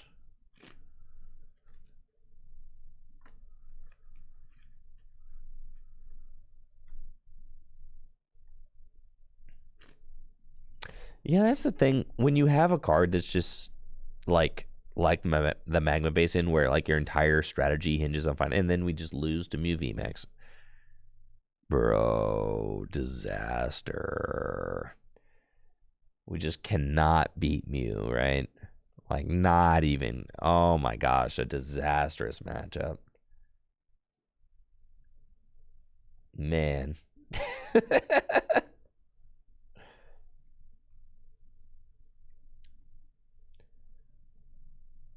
There's a chance? You think there's a chance? Against Fusion Mew?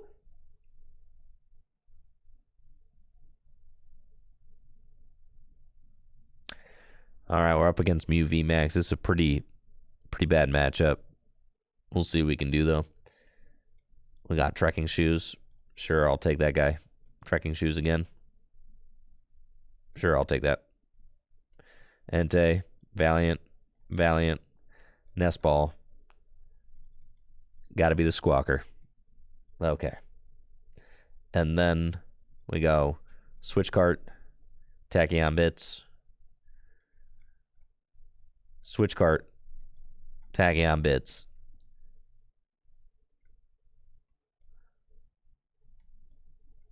Future Booster Energy Capsule. Caw-caw! All right.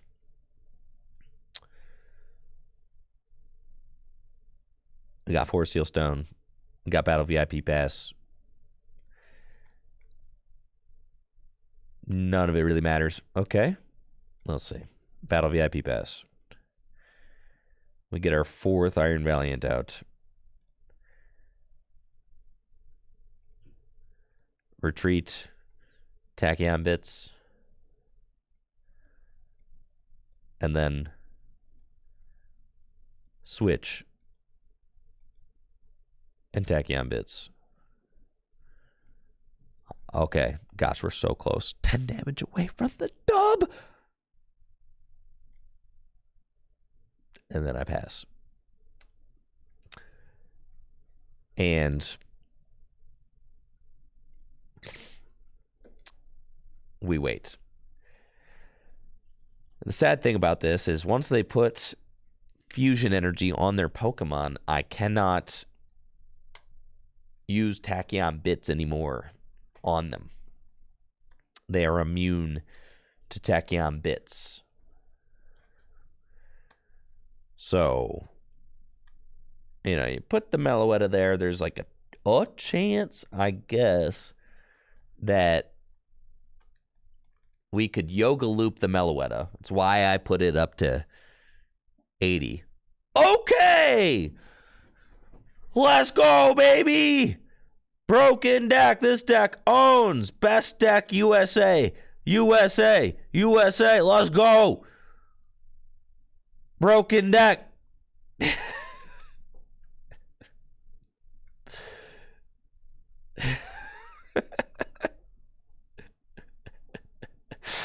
USA. USA.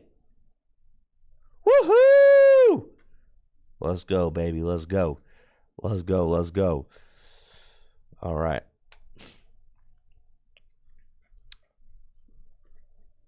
That's right. Entei Valiant.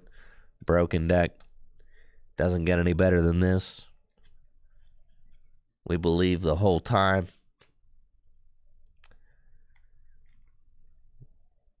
We knew that we would be beating the fraudulent Mew VMAX deck. And they would have no choice but to concede. Easy matchup. Entei hits Genesect for weakness. The opponent never gets the turn 1 Melodious Echo. Right now they're trying to figure out how do they thin their hand down so they can draw 1 card off Fusion Strike system. Feels bad.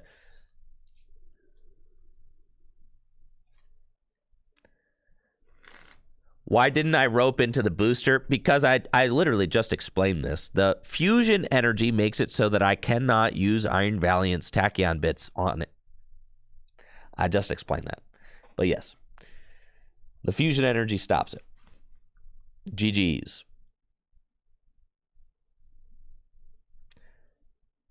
Let's go, let's go.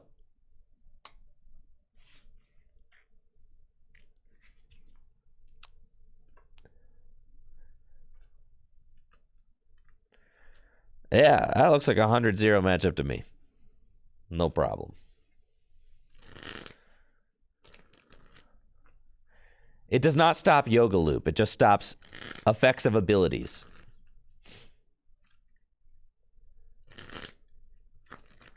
It's all good, High Killer.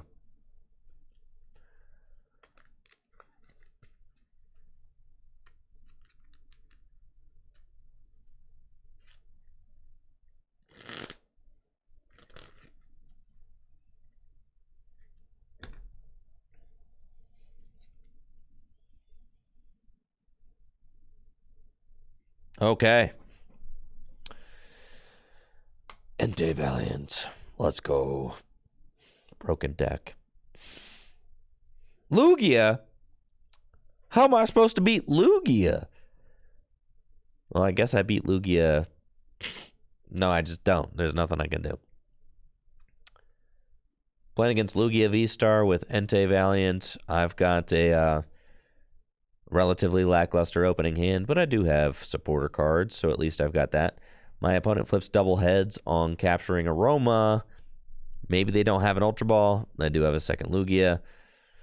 That's, yeah, you know, I mean, I guess it is what it is.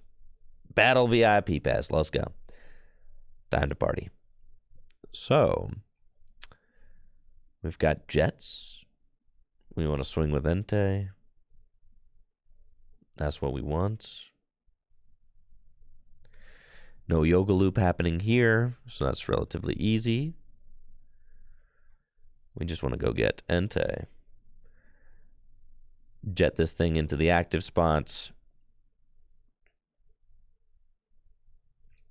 and let her rip.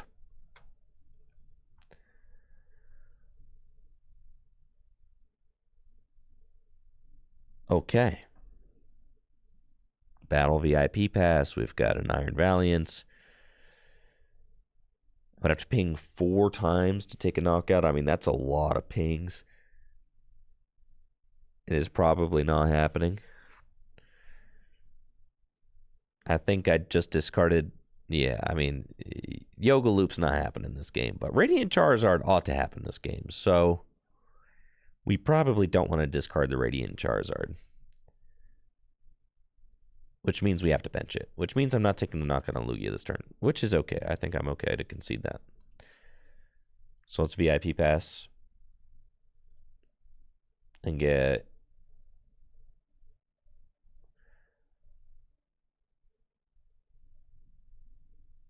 an Iron Valiant. That's fine. Trekking shoes. I'll take that.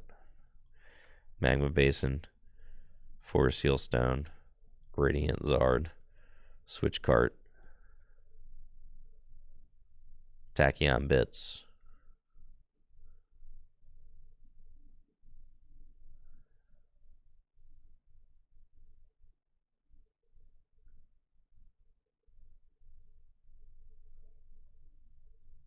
The bench. Not you. Why aren't you glowing? Squawk and Seize.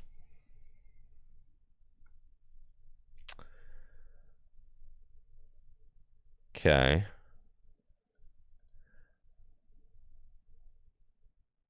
It's fine. Star Alchemy. For this thing. Earthen Vessel.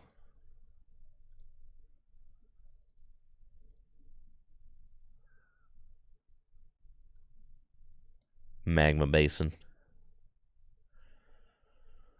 Okay.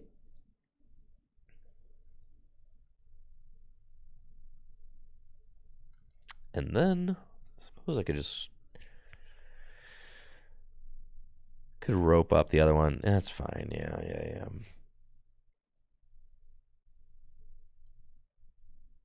Do that. Ping.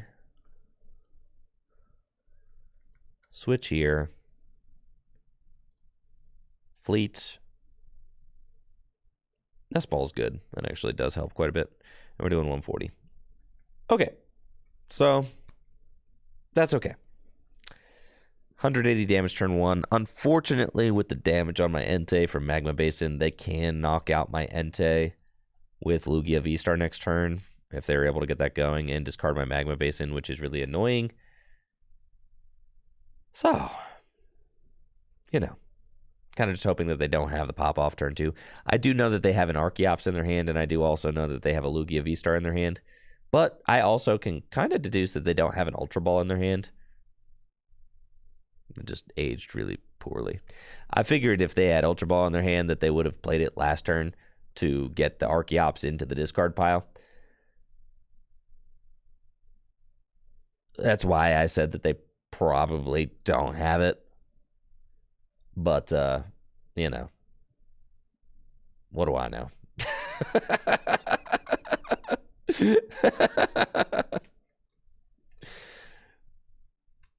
All right, so the Ultra Ball for Luminion, Bernetti Spaghetti, and here we go. Summoning Star, they got all the juice. And they're going to be taking a knockout on my Entei with Lugia, which is fine-ish. It's not great. It's fine. It's like medium okay. I could power up Radiant Charizard this turn. Probably don't want to do that, but I could. I'm going to go get another Entei out of the deck. And they play their hand down to just one card. Tempest Dive, take the knockout, discard my Magma Basin. They've got gifts on both of these Lugias, which is kind of cringe because I don't want to give them more cards. They've only got a, 3-card hand. I'm not trying to juice that up any. They've also started the trade, which is really bad for me. So let's see what we can do.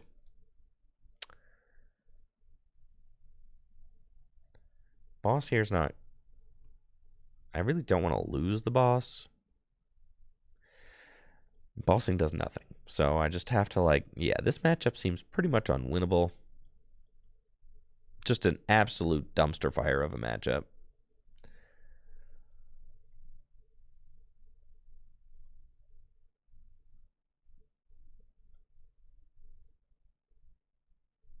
Yeah, total dumpster fire of a matchup. Okay, here we go. And research. So, let's see.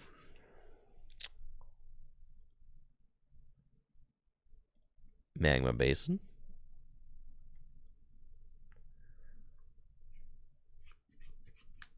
And I've already used my 4 Seal Stones, so that card does not matter.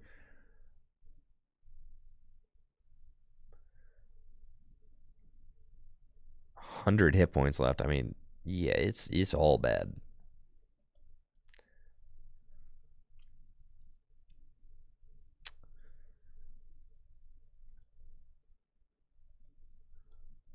I guess I have to retreat.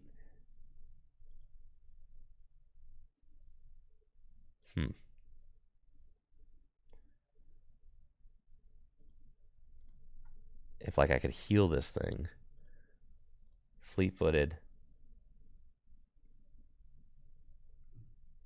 It's like I have to, like, switch cart and then rope, right? I guess. So that I can just not good. And then we rope. Yeah, I guess I keep them from drawing this way, so that's fine. Right? We, like, kind of have to do this. It's fine. It's fine. It's fine. It's at least they're not drawing off gift, I suppose. We should kind of lock them out of being able to take a knockout. We're probably trying to decide who to give us. I mean, I'm okay with that. That's fine. Sure. And we just Burning Rondo for 200. Kablooey, right? And that way, if you don't evolve into a Lugia V-Star, I can just ping you for 20. Loop is online, but I had to discard the looper. I had to decide on, like, turn 1 if I was going to Yoga Loop this game, and the answer was no. Weird here. Holy smokes. The deer is live, baby. The deer is live. This is not good. Not the deer, bro.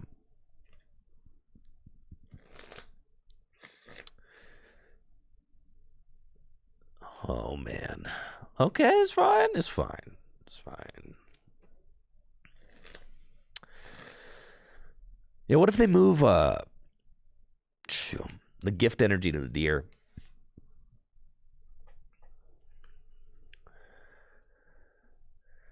Yeah, that's just not good. Then they draw with gift. All I need is boss for game. Yeah, I don't like love that. It's not great. They do have to, like, I don't know, get the deer into the active spot. So, yeah, here we go. All right, Jet.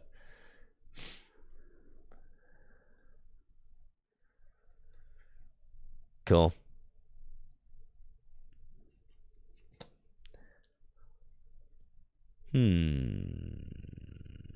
Yeah, it's not great. I, like, almost have a win con.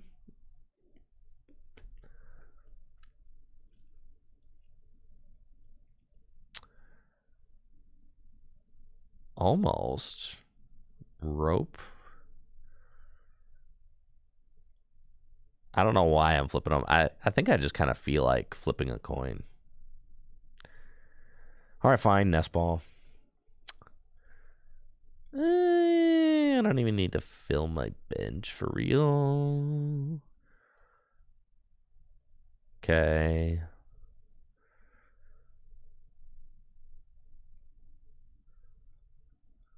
Do that. do that. They don't have boss's orders in their hand. They wouldn't have boss's orders in their hand. Tachyon bits.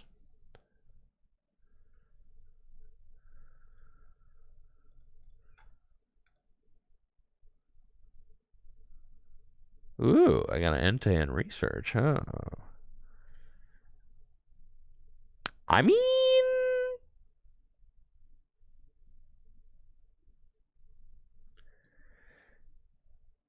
hold up. Let's see. All I need to do is find like a old-fashioned switch, knock out the weird ear, and then I just have to Valiant 4 times for the win. Easy.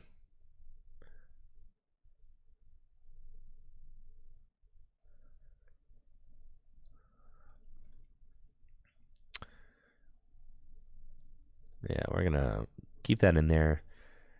Put that down. Research.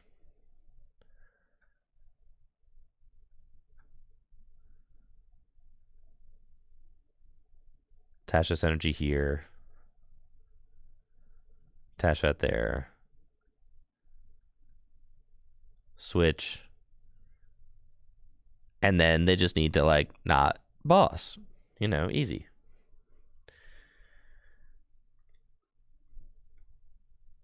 They're not gonna boss. Come on.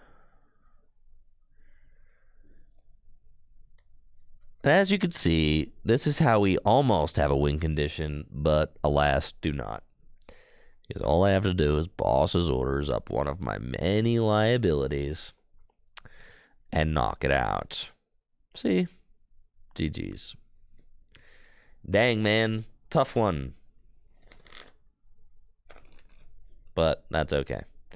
You don't expect to win that matchup.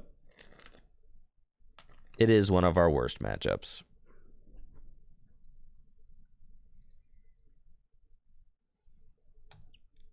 You like have to just, I guess, hope that they start Lugia and like knock it out. And knock out like the only Lugia or something.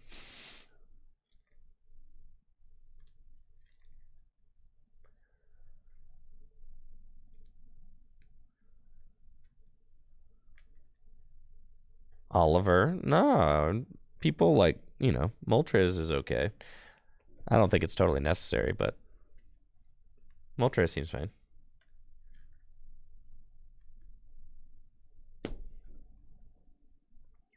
I would love to go first. Sure. Thank you, Solid RK, for the sub in the 8 months. Okay.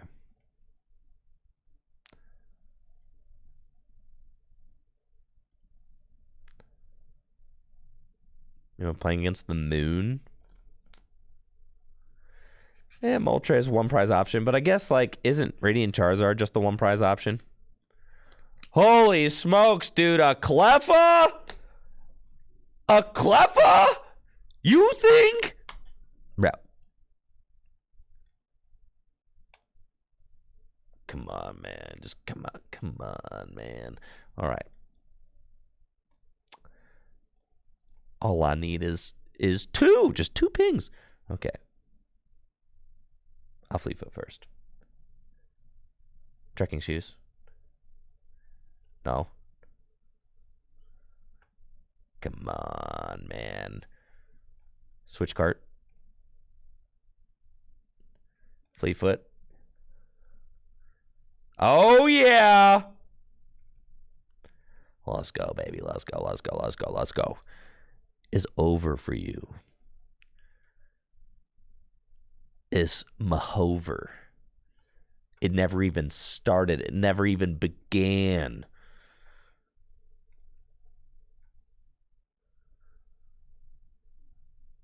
And now you're done. Tachyon bits. Skadoosh. Goodbye, Cleffa. GG's.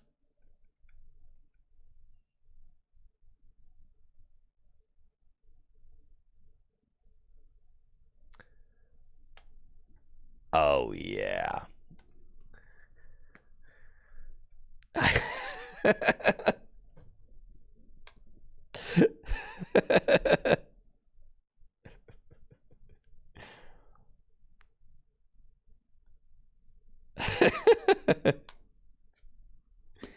Feels good, man. Love it.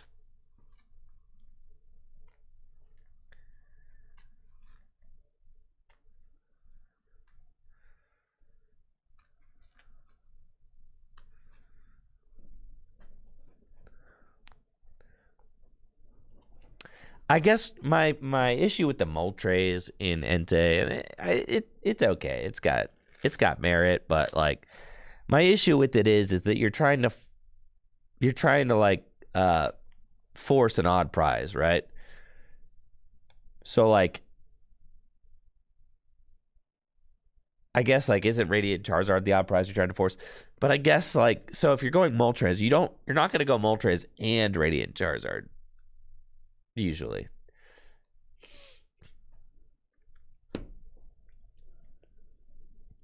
Because you're trying to force odd prizes, so if you go both of them, then that's an even prize.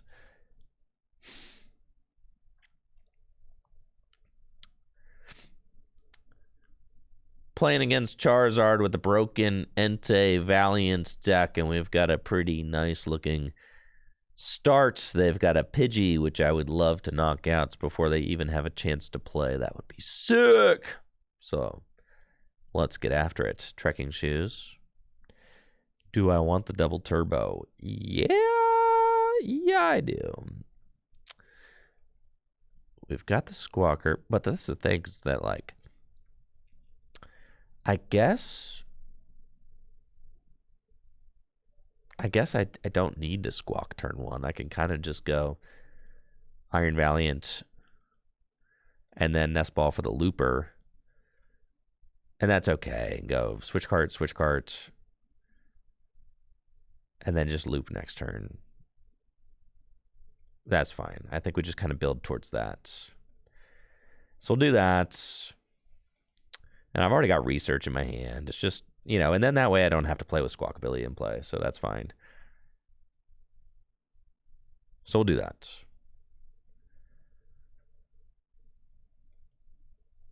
We go Tachyon Bits. Co19 says, I do not have the mental strength to not squawk. Yes, patience. It's not, believe it or not, I know. It is not always squawk o'clock. It is not. That is often squawk o'clock, but it is not 100% of the time squawk o'clock.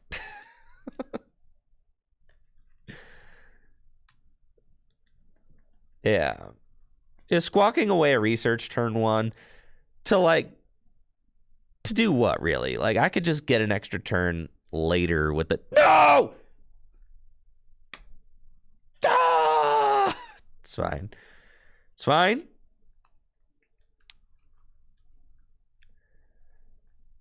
Totally fine. My arch nemesis Jirachi's stellar availability makes it so that Metacham's Yoga Loop cannot affect the bench, which is fine. That's fine. Look at how many small Pokemon there are. They, you know, I got a little gut punch with the Jirachi, but then they put Mew from Celebrations in play. And that Pokemon's only got 60 hit points, and it lives in the active position. So it's totally fine. I can use Tachyon Bits to knock out Pidgey, and then I can Yoga Loop the Mew. That's totally fine, right? Yeah. That's what we're going to do. No problem. They go Luminion, Luminous Sign, Arven, and I'm pretty sure that they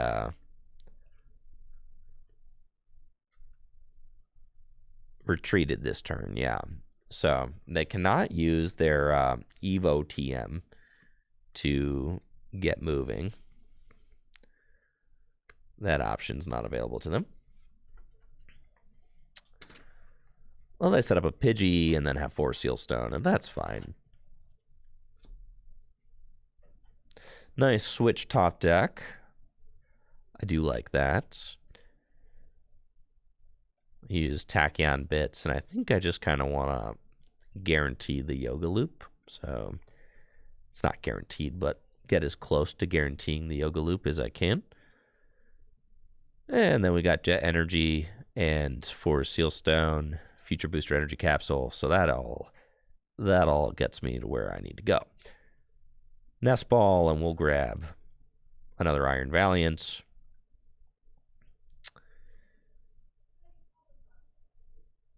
Jet Energy, this guy into the active spot. Tachyon Bits. Future Booster.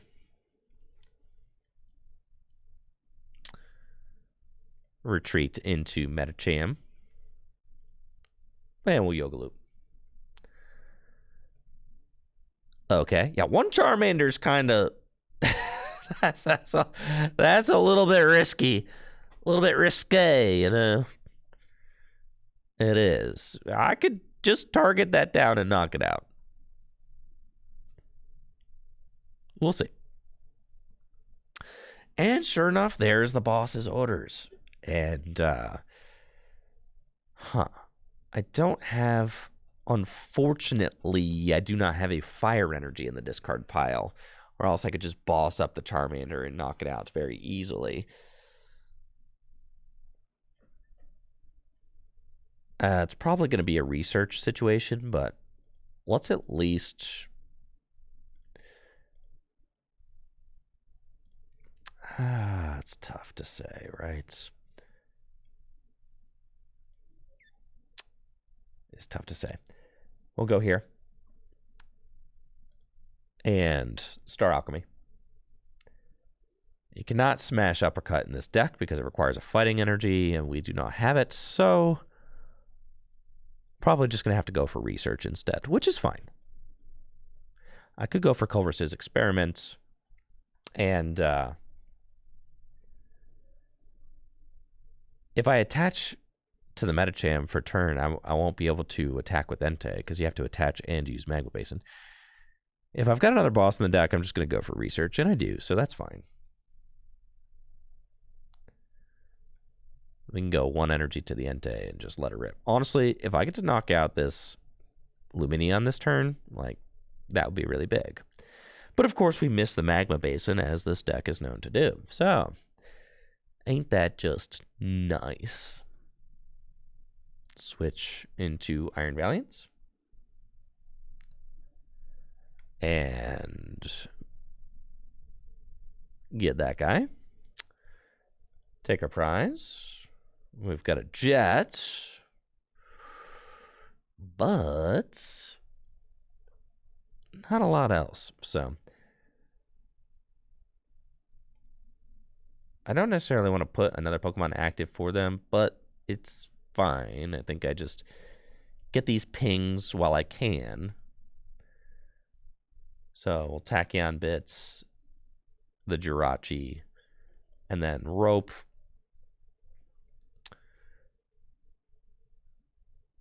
See who they promote.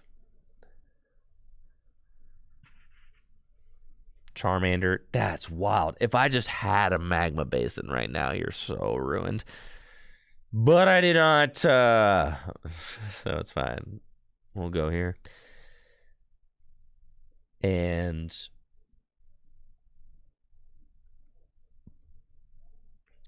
pass turn. It's fine. So we'll do that. And I'm feeling like I'm in a pretty good spot. I mean, obviously, they can just get the Charizard out, knock out my Valiant. That's not great. I do have Boss, so, I mean, I could... it's tough. It's tough. It's tough. They get Arvin. I mean, they're going to have a low hand size. Yeah, Radiant or Rare Candy Charizard. Only 2 cards in hand. So, yeah, that is my final boss. We could boss and Yoga Loop the Jirachi, but I don't have... I mean, I need one more switch card. I have the Jet, I guess. So that's... does kind of get there. We could promote this. And we got an escape route. Boss loop the Jirachi, but the question is, does it do anything? They've got 4 prizes left, and they're going to be marching those down pretty quickly.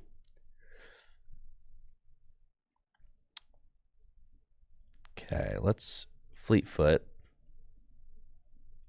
Got the Magma Basin back, which is good. And I do want to get my Radiant Charizard going.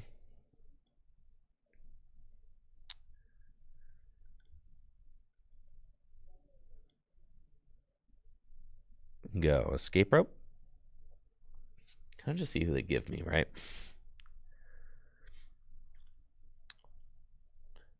Pidgeot EX.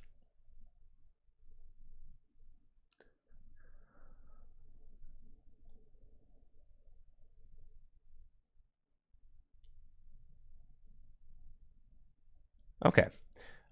It might be correct to just boss the Luminian instead. Like, I only have 4 prizes left, right?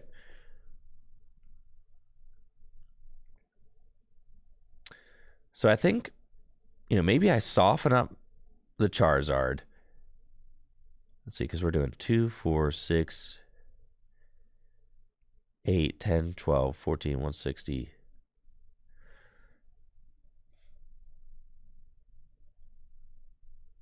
Right. Like, I have to...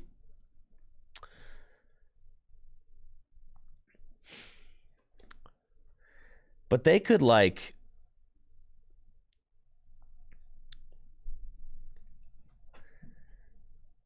They could mess that all up.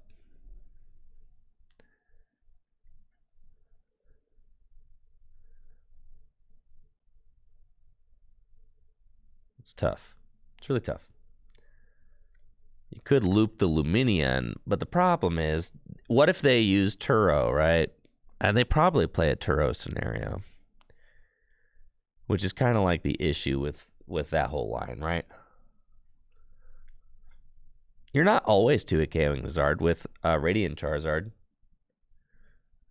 So that's why I think that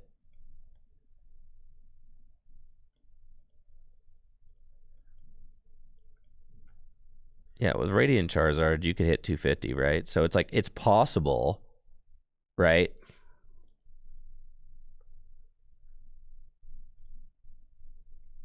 Let's see, what do we got in the discard pile? 1 fire. Sure. I think this is fine. Alternatively, I could have knocked out the Luminian. I could have pinged the Luminian and then bossed and knocked it out that turn. I actually, like, that play might have been stronger, but I feel like this play kind of gives me the opportunity to see more cards, which is fine. But I still have 3 prizes left to take, which is just, like, really annoying.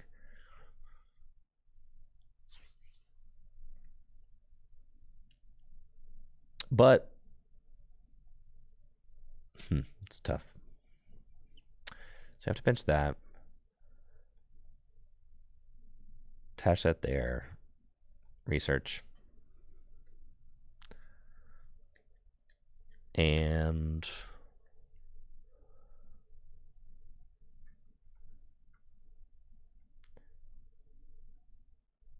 trekking shoes. Don't want that. The double turbo.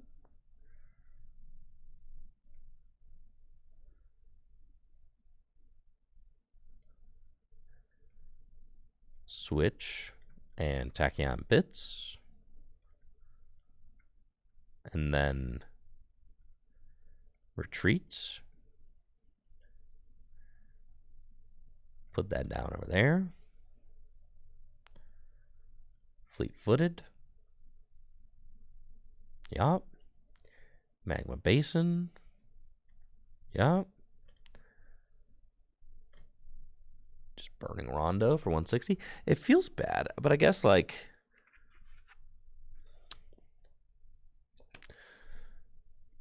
so what, they're 290. I mean, that's 2 pings and a Zard, and it's down But it does feel like I'm probably just...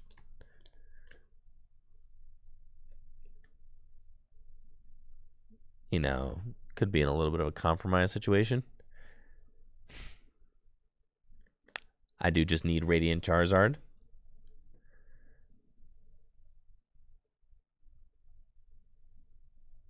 If they bench a Charmander, well, I guess I'm okay. Like it's just close. It's close, right? And they have to bench a Charmander here. By benching a Charmander, they do. And if they don't bench a Charmander, then I can kind of just knock this thing out. So, that's... Let's see. We got switches in the deck. Okay. So we gotta go. And I find one switch. I need another one. I need it to not be rope. Right? No, yeah. Need it to not be rope. So we keep that. Okay. So then we go retreat, Tachyon Bits, and then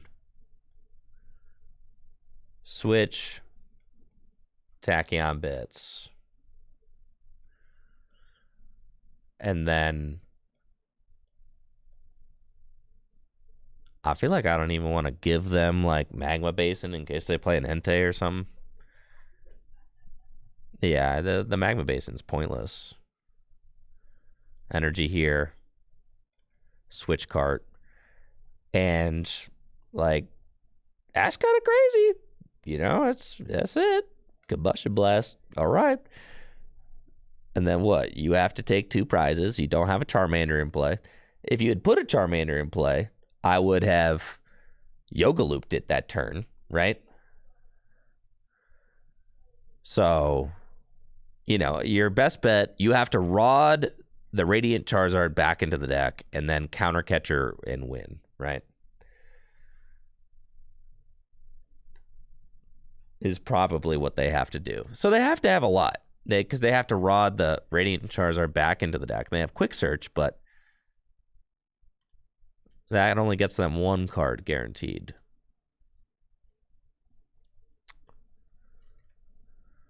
And YRG, I'm liking the shoes. I have to admit. I gotta admit, the shoes, they provide. They've been providing, as they just provided right there.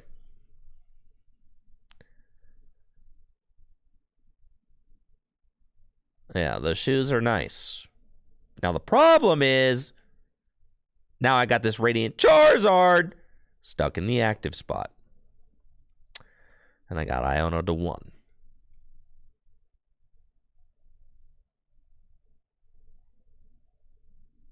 Ain't no way you got Rare Candy Charizard Boss in that little tiny hand.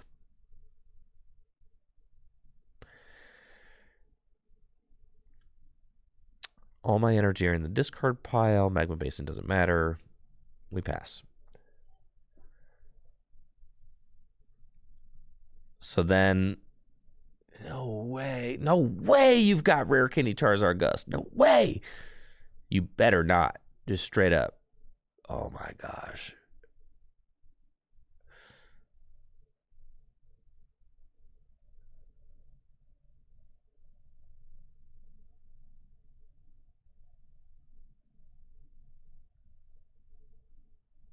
I got so fleeced, bro. I got so fleeced. I can't believe that. Oh my gosh. No shot, bro. The Iono to 1 man. And then you got Rare Candy. Arcane Charizard boss? That's so crazy.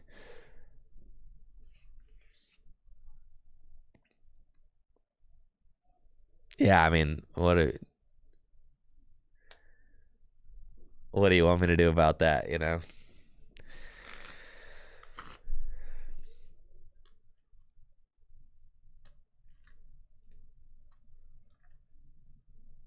Yeah, that was just unlucky.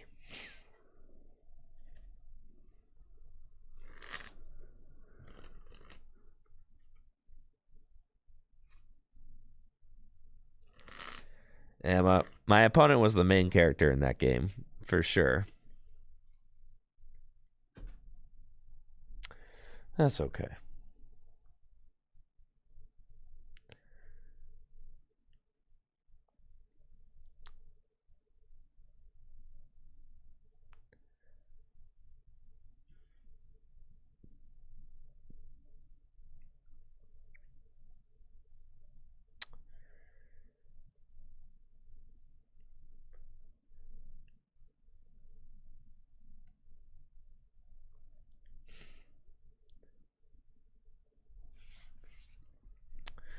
Looks like I'm playing against Gardevoir with broken Entei Valiant.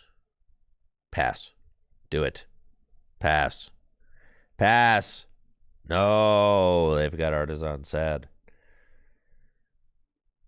Artisan can get them maybe Mew from Celebrations or just another Ralts. And then they have Fog Crystal, which will get Mew from Celebrations. Sure.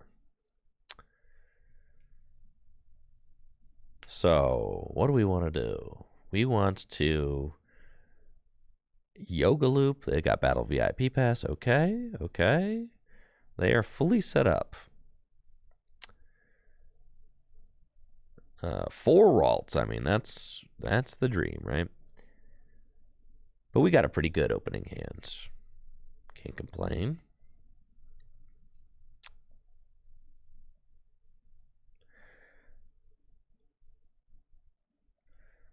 Let's see what we have. First of all, Artisan. Just take a look at the deck. We've got all of our attackers in there. Okay. 2 double turbos, 5 fire energy. Got a Squawk. And got to switch into Iron Valiant. Tachyon Bits. Lemieux. I don't feel like I have to attach yet. That's fine. 2 Entei down. Like, are they getting a turn 2 attack? Probably not. I've got another Entei in the deck. Yeah, we can just Squawk. That's okay. Okay. That's pretty good, actually.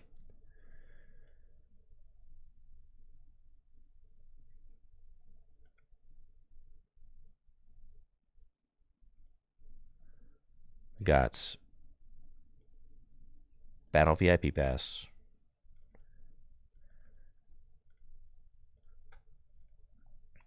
And then we got Research. That's fine. Look at these guys.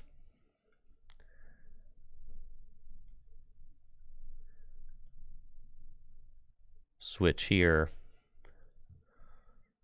Tachyon Bits. And then we can Research. We find the double turbo, but no switch card, which means that we can simply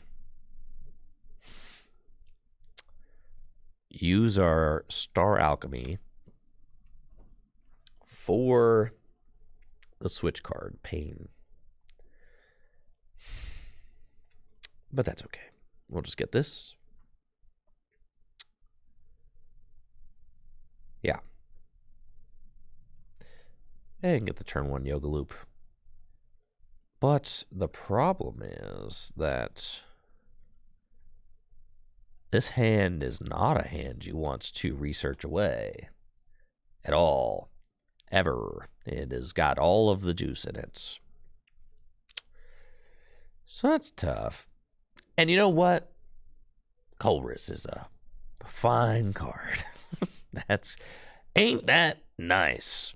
That's exactly what we want to see here. Colress's Experiment, great. So we'll play it. And you know what? All these cards stink. Okay, great, sure.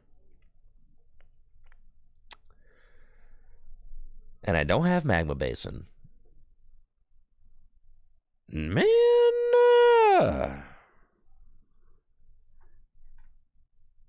Come on, bro.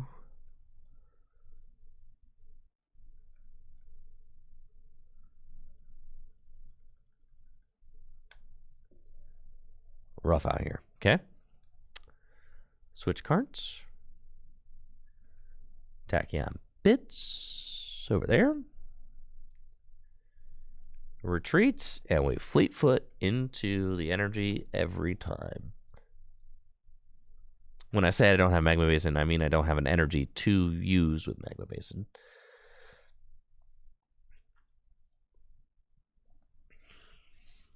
Sorry. That was a little confusing there. I don't have the energy with which to accelerate with Magma Basin. No. Dang it. All my supporters are in my hand.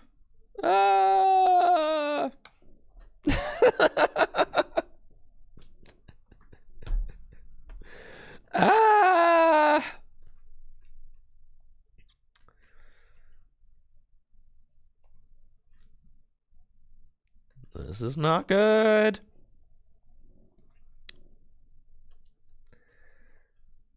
It's fine. My opponent is going to play Iono. Clearly.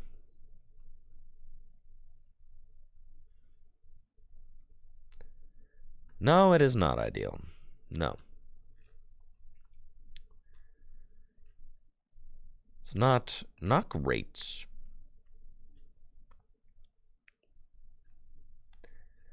Only getting one knockout there is really bad. I mean, I cannot express to you how bad it is to miss that knockout with Burning Rondo there. That is horrible. Almost no excuse. I mean, and just look at, I got 21 cards left at 21. Okay, all right.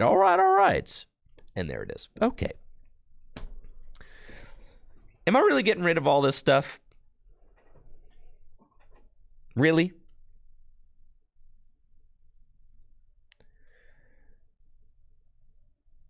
I don't think that I can. I just don't think that I can. So I'm not gonna.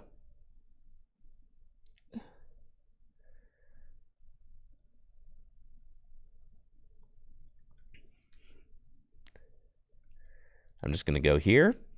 I'm gonna boss up a Curlia. I'm gonna bench an Entei and base into it.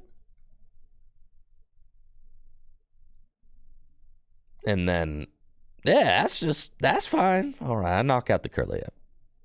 Goodbye. That's fine. That's fine. Take our prize. And we get a switch card. Very nice. They've only got one refinement in play. Good stuff. Our board's a little scuffed, but that's fine. It's fine. I just cannot afford to research every other Pokemon in my deck. I just cannot.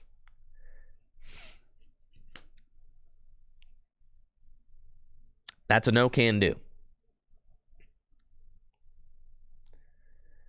I got Gardevoir, Shining Arcana, Reversal. They're going to have to hit with Brainwave or something. Oh, yeah. That's fine. Oh, no, not the Yogurt Looper. Stop. It's fine. They had to take a knockout somewhere.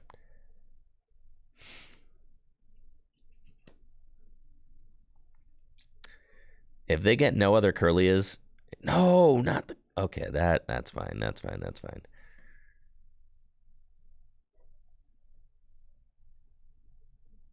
If I can lock them out of Gardevoir EX, that would be pretty good.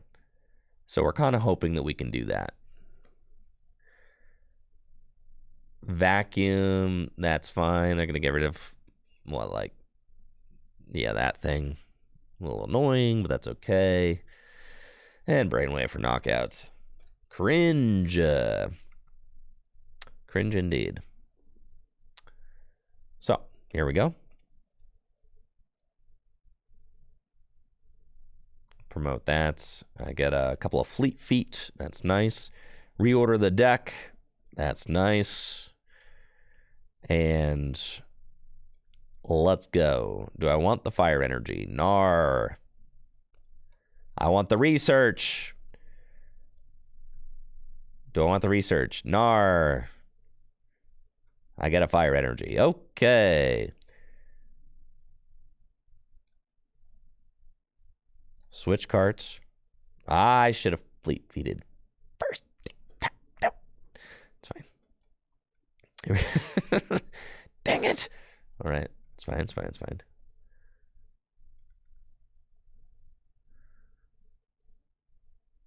Escape rope.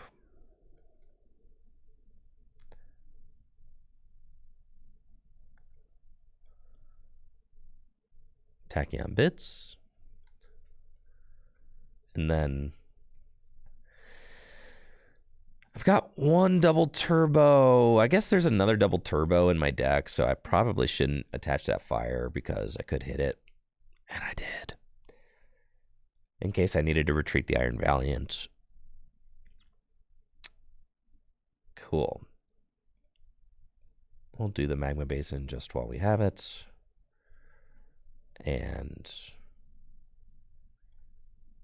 switch into this guy. And then you guys want to see a cool trick?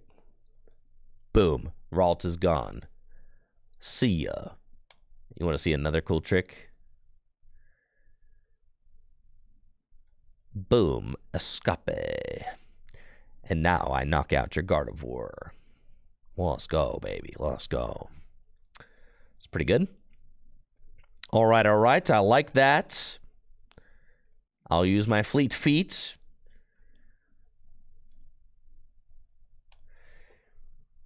Double Turbo can kind of just like live on an Iron Valiant.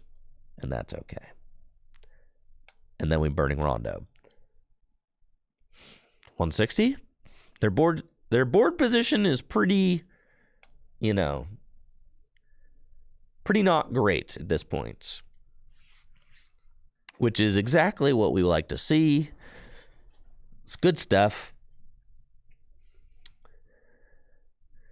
We've only got 8 cards left in deck. They've got the double reverse. Yeah. And Iono. It's fine. We're doing 2, 4, 6, 8, 10, 12, 140 exactly. And when they take this knockout, I mean, they got to like Rod, and then they have to put a Ralts down. They just have to, right? Ideally, they get 2 Ralts down this turn, but I think they've already used, like, they've used 1 rare candy, so.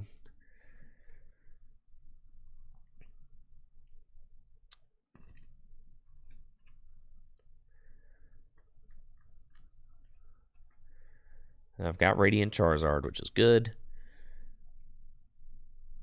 I don't have Yoga Loop, so that's not an option. I do have a 4th Iron Valiant in deck.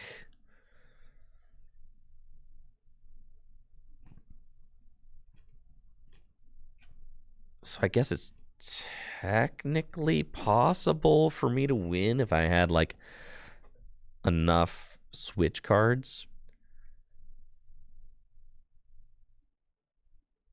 No. Okay, so like how do they win? They win by going Rare Candy, Guardy, Counter Catcher, Zashi, and V game. Or like, I mean, yeah, it's kind of messed up that they have a win con, isn't it?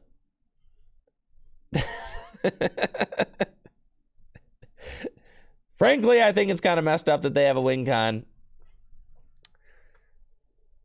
But there's no way they have. There's actually no way they have all that. They don't even have a curl. They can't even draw.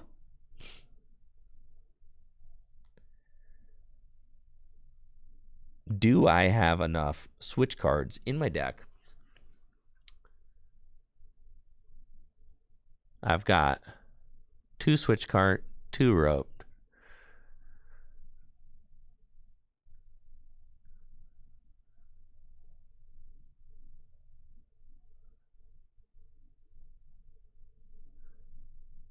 Yeah, I don't think that there was probably a realistic chance that I was drawing all those switches to win this turn, but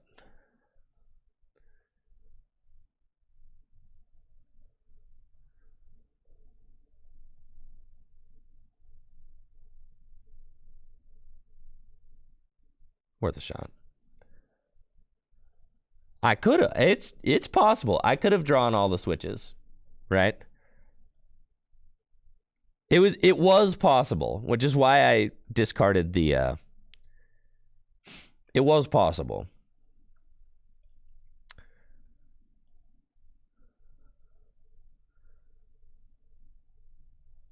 I didn't put down the Charizard because it was possible for me to win. It was possible for me to win this turn. I just went for it, all right? It wasn't unrealistic. I had 4 switches in deck. Yeah. It wasn't totally crazy.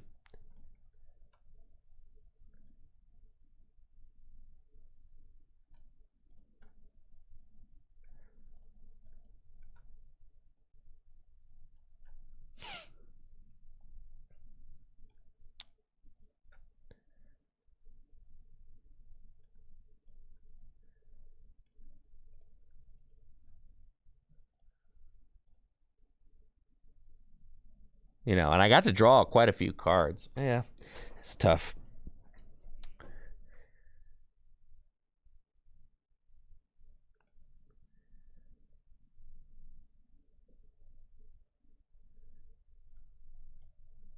Okay. They don't have it.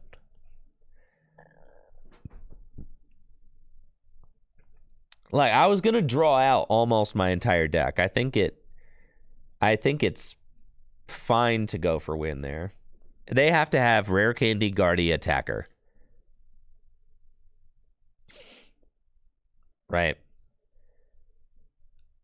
Or a Rare Candy Guardy Countercatcher. There's no way you have it all. There are 16 cards. There's no chance, dude. I'm so sick. I'm just getting bodied, bro.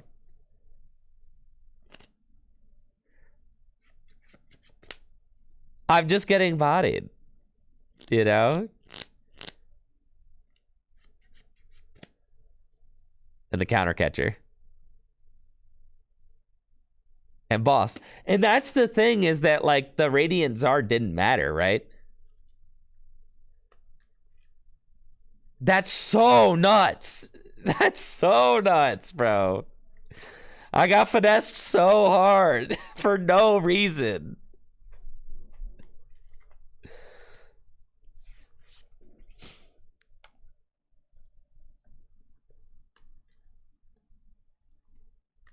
It's like, I know, Candy Evolution boss again, off of like, and with just the concealed cards. Ugh, that's so crazy. But, you know, what can I do? I do what I can. I got one more in me. Screamtail could have had it too, but they still had to have the last rare candy, right? They had to have the last rare candy. They had to have Gardevoir.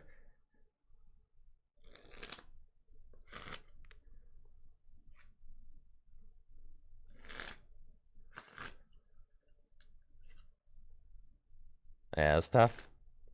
And they had to have the Gust.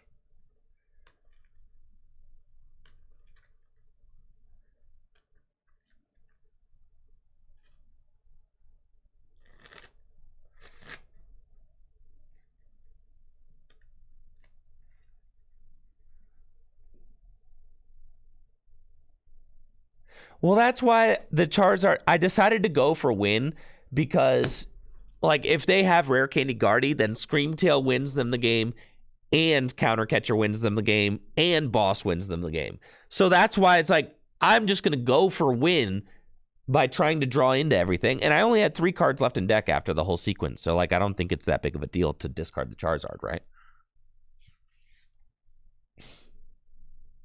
All right.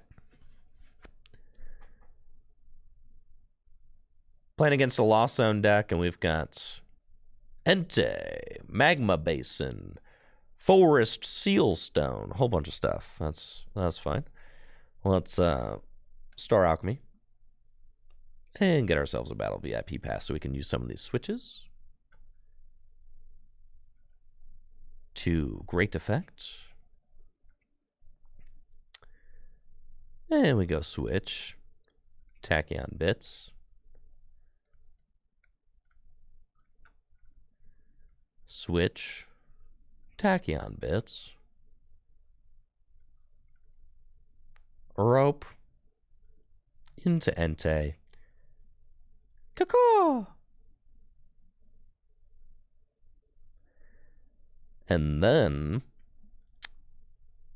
Nest Ball, get another Iron Valiant, Fleet Feet,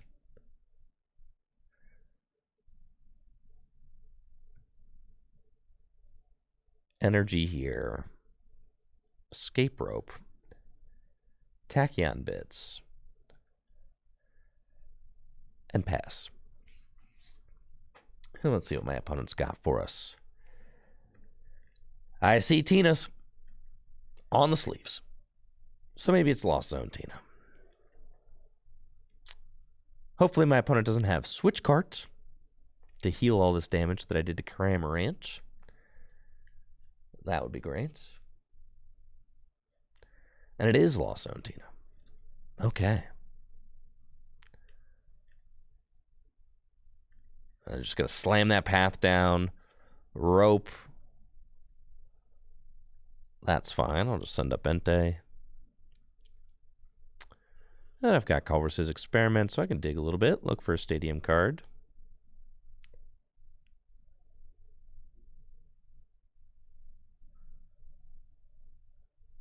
I got a couple of flower selectings. That's cool. This matchup seems like it could be tough, especially with all of the path to the peak stadiums. So I'm going to have to draw into my counters. Which I do, thankfully.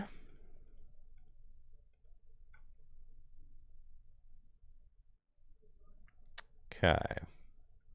Not a lot of switch cards.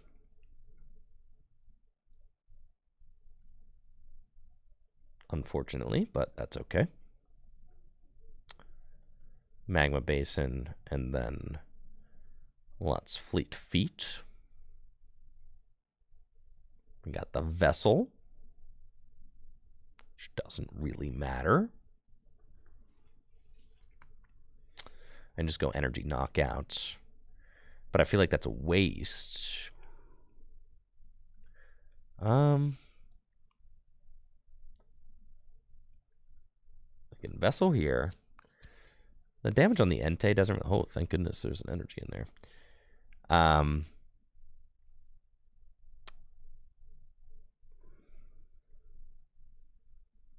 50 hit points left over there. The double turbo is good. Can just go Energy Knockout. But yeah, wasting the Magma Basin on not really doing anything feels pretty bad. But I think that's kind of just what we're doing, so that's fine. Go Energy there and just swing. 160, sure. It's like I don't really have a whole lot else that we got going on, so it's fine.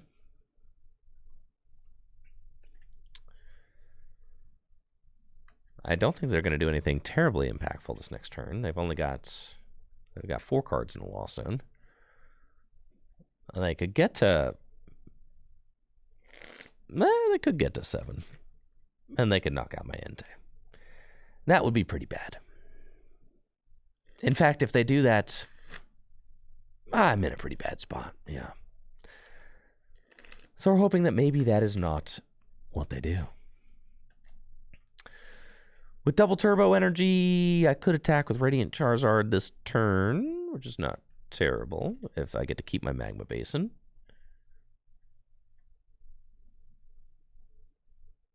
It'd be possible to take a KO. It's not exactly what I want to be doing, though. Yeah, that's ugly. Okay. Yeah, you really need them to not get the turn 2 Lost Impact. That'd be great. But here we are. Okay. Sure.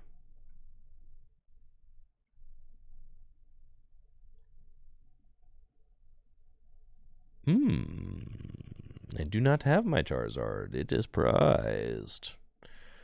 Fascinating.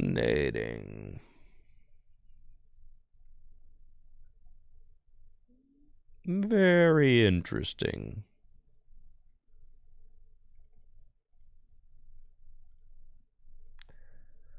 Okay. Yeah. I think we're not really doing enough here. At all. I haven't seen hardly... I feel like I've been very low on my Switch cards.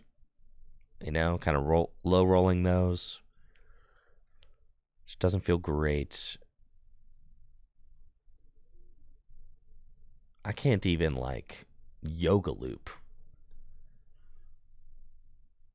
I mean, I guess. What if I go Switch? Switch? No, I can't. I cannot even Yoga Loop, which is, like, pretty abysmal, right?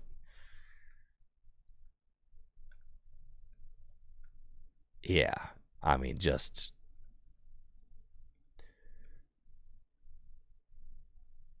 And my V-Star has been used. Oh my goodness.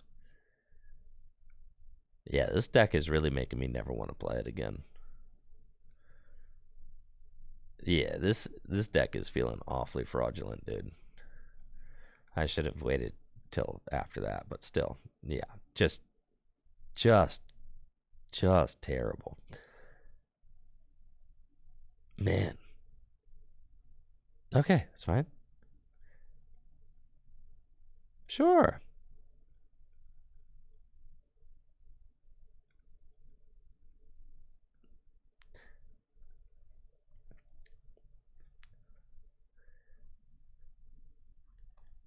That's fine, though. We had a couple games today where everything worked out.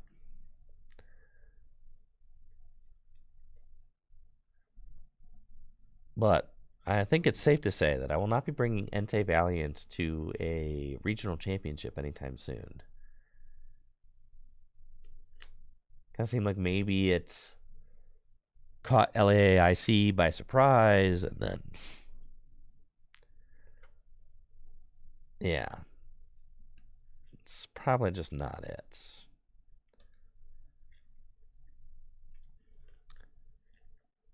I mean, if Tina gets going like this, you're definitely just not beating it, right? I mean, and not to mention, I'm just like not finding enough Switch cards or really doing what I need to do.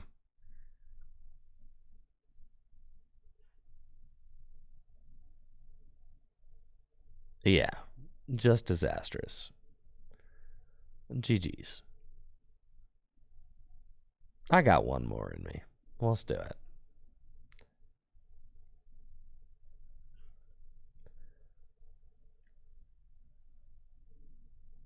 Uno Mas. Dropping tears with the broken Entei deck. Man.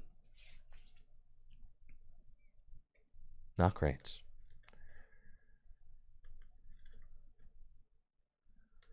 That's true. I mean, when Tina starts like that, I mean, they're gonna win most games. It's true. They just popped off, for sure.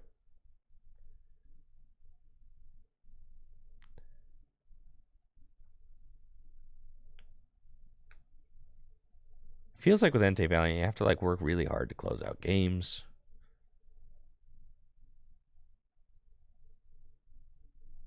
You have to hope your opening hands are like agreeable.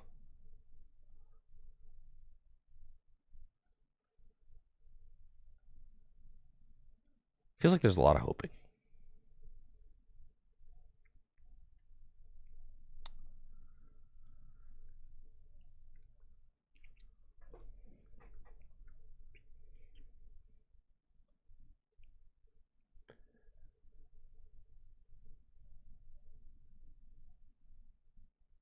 Man, couldn't just open more Pekko Pass?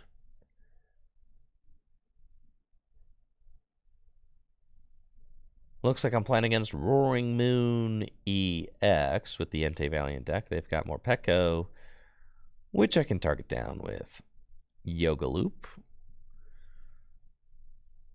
And then if they put enough Pokemon in play, I mean, I can do some serious damage to Roaring Moons, which is nice.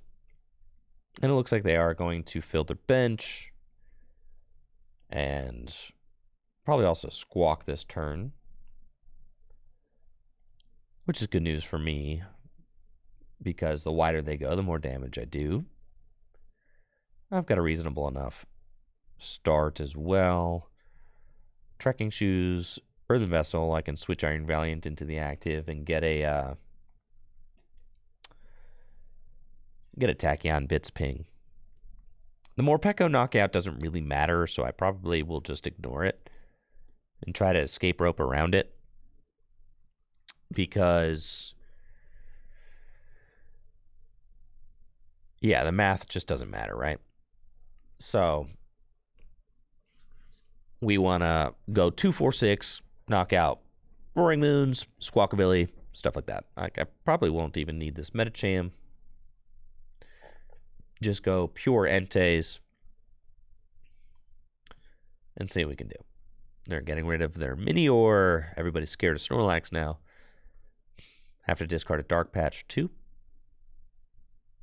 They do play Radiant Greninja and Water Energies with energy switches, so they could use Moonlight Shuriken, but I don't really have to worry about that too much. There's not a lot that they can do with Radiant Greninja. Let me top deck switch cards. Okay. Let's check. Do I want the Magma Basin? Yeah. Yeah, I do. Pokestop, I think personally we should hit the button. Come on. Sheesh. That's fine, that's fine, that's fine. No sweat.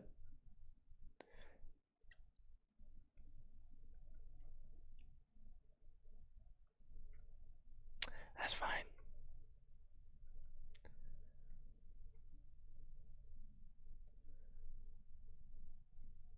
And we squawk and seize.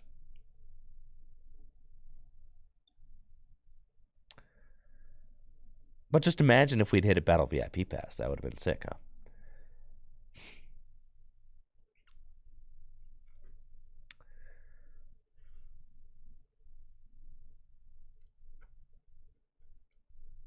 It's all good. Hand buffed out in a big way.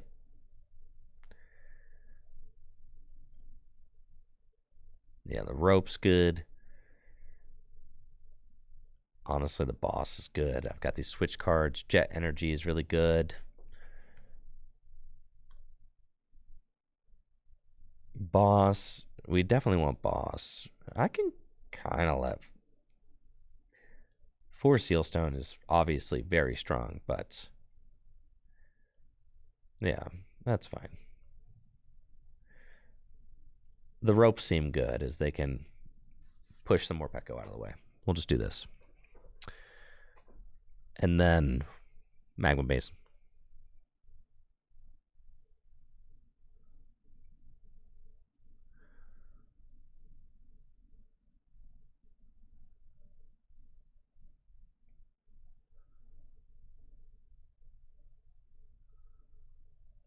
And rope.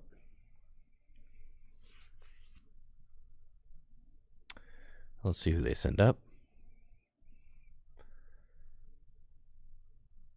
We'll probably keep the jet instead of the rope there. Would have been good.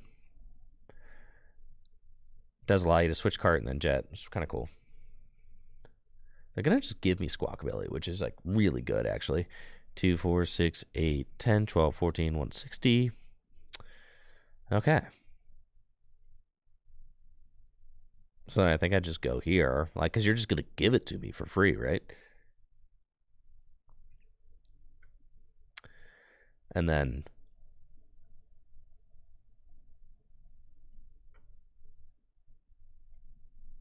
switch cart.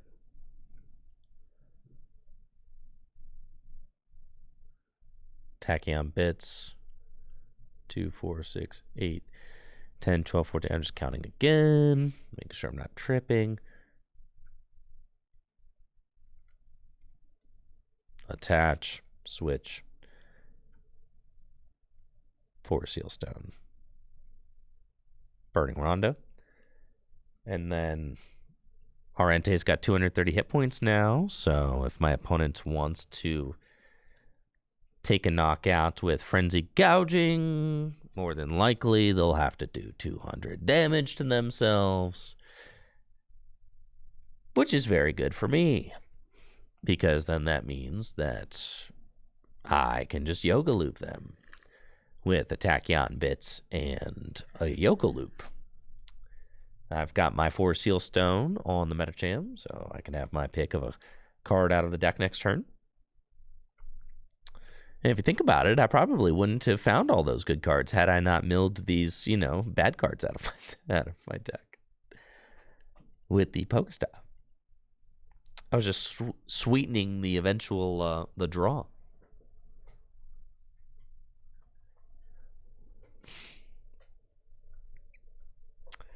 They got Sada's Vitality, which is fine. Accelerate some energy into play. And energy switch, but like you're gonna have to Frenzy Gouging, dude.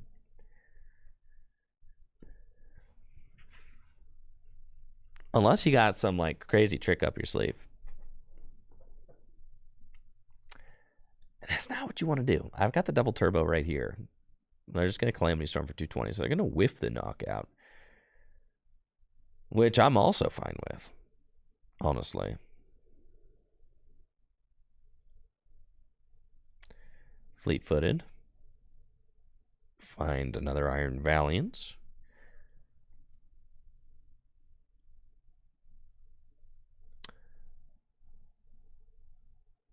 So let's go rope. And they're going to promote more Pekko, obviously.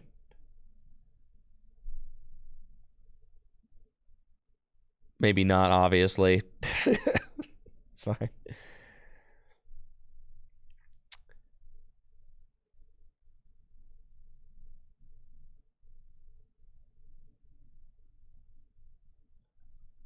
Okay. Tachyon bits over there.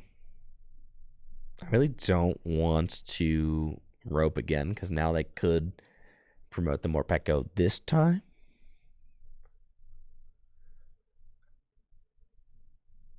I don't know why they didn't promote the Morpeko last time. They're really messing with me, though, by not promoting the Morpeko.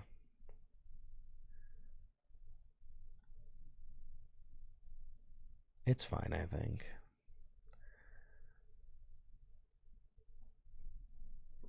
I was expecting them to promote the Morpeko on the first time, and then what? What? All right, that's fine. Sure, I'm not going to argue with it.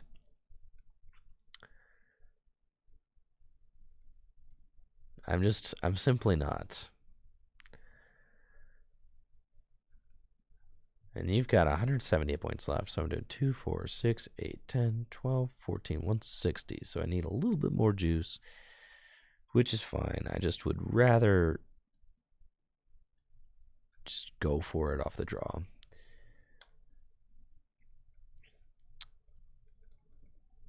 So we will.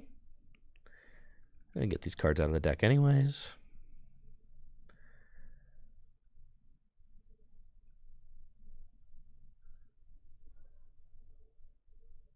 No. Okay. And now we found the rope. Which is fine.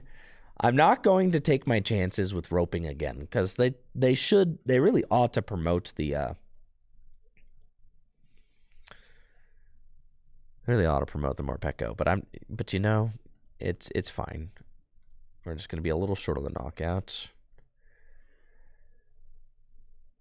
And then I can always yoga loop it later, I suppose, which is fine.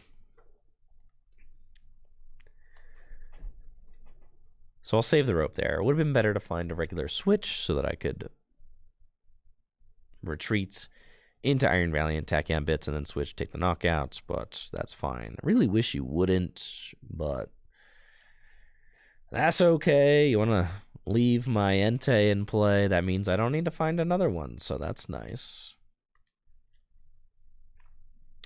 And then Iono to 4. All of my Magma Basin going to the bin. Or not to the bin, to the bottom of my deck.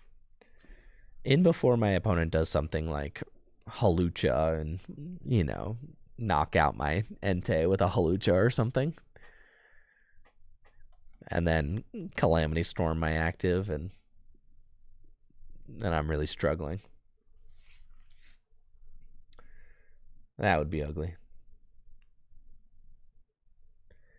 But I think I'm in the clear.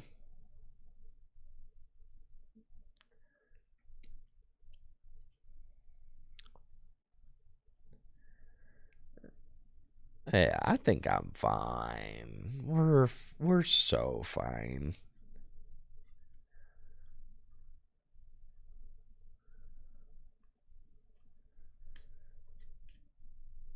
Moon could play a Lucha. I mean, I don't think it does, but it could. Really don't love the switch card there. Kind of wish you hadn't, but it's fine. Now, what's hilarious... Man, I'm losing my voice so bad.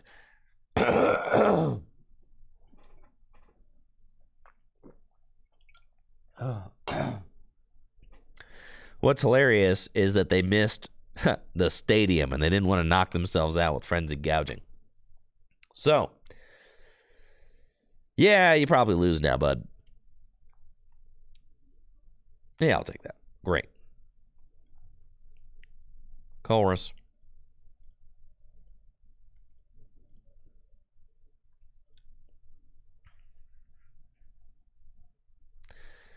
And we'll go switch.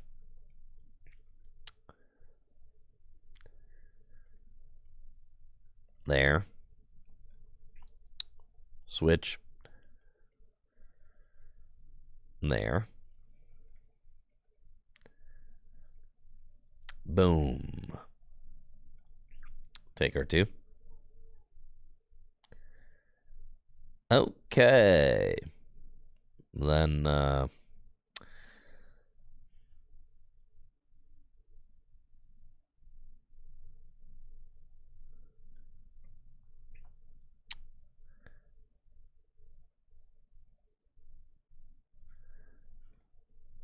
think I'm chilling.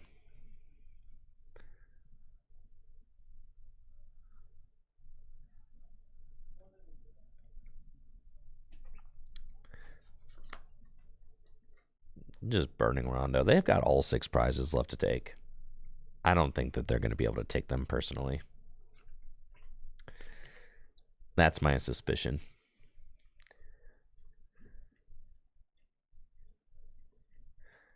I've been playing just the 1 Squawk, and I think it's okay since Entei Valiant is a deck that can operate without the turn 1 Squawk. You don't turn 1 Squawk every single game, especially if you're going first.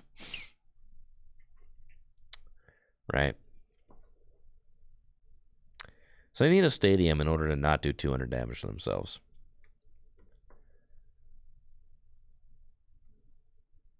Oh, never mind.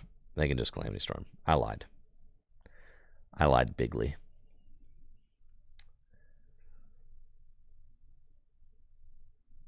Okay, I don't really have squat going on over here. But I've got good cards in the deck. Just none of them are in my hand, which is pretty cool.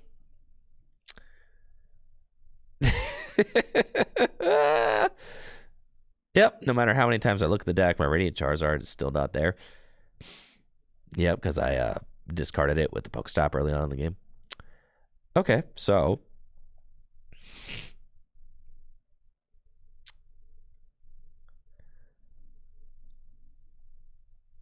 I have to try and draw a good card off of Entei.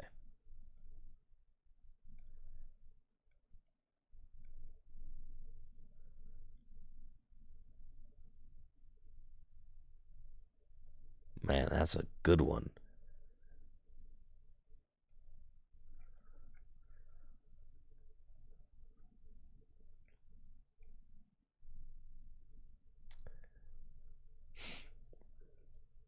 Okay. Broken play. We got him right where we want him, chat.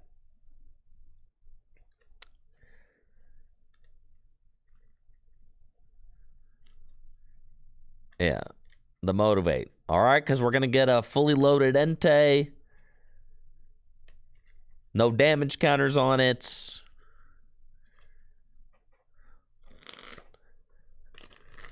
They need a stadium. They're benching more Pokemon. That's great. More damage for me.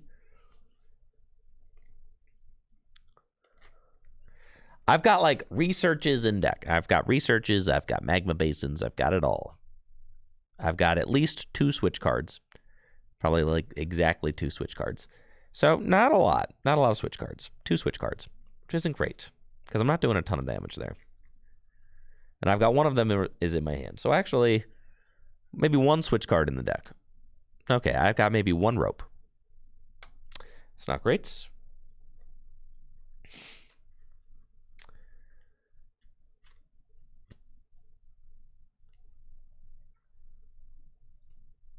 Not great. So what we're doing? 2, 4, 6, 8, 10, 12, 140 damage. Oh, baby. And they need to draw a stadium. Could I imagine having a Radiant Charizard? Yeah, whatever happened to that Radiant Charizard?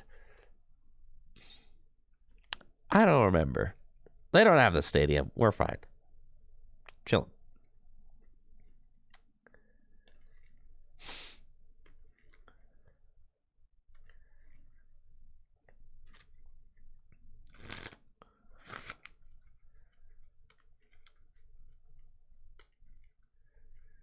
They're just going to have to Calamity Storm for 100 damage. See? They don't even have it. Thank goodness. Thank goodness.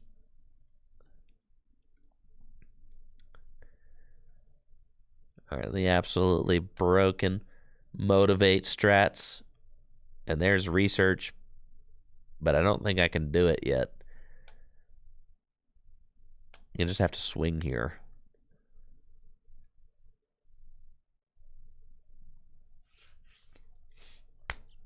And then say, okay.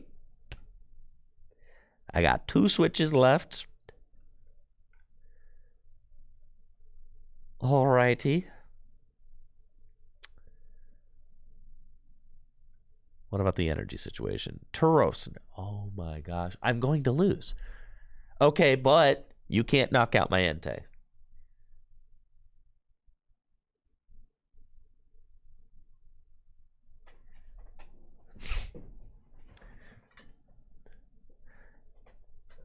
Man!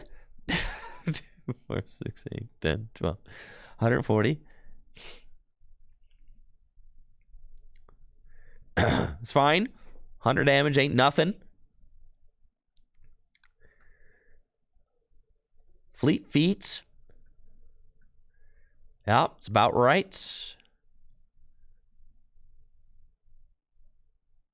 They still need a stadium.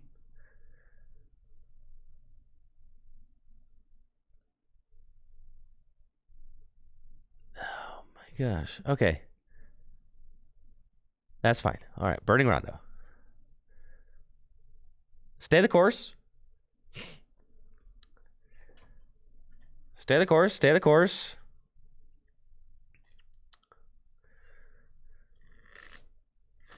Question is, do I have an energy left in deck? 1, 2, 3, 4. I think there's one in the lost zone. Oh, God. I've got no fire energy left in deck.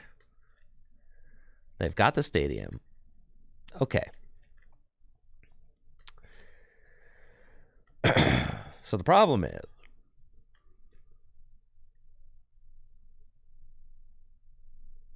do I have any energy left in my deck? I should have jets. I should have jets. I should have one jet.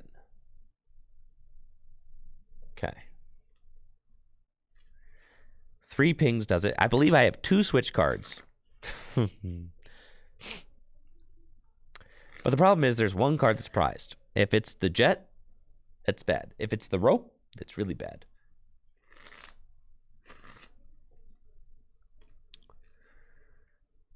All right, let's see where we're at. What do I actually have? Rope, double turbo. That will do it. Okay. Thank God.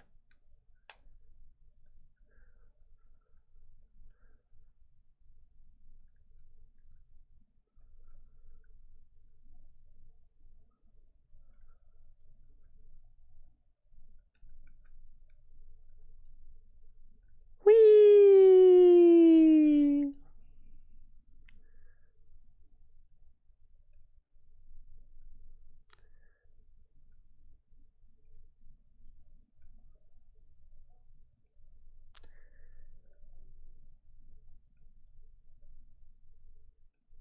GG's, bruh.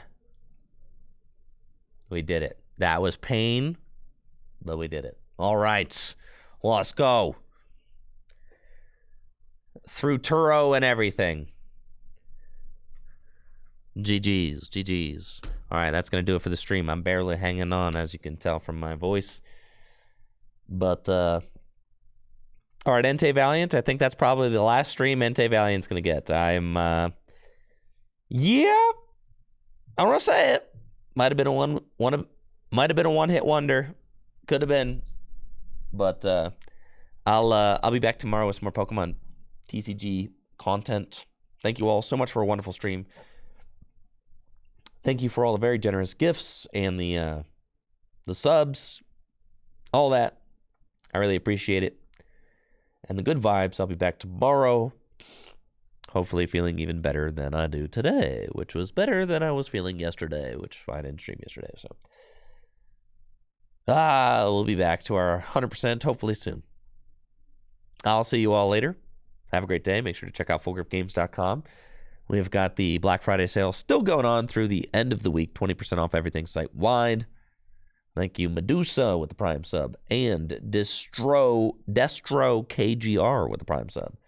Appreciate y'all. Thank you so much for supporting the channel. It makes a huge difference. I'll be back tomorrow morning. Same time, same place. I'll see you then. Goodbye.